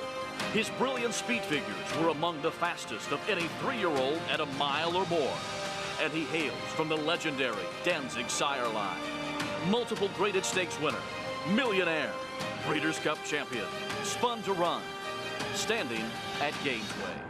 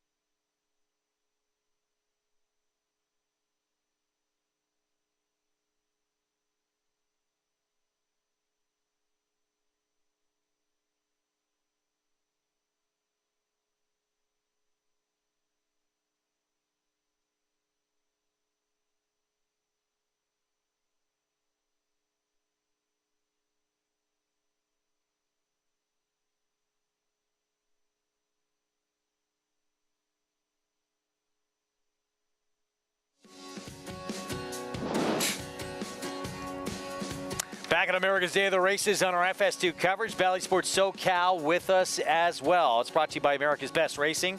For the love of the race, visit americasbestracing.net today. The iconic Twin Spires Churchill Downs, where we just saw Mage win the Kentucky Derby. Javier Castellano ending that 0-for-15 streak with his first Kentucky Derby win in his Hall of Fame career. And now it's on to Baltimore this Saturday. See if he can keep that Triple Crown dream alive with Mage. As we have our post-parade for the 9th coming up, allowance optional claiming field 6 furlong sprint. Here's top of the charts. Tough game, huh? Look at the races this horse ran in his first 2 starts, and he just can't get out of his own way now. You wonder what the issue is. Still interesting. He's got a lot of speed. Second off the bench off those first 2 races. Bourbon Heist, Ian Wilkes. Ian Wilkes is on fire, and his last race was strong. He should get some pace to run at. Yeah, 93 buyer in that victory. Under Oath, 2-1 favor right now, Todd Pletcher. The speed of the race won last time, but it was a quick pace, and I thought Under Oath ran well to be holding on and still just beating the neck. He's my honey badger. Tyler Gaffleone will be aboard, and a big win on a race that was meant for the grass. Yeah, it's a big fig, but I don't trust a 5.5 furlong off the turf race, but he's a generous price if you like him. 7-1 right now. Happy Jack. He was last seen in the Grade 1 Alan Jerkins at Saratoga. He's got some big names in his PPs, huh? He's run some good races. 4-1 right now. He's going to get some pace to run at. See if he's ready. 4-1. Come back for him. Hasn't been seen since late August at Saratoga. Unpredictable Bay, 37-1, Kim Hammond. Yeah, not surprisingly, a big price in this race. A tough spot for this horse. Braun and Brow had back-to-back huge figures, both stakes races, Fairgrounds Delta, and then went to grass last time out. Are you rooting for Braun and Brow in the series? Coming in as a Louisiana bred, I want to see them do it outside of New Orleans. I was rooting for the Warriors. So was I. Drive for fun, 31-1. 31-1, and looks every bit of it on paper. This is a tough field. This horse isn't bad, just a tough field. Yeah, very good betting race. A lot of ways to go. Texas Red Hot, huge number, 23-1. Yeah, big price in here. Another horse that's in good form, but Randy Morse had a terrific Oklahoma. See if he can carry it over at Churchill. And another major player outside, Minnesota Ready. Some very good races, including last time out. Yeah, he finished ahead of Under Oath last time, but Under Oath did a lot more dirty work than he did. But Under Oath is 2-1, and he's 5-1. 3 minutes to post. Let's get Paul's take here. Competitive 9th here, Paulie. Yeah, it is a competitive 9th. And, you know, you guys make good points. A lot of these horses are in just very good form. So we'll just see who the fastest one is to get to the wire in here. You know, the 3 in here Under Oath, I get this horse being the favorite. You know, you get Luis Saez and Todd Pletcher. It was behind, like Andy said, Minnesota Ready kind of split him in the front runner that day. Minnesota Ready actually ran tremendous that day, and Corey Lannery gave that horse a very good ride to try to tuck in a little bit. Now you get to the 11 hole today. He's going to have to save some ground. Minnesota Ready usually fires as well. The 2 Bourbon Heist, I mean, this horse carried the Apprentice to the lead last time, and it was the first time back on dirt, first start as a 4-year-old on dirt. And it's just really hard for me to throw him out after winning by 6.5 lengths. And Bold Bid is exactly right. This horse just loomed up. You know, he's had some gait issues in the past, but it seems like he's eradicated those, and it seems like he's getting a little bit better out of the gate. And you're getting a pretty darn good price. And like I was talking about with Minnesota Ready, you know, the 11 just seems like he fires every single time. Slow pace, fast pace, mile and a 16th. He was on the turf 2-back. He won. He was on the slop going a mile and a 16th. He ran 3rd. Just an honest horse is the 11. So, I mean, he's a hard horse to not include in your exotics. I'm kind of with Andy on the 4. We'll probably put this horse in the winner's circle. You know, when I look at the 4, here's a horse that was very, very good. Okay. Then the 3 races under Joe Sharp's care, they went to the turf. Was that a last-ditch effort, or did the blinkers coming off help this horse? Well, it remains to be seen. I'm kind of with Andy. The last-ditch effort that they were going to try to go to the turf, it got taken off. Maybe the blinkers off, you know, helped. The one thing is this horse does have a back number of 91 and some decent numbers. You know, can he's my honey badger, get back to that? I say no. I think the horse might bounce to the moon, which means the horse might regress for me. So I think this race is a 2-horse race, 3-horse race in there. I do think the 2 is a nice little play here, especially the way he won last time out, Bourbon Heist. Paulie seems to have a much better feel than we do on this race. Well, I'll tell you something. You can do a lot worse wide open. than betting on Ian Wilkes right now. His barn. I mean, his horses have really been running, and he's been using this apprentice as well, who I'm not that familiar with, but has a good record with a limited number of starters. I mean, you lose your 10-pound bug in under 30 starts. Pretty amazing, right? Something you see very often. Here's Bourbon Heist, and this was going 7/8 at Keeneland. Allowance non-winners of 2, synthetic to dirt last start, and blitzes this field. Coming off those synthetic races, and he runs back to those, run back to those fast races he was running earlier in his career when he kept being a favorite and he's failing to get it done. Well, he seems to have gotten past that. He seems to have got past his sort of losing ways when he's running fast races and not winning. And I'm not going to argue with Paulie. I think this horse is a major player in this race. Now, listen, I'm not against Under Oath at all. I think he's legitimate. I'm not running to get 2 to 1 because I thought the pace could get competitive, but he ran very well last time Under Oath. He's a little unreliable, but his good races are pretty good. On 7-horse, 2 huge figures, but at Fairgrounds and at Delta Downs. Right. At 6 furlongs, at 5 furlongs. And then they put him on the grass. Yeah, that was a good move. Well, he was 2 to 1. 2 ice in the grass. He did well in those races. Cover spot. He's a Louisiana bred. It was a $100,000 race. You probably didn't have another spot for him. I want to see horses that run big figures in Louisiana ship out to other tracks and reproduce them elsewhere, especially that Louisiana this is his brand. chance. This is his chance. I wanted to see it, and I'm getting it. It's amazing how racing gives that to Yeah, I mean, he repeats those figures. Oh, if he repeats those figures, he's the horse to beat. I'm not going to dispute that, but I want to see him do it, and I don't believe it's going to happen. I don't. Well, there's certainly, you're right. I mean, there's reasons to question. It's just a lot of that form doesn't really transfer. Did you? Go ahead. No, you're right. That doesn't transfer quite often. Did you feel anyone should be 9-5 in this race? No.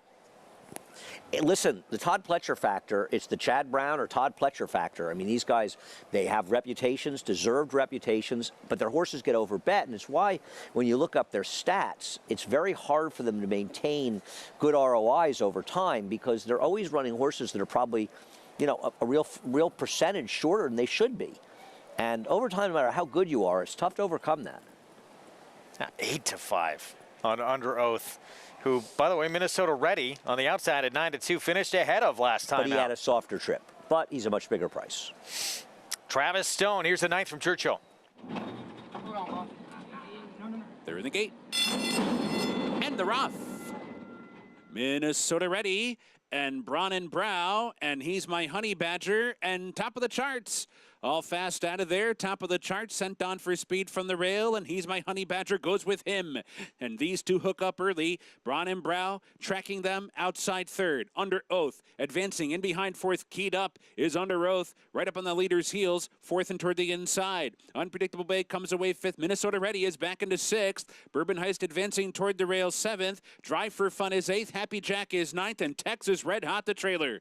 Far turn run. 3 furlongs from the wire, and he's my Honey Badger has taken charge. He's my Honey Badger, the leader round the turn, but Braun and Brow sidles up alongside, and these two go 1-2. Under Oath's been stuck in behind the entire way. 2 lengths to make up as they come off the turn. Bourbon Heist comes on the scene. So too does Unpredictable Bay. Minnesota Ready down the center. Racing for the 8th pole. He's my Honey Badger shaken up on the lead. Braun and Brow fully extended to get by. Bourbon Heist's on the wrong lead. Farther back, Happy Jack is late on the scene. He's my Honey Badger's in front. Braun and Brow, Happy Jack. He's my Honey Badger, got it. The winner in the end, tight for second between Happy Jack and Braun and Brow. Bourbon Heist was fourth. He's my Honey Badger backing up that race that came off the turf at Fairgrounds, going 5.5, does it at 6 furlongs here against a really good group. Paulie said he said he's going to join me in trying to get him in the winner's circle. Now, as I said, he's a big price. If you like him, you should bet him. But this is not one I would have bet. Well, he bossed these horses around and ran very, very well. 7 had every chance to beat him. The 2, wrong lead, as Travis Stone noted. Under Oath didn't run well, but he also didn't break. And once he didn't break, he had no chance in this race. Wesley Ward, there he is. And the nightcap coming up. He has overwhelmingly the one to beat. Big drop in class, but hasn't been seen since September of last year.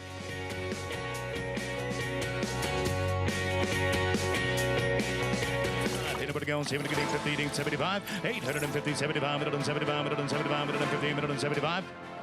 Ralph, 850,000. Thank you. Volatile in front by 2. Whitmore is down at the rail. Forense Fire and Mind Control. It's Volatile in front as they pass the 16th hole. Volatile victorious in the Vanderbilt. 1 by 2 lengths. 850,000. Thank you. Race to Twin Spires, where you can take advantage of our $200 new player offer right now. Register with code GET200 to start earning your bonus of up to $200 with Twin Spires, where you can watch and bet on the best racing from across the globe. Plus, you can check out our expert picks and weekly promotions. Fast and secure online betting with Twin Spires. Download the app and bet now. Yes, there's family. If we say La Troyenne, you'll get the picture. And of course, form.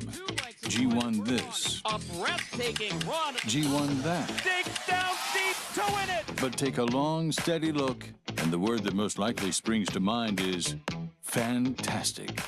Maxfield. Family. Form. Physique. Fantastic.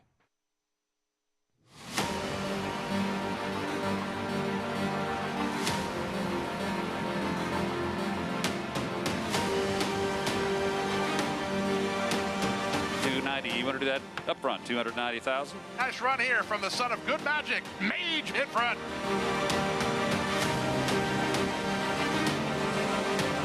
The Phasing Tipped in Mid-Atlantic May 2-year-olds in training sale, May 22nd and 23rd in Timoniga, Maryland. Where will you be?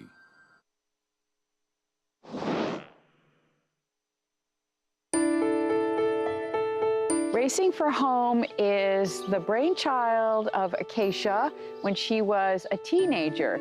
We decided we wanted to get a thoroughbred, and we thought we'd go to the racetrack.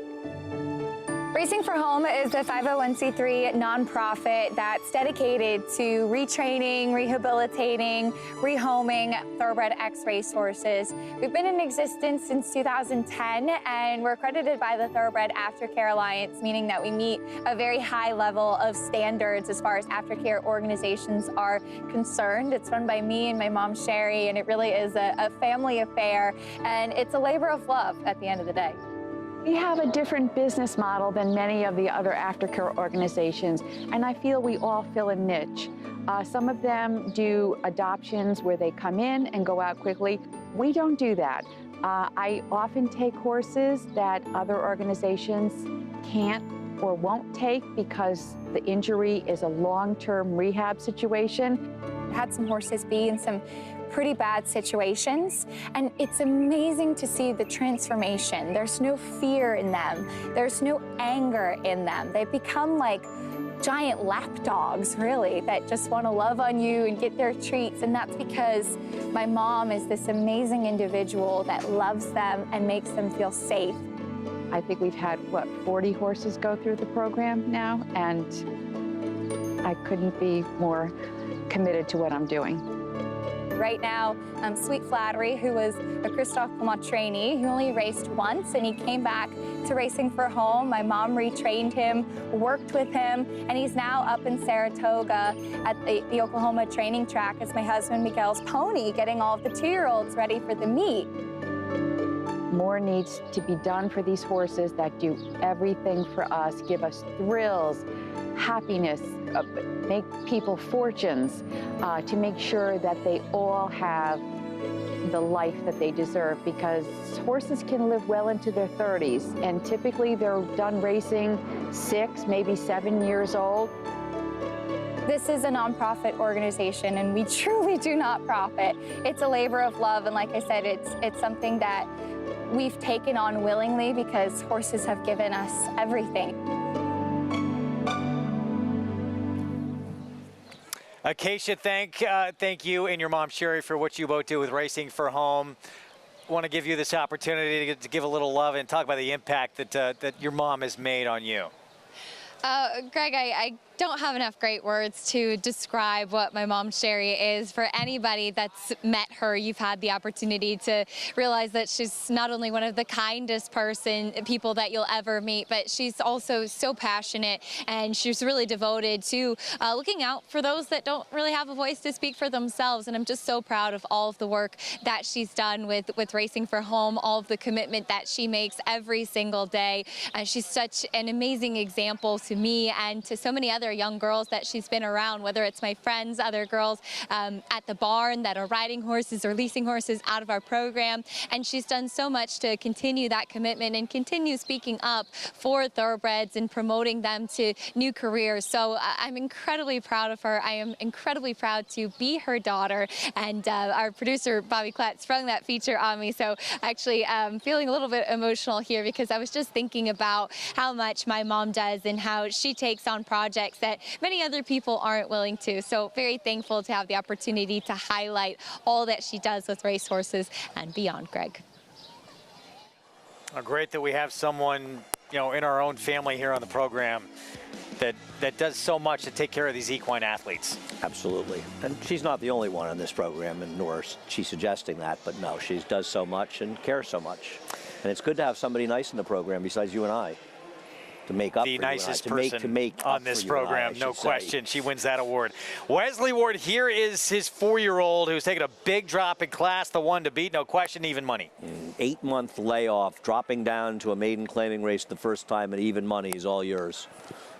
Here's Newendike at 18-1. It's not good enough for these. Had his chance last time. Some pedigree, wow, 20-1 on Oxford Union. Do you know Shug's record, first-time stars in the turf and maiden claiming race the last 5 years? He's 0 for 1. So he doesn't do it too often, but I agree. Plenty of pedigree. Wow. Threw this horse in. Way too big a price. Kendrick Carmouche will be aboard. Lasix for the debut. He's had too many chances for the 3. Yes, I threw that horse in. I picked him 3rd. There goes my Miracle, 9-1. I tell you what, this horse has run fast enough to be competitive here. It just has so many chances.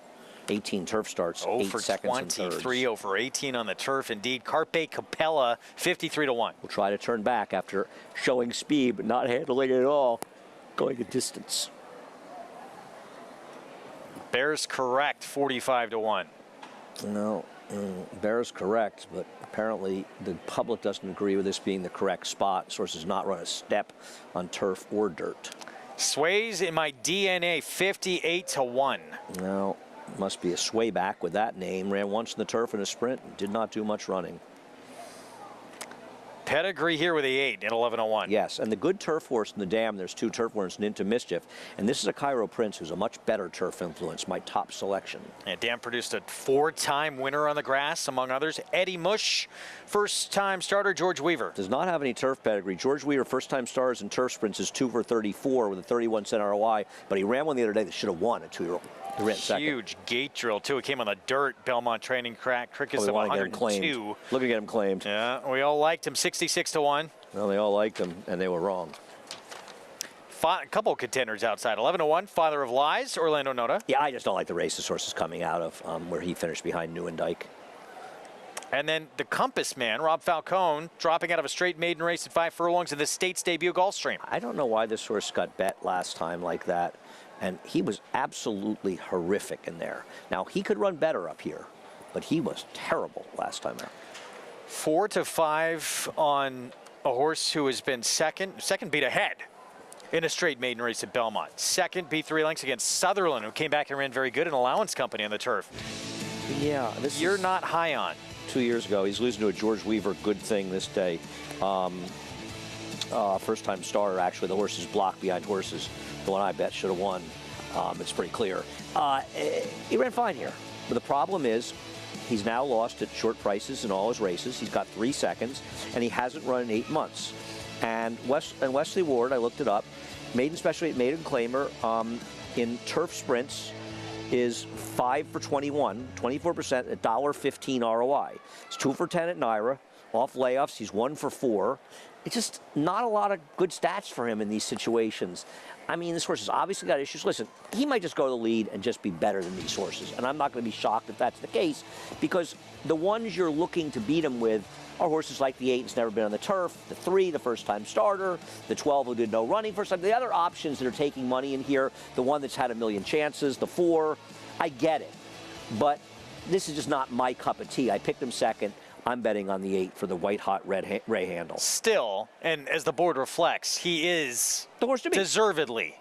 Yeah, way the horse to beat. He's the horse to beat because there isn't a lot to hang your hat on the others. And that's very fair. The problem is there are massive unknowns among the others. You've got a first-time starter, George Weaver. Okay, he's got bad stats first time starter, made claims. He's George Weaver. He's a sharp guy. His horses are dangerous, and that horse does not have much turf pedigree. The 12 got bet first time out, ran in a bad race over in Europe, but did do a little bit of running. He could be interesting for Rob Falcone. My horse for Ray Handle's been on fire. He's got plenty of turf pedigree, so there are unknowns in here, and any of them show up. The one to me is a very vulnerable horse. Well, the horse to beat. Let's go to Acacia.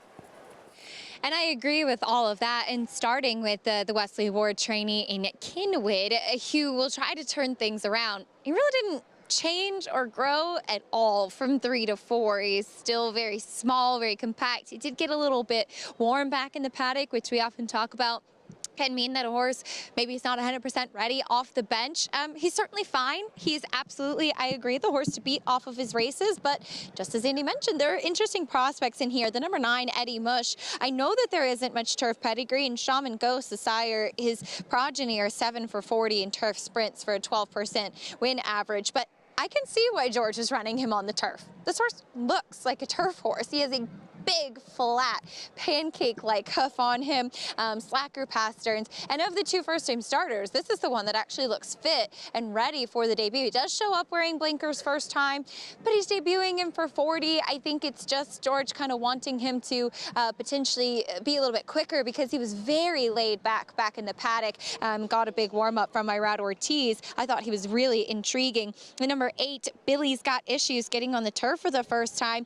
As Andy mentioned, there were a couple of siblings that won the grass. The second dam by the barrel, she only ran on the turf twice, but she ran a 91 buyer on the grass. I thought that this horse absolutely looked like he could handle the grass as well. Very, very fit, and I like the cutback and distance. Now it's a gelding. The number 12, the Compass Man. I think oftentimes when horses come in from Europe, it attracts some attention, even if those European races aren't necessarily the best quality races. And he was off slow from the gate last time out, but he was slow over in Europe as well. I think that he could take a step forward. He was very, very sharp, too. Hopefully Manny Franco can keep him settled as they head towards the gate. Yeah, look, Acacia, the one Kinwood is the type of horse you look at and you're like, geez, do I single this horse? Do I press this horse? He's got 3 lifetime races that this field. But considering that, why does he show up here for a tag? I don't know. Maybe the connections, Lael Stables. I mean, they're buying 800. Over in Europe. Maybe this just isn't the situation they want to be in, so let's just part ways with this horse who's possibly had issues with all of these layoffs, and let's just get him in here, get the picture taken, get someone to be the scenario. And because of his style, it's a little bit more comforting because he's going to go to the front, and if he's better than these, he's not going to have to really overcome a trip or any adversity. If you look at the other horses that are being bet in here, the 4, this horse is 0 for 23. Look at another single-digit, low, being bet horse, the 9, Eddie Mush, a first-time starter for pedigree. And then the 12, a horse that shows up, ran slow last time, broke slow, drawn towards the outside. I mean, there's a lot of reasons that you just kind of default to the 1. I agree with Jonathan. We'll see what happens here. Big drop down. See if it pays off for a horse that should be quick out of the gate as well. I get it. I'm just going to play against him, and I'm betting the 8 first time on the turf. I'll roll the dice at 11 to 1 on that horse. And we talked about the 3 too, with some pedigree, 23 to 1. Yes. First time out. See what happens here. Nightcap coming up on the Sunday card from Belmont. Johnny and Brielle, the call. One to load here in the Mother's Day nightcap. Number 12, the Compass Man, just about to head in. The Compass Man goes in, and we are set for race 9.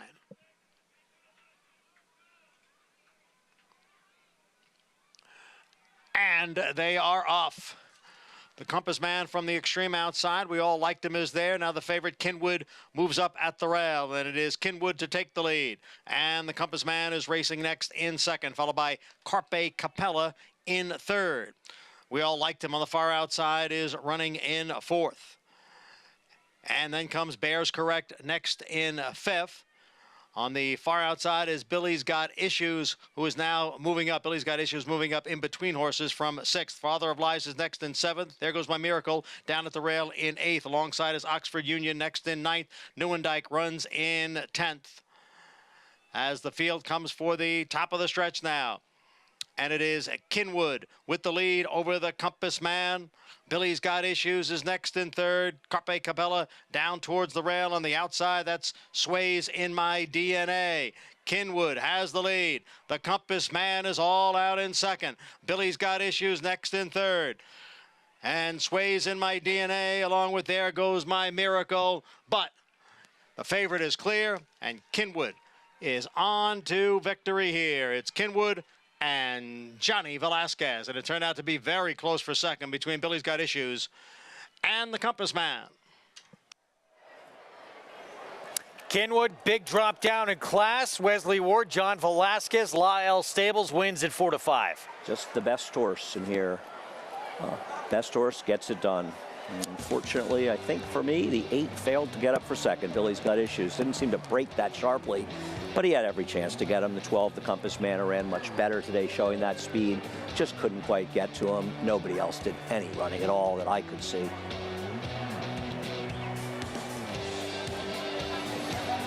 Take a look here for a second. No doubt about your winner. And yeah, 12 hangs on.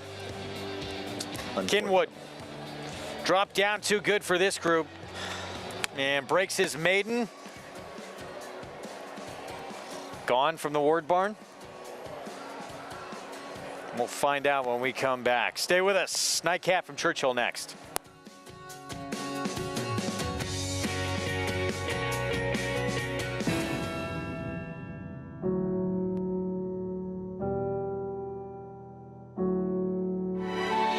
Independence Hall is hands down one of the most impressive horses I've ever seen physically. Independence Hall is pouring it on here in the Nashua Stakes. Won by maybe a dozen lengths. Independence Hall wins the Hagyard Fayette.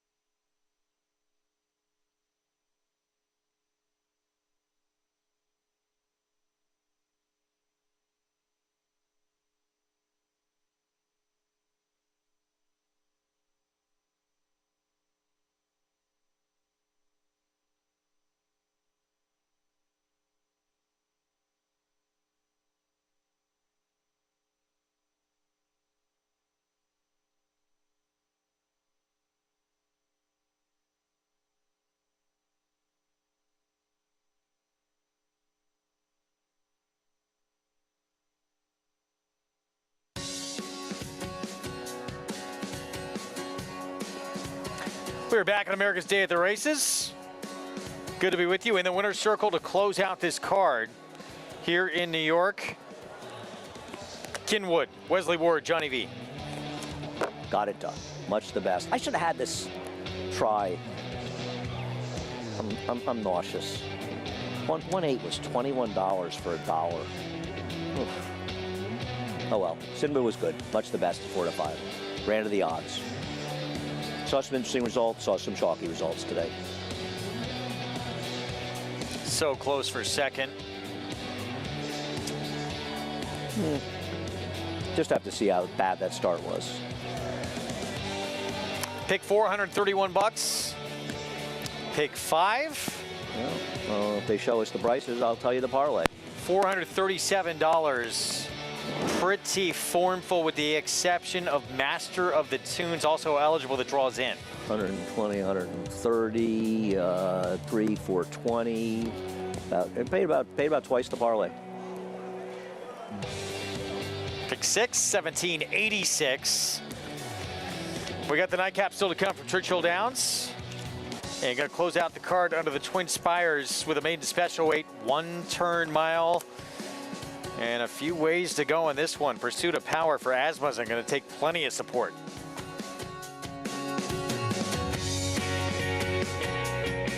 The momentum continues for War Dancer as 26 Black closes to take the first turf race of the 2023 Aqueduct Meet. 26 Black in time. Now with over $5 million in progeny earnings, including Dancing Buck. Dancing Buck by a half-dozen lengths. Long Shot Surprise Boss. Surprise Boss is not going anywhere. Surprise Boss, look at this effort. New York's #1 turf sire begs the question, shouldn't you have a War Dancer? Visit wardancerstud.com to book your mayor today.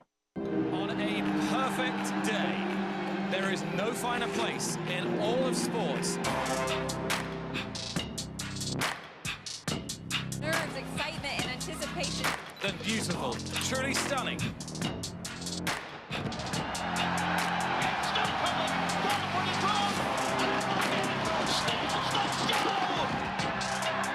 For the Breeders' Cup World Championships. The Run Happies are running, the Run Happies are selling, the Run Happies are winning. Eclipse champion Run Happy is showing a new dimension with winners on turf, dirt, and all weather. A record-breaking sprint champion, Run Happy is also showing winners at all distances, burning up the tracks. A sire whose runners can carry his speed over all distances and all surfaces. Run Happy, price for value, and standing strong at Claiborne Farm. Racetrack Television Network brings you every race, from every track, on every screen, every day. With monthly packages starting as low as $5, RTN gives you great value and access to more live HD streaming and race replays than anyone. Visit RTN.tv today to sign up and watch on almost any device, including Roku and Amazon Fire. RTN has packages that start at $5 per month.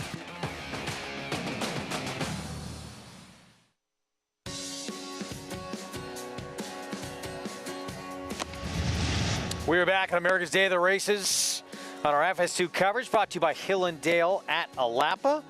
Nightcap coming up at Churchill Downs. 1-turn mile, maiden special weight. And from the rail, it's the one Trump Tasking 2-1 favorite. Pursuit of Power 9-2 outside. Let's go to Paula Duca for more. And Trump-tastic is the one right now, I would think, to beat on the betting board. I think the betting public does have it right when you look at the racing form.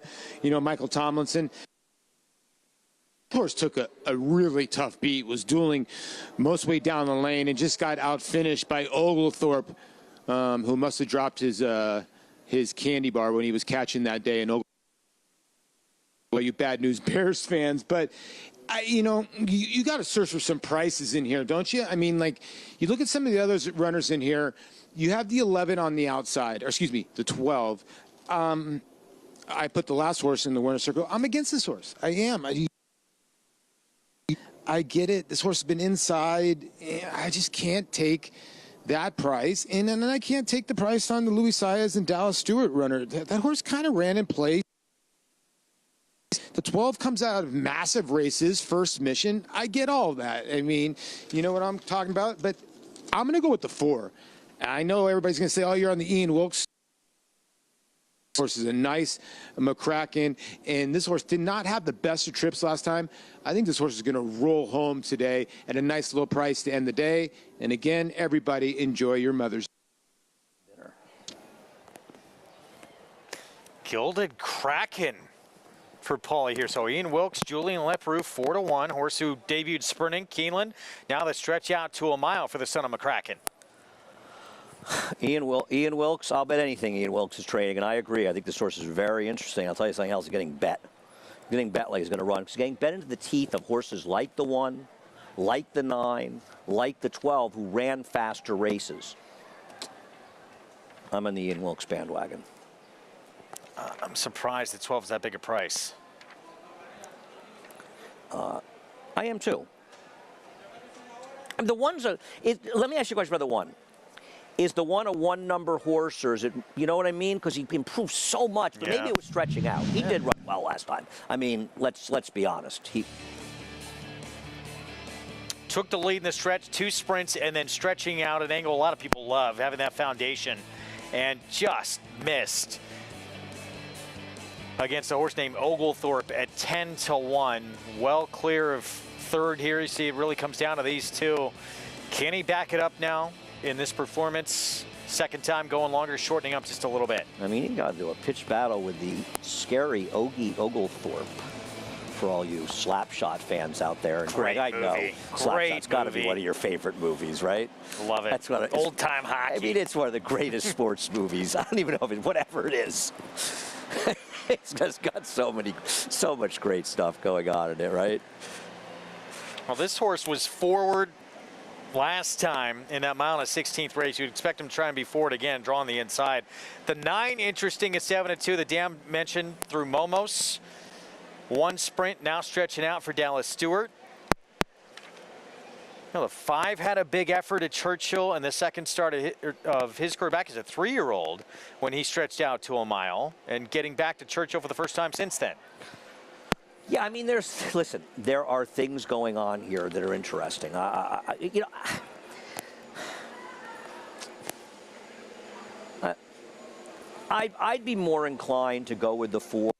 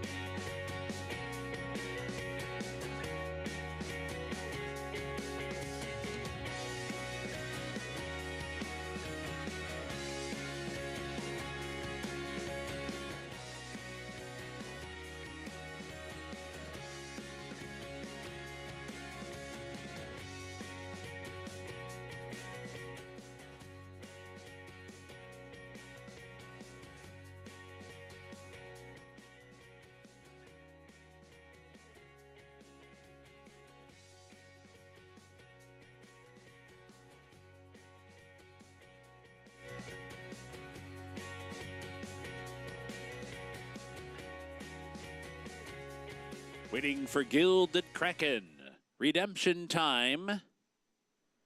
Smilemon, Pursuit of Power, and Brigade Commander.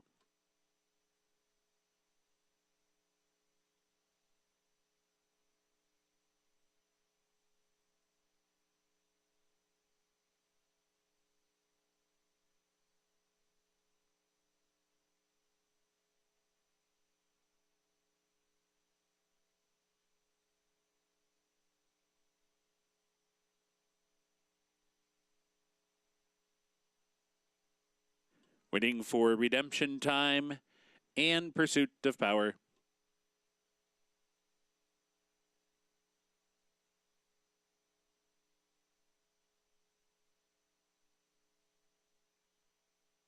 Gilded Kraken is back there.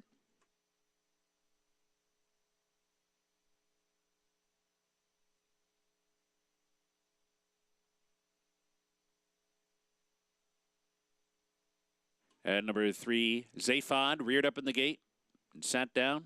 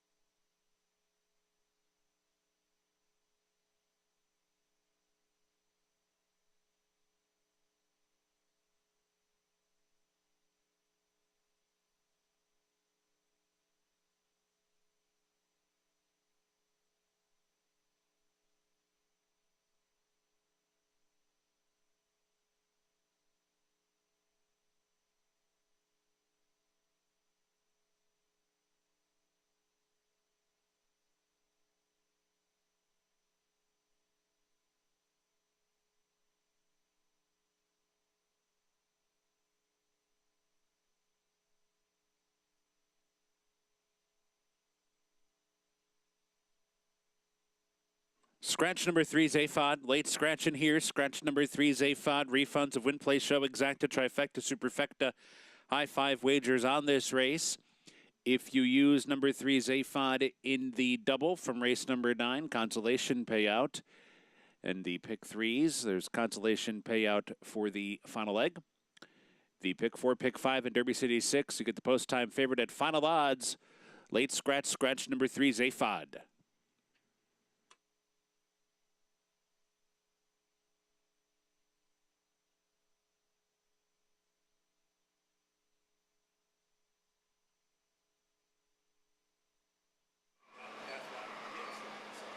So late scratch of the 3. You may have heard that there from Travis Stone. Zaphod coming out, a first-time starter for Wayne Catalano.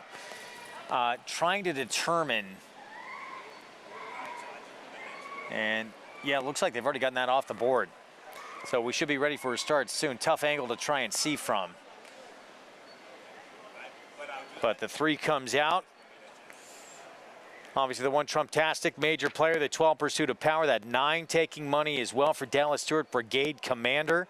Start number 2 in the stretch out. And Gilded Kraken, the 1 Paulie liked. Ian Wilkes, second-time starter, stretching out as well. The 4 with Julian Leperoux. As we get set for the nightcap with this delay, the reason, again, that 3, a late scratch at the gate. As we get set for this finale here from Churchill Downs. Let's go back to Travis Stone. Gate load is imminent.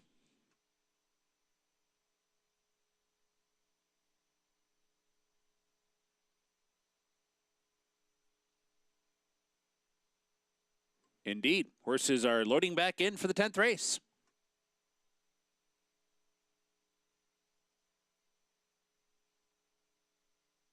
Waiting for Brigade Commander, Smileman in Pursuit of Power.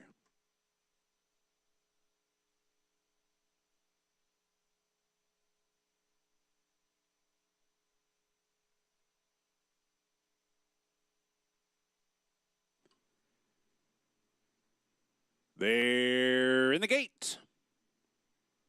And they're off.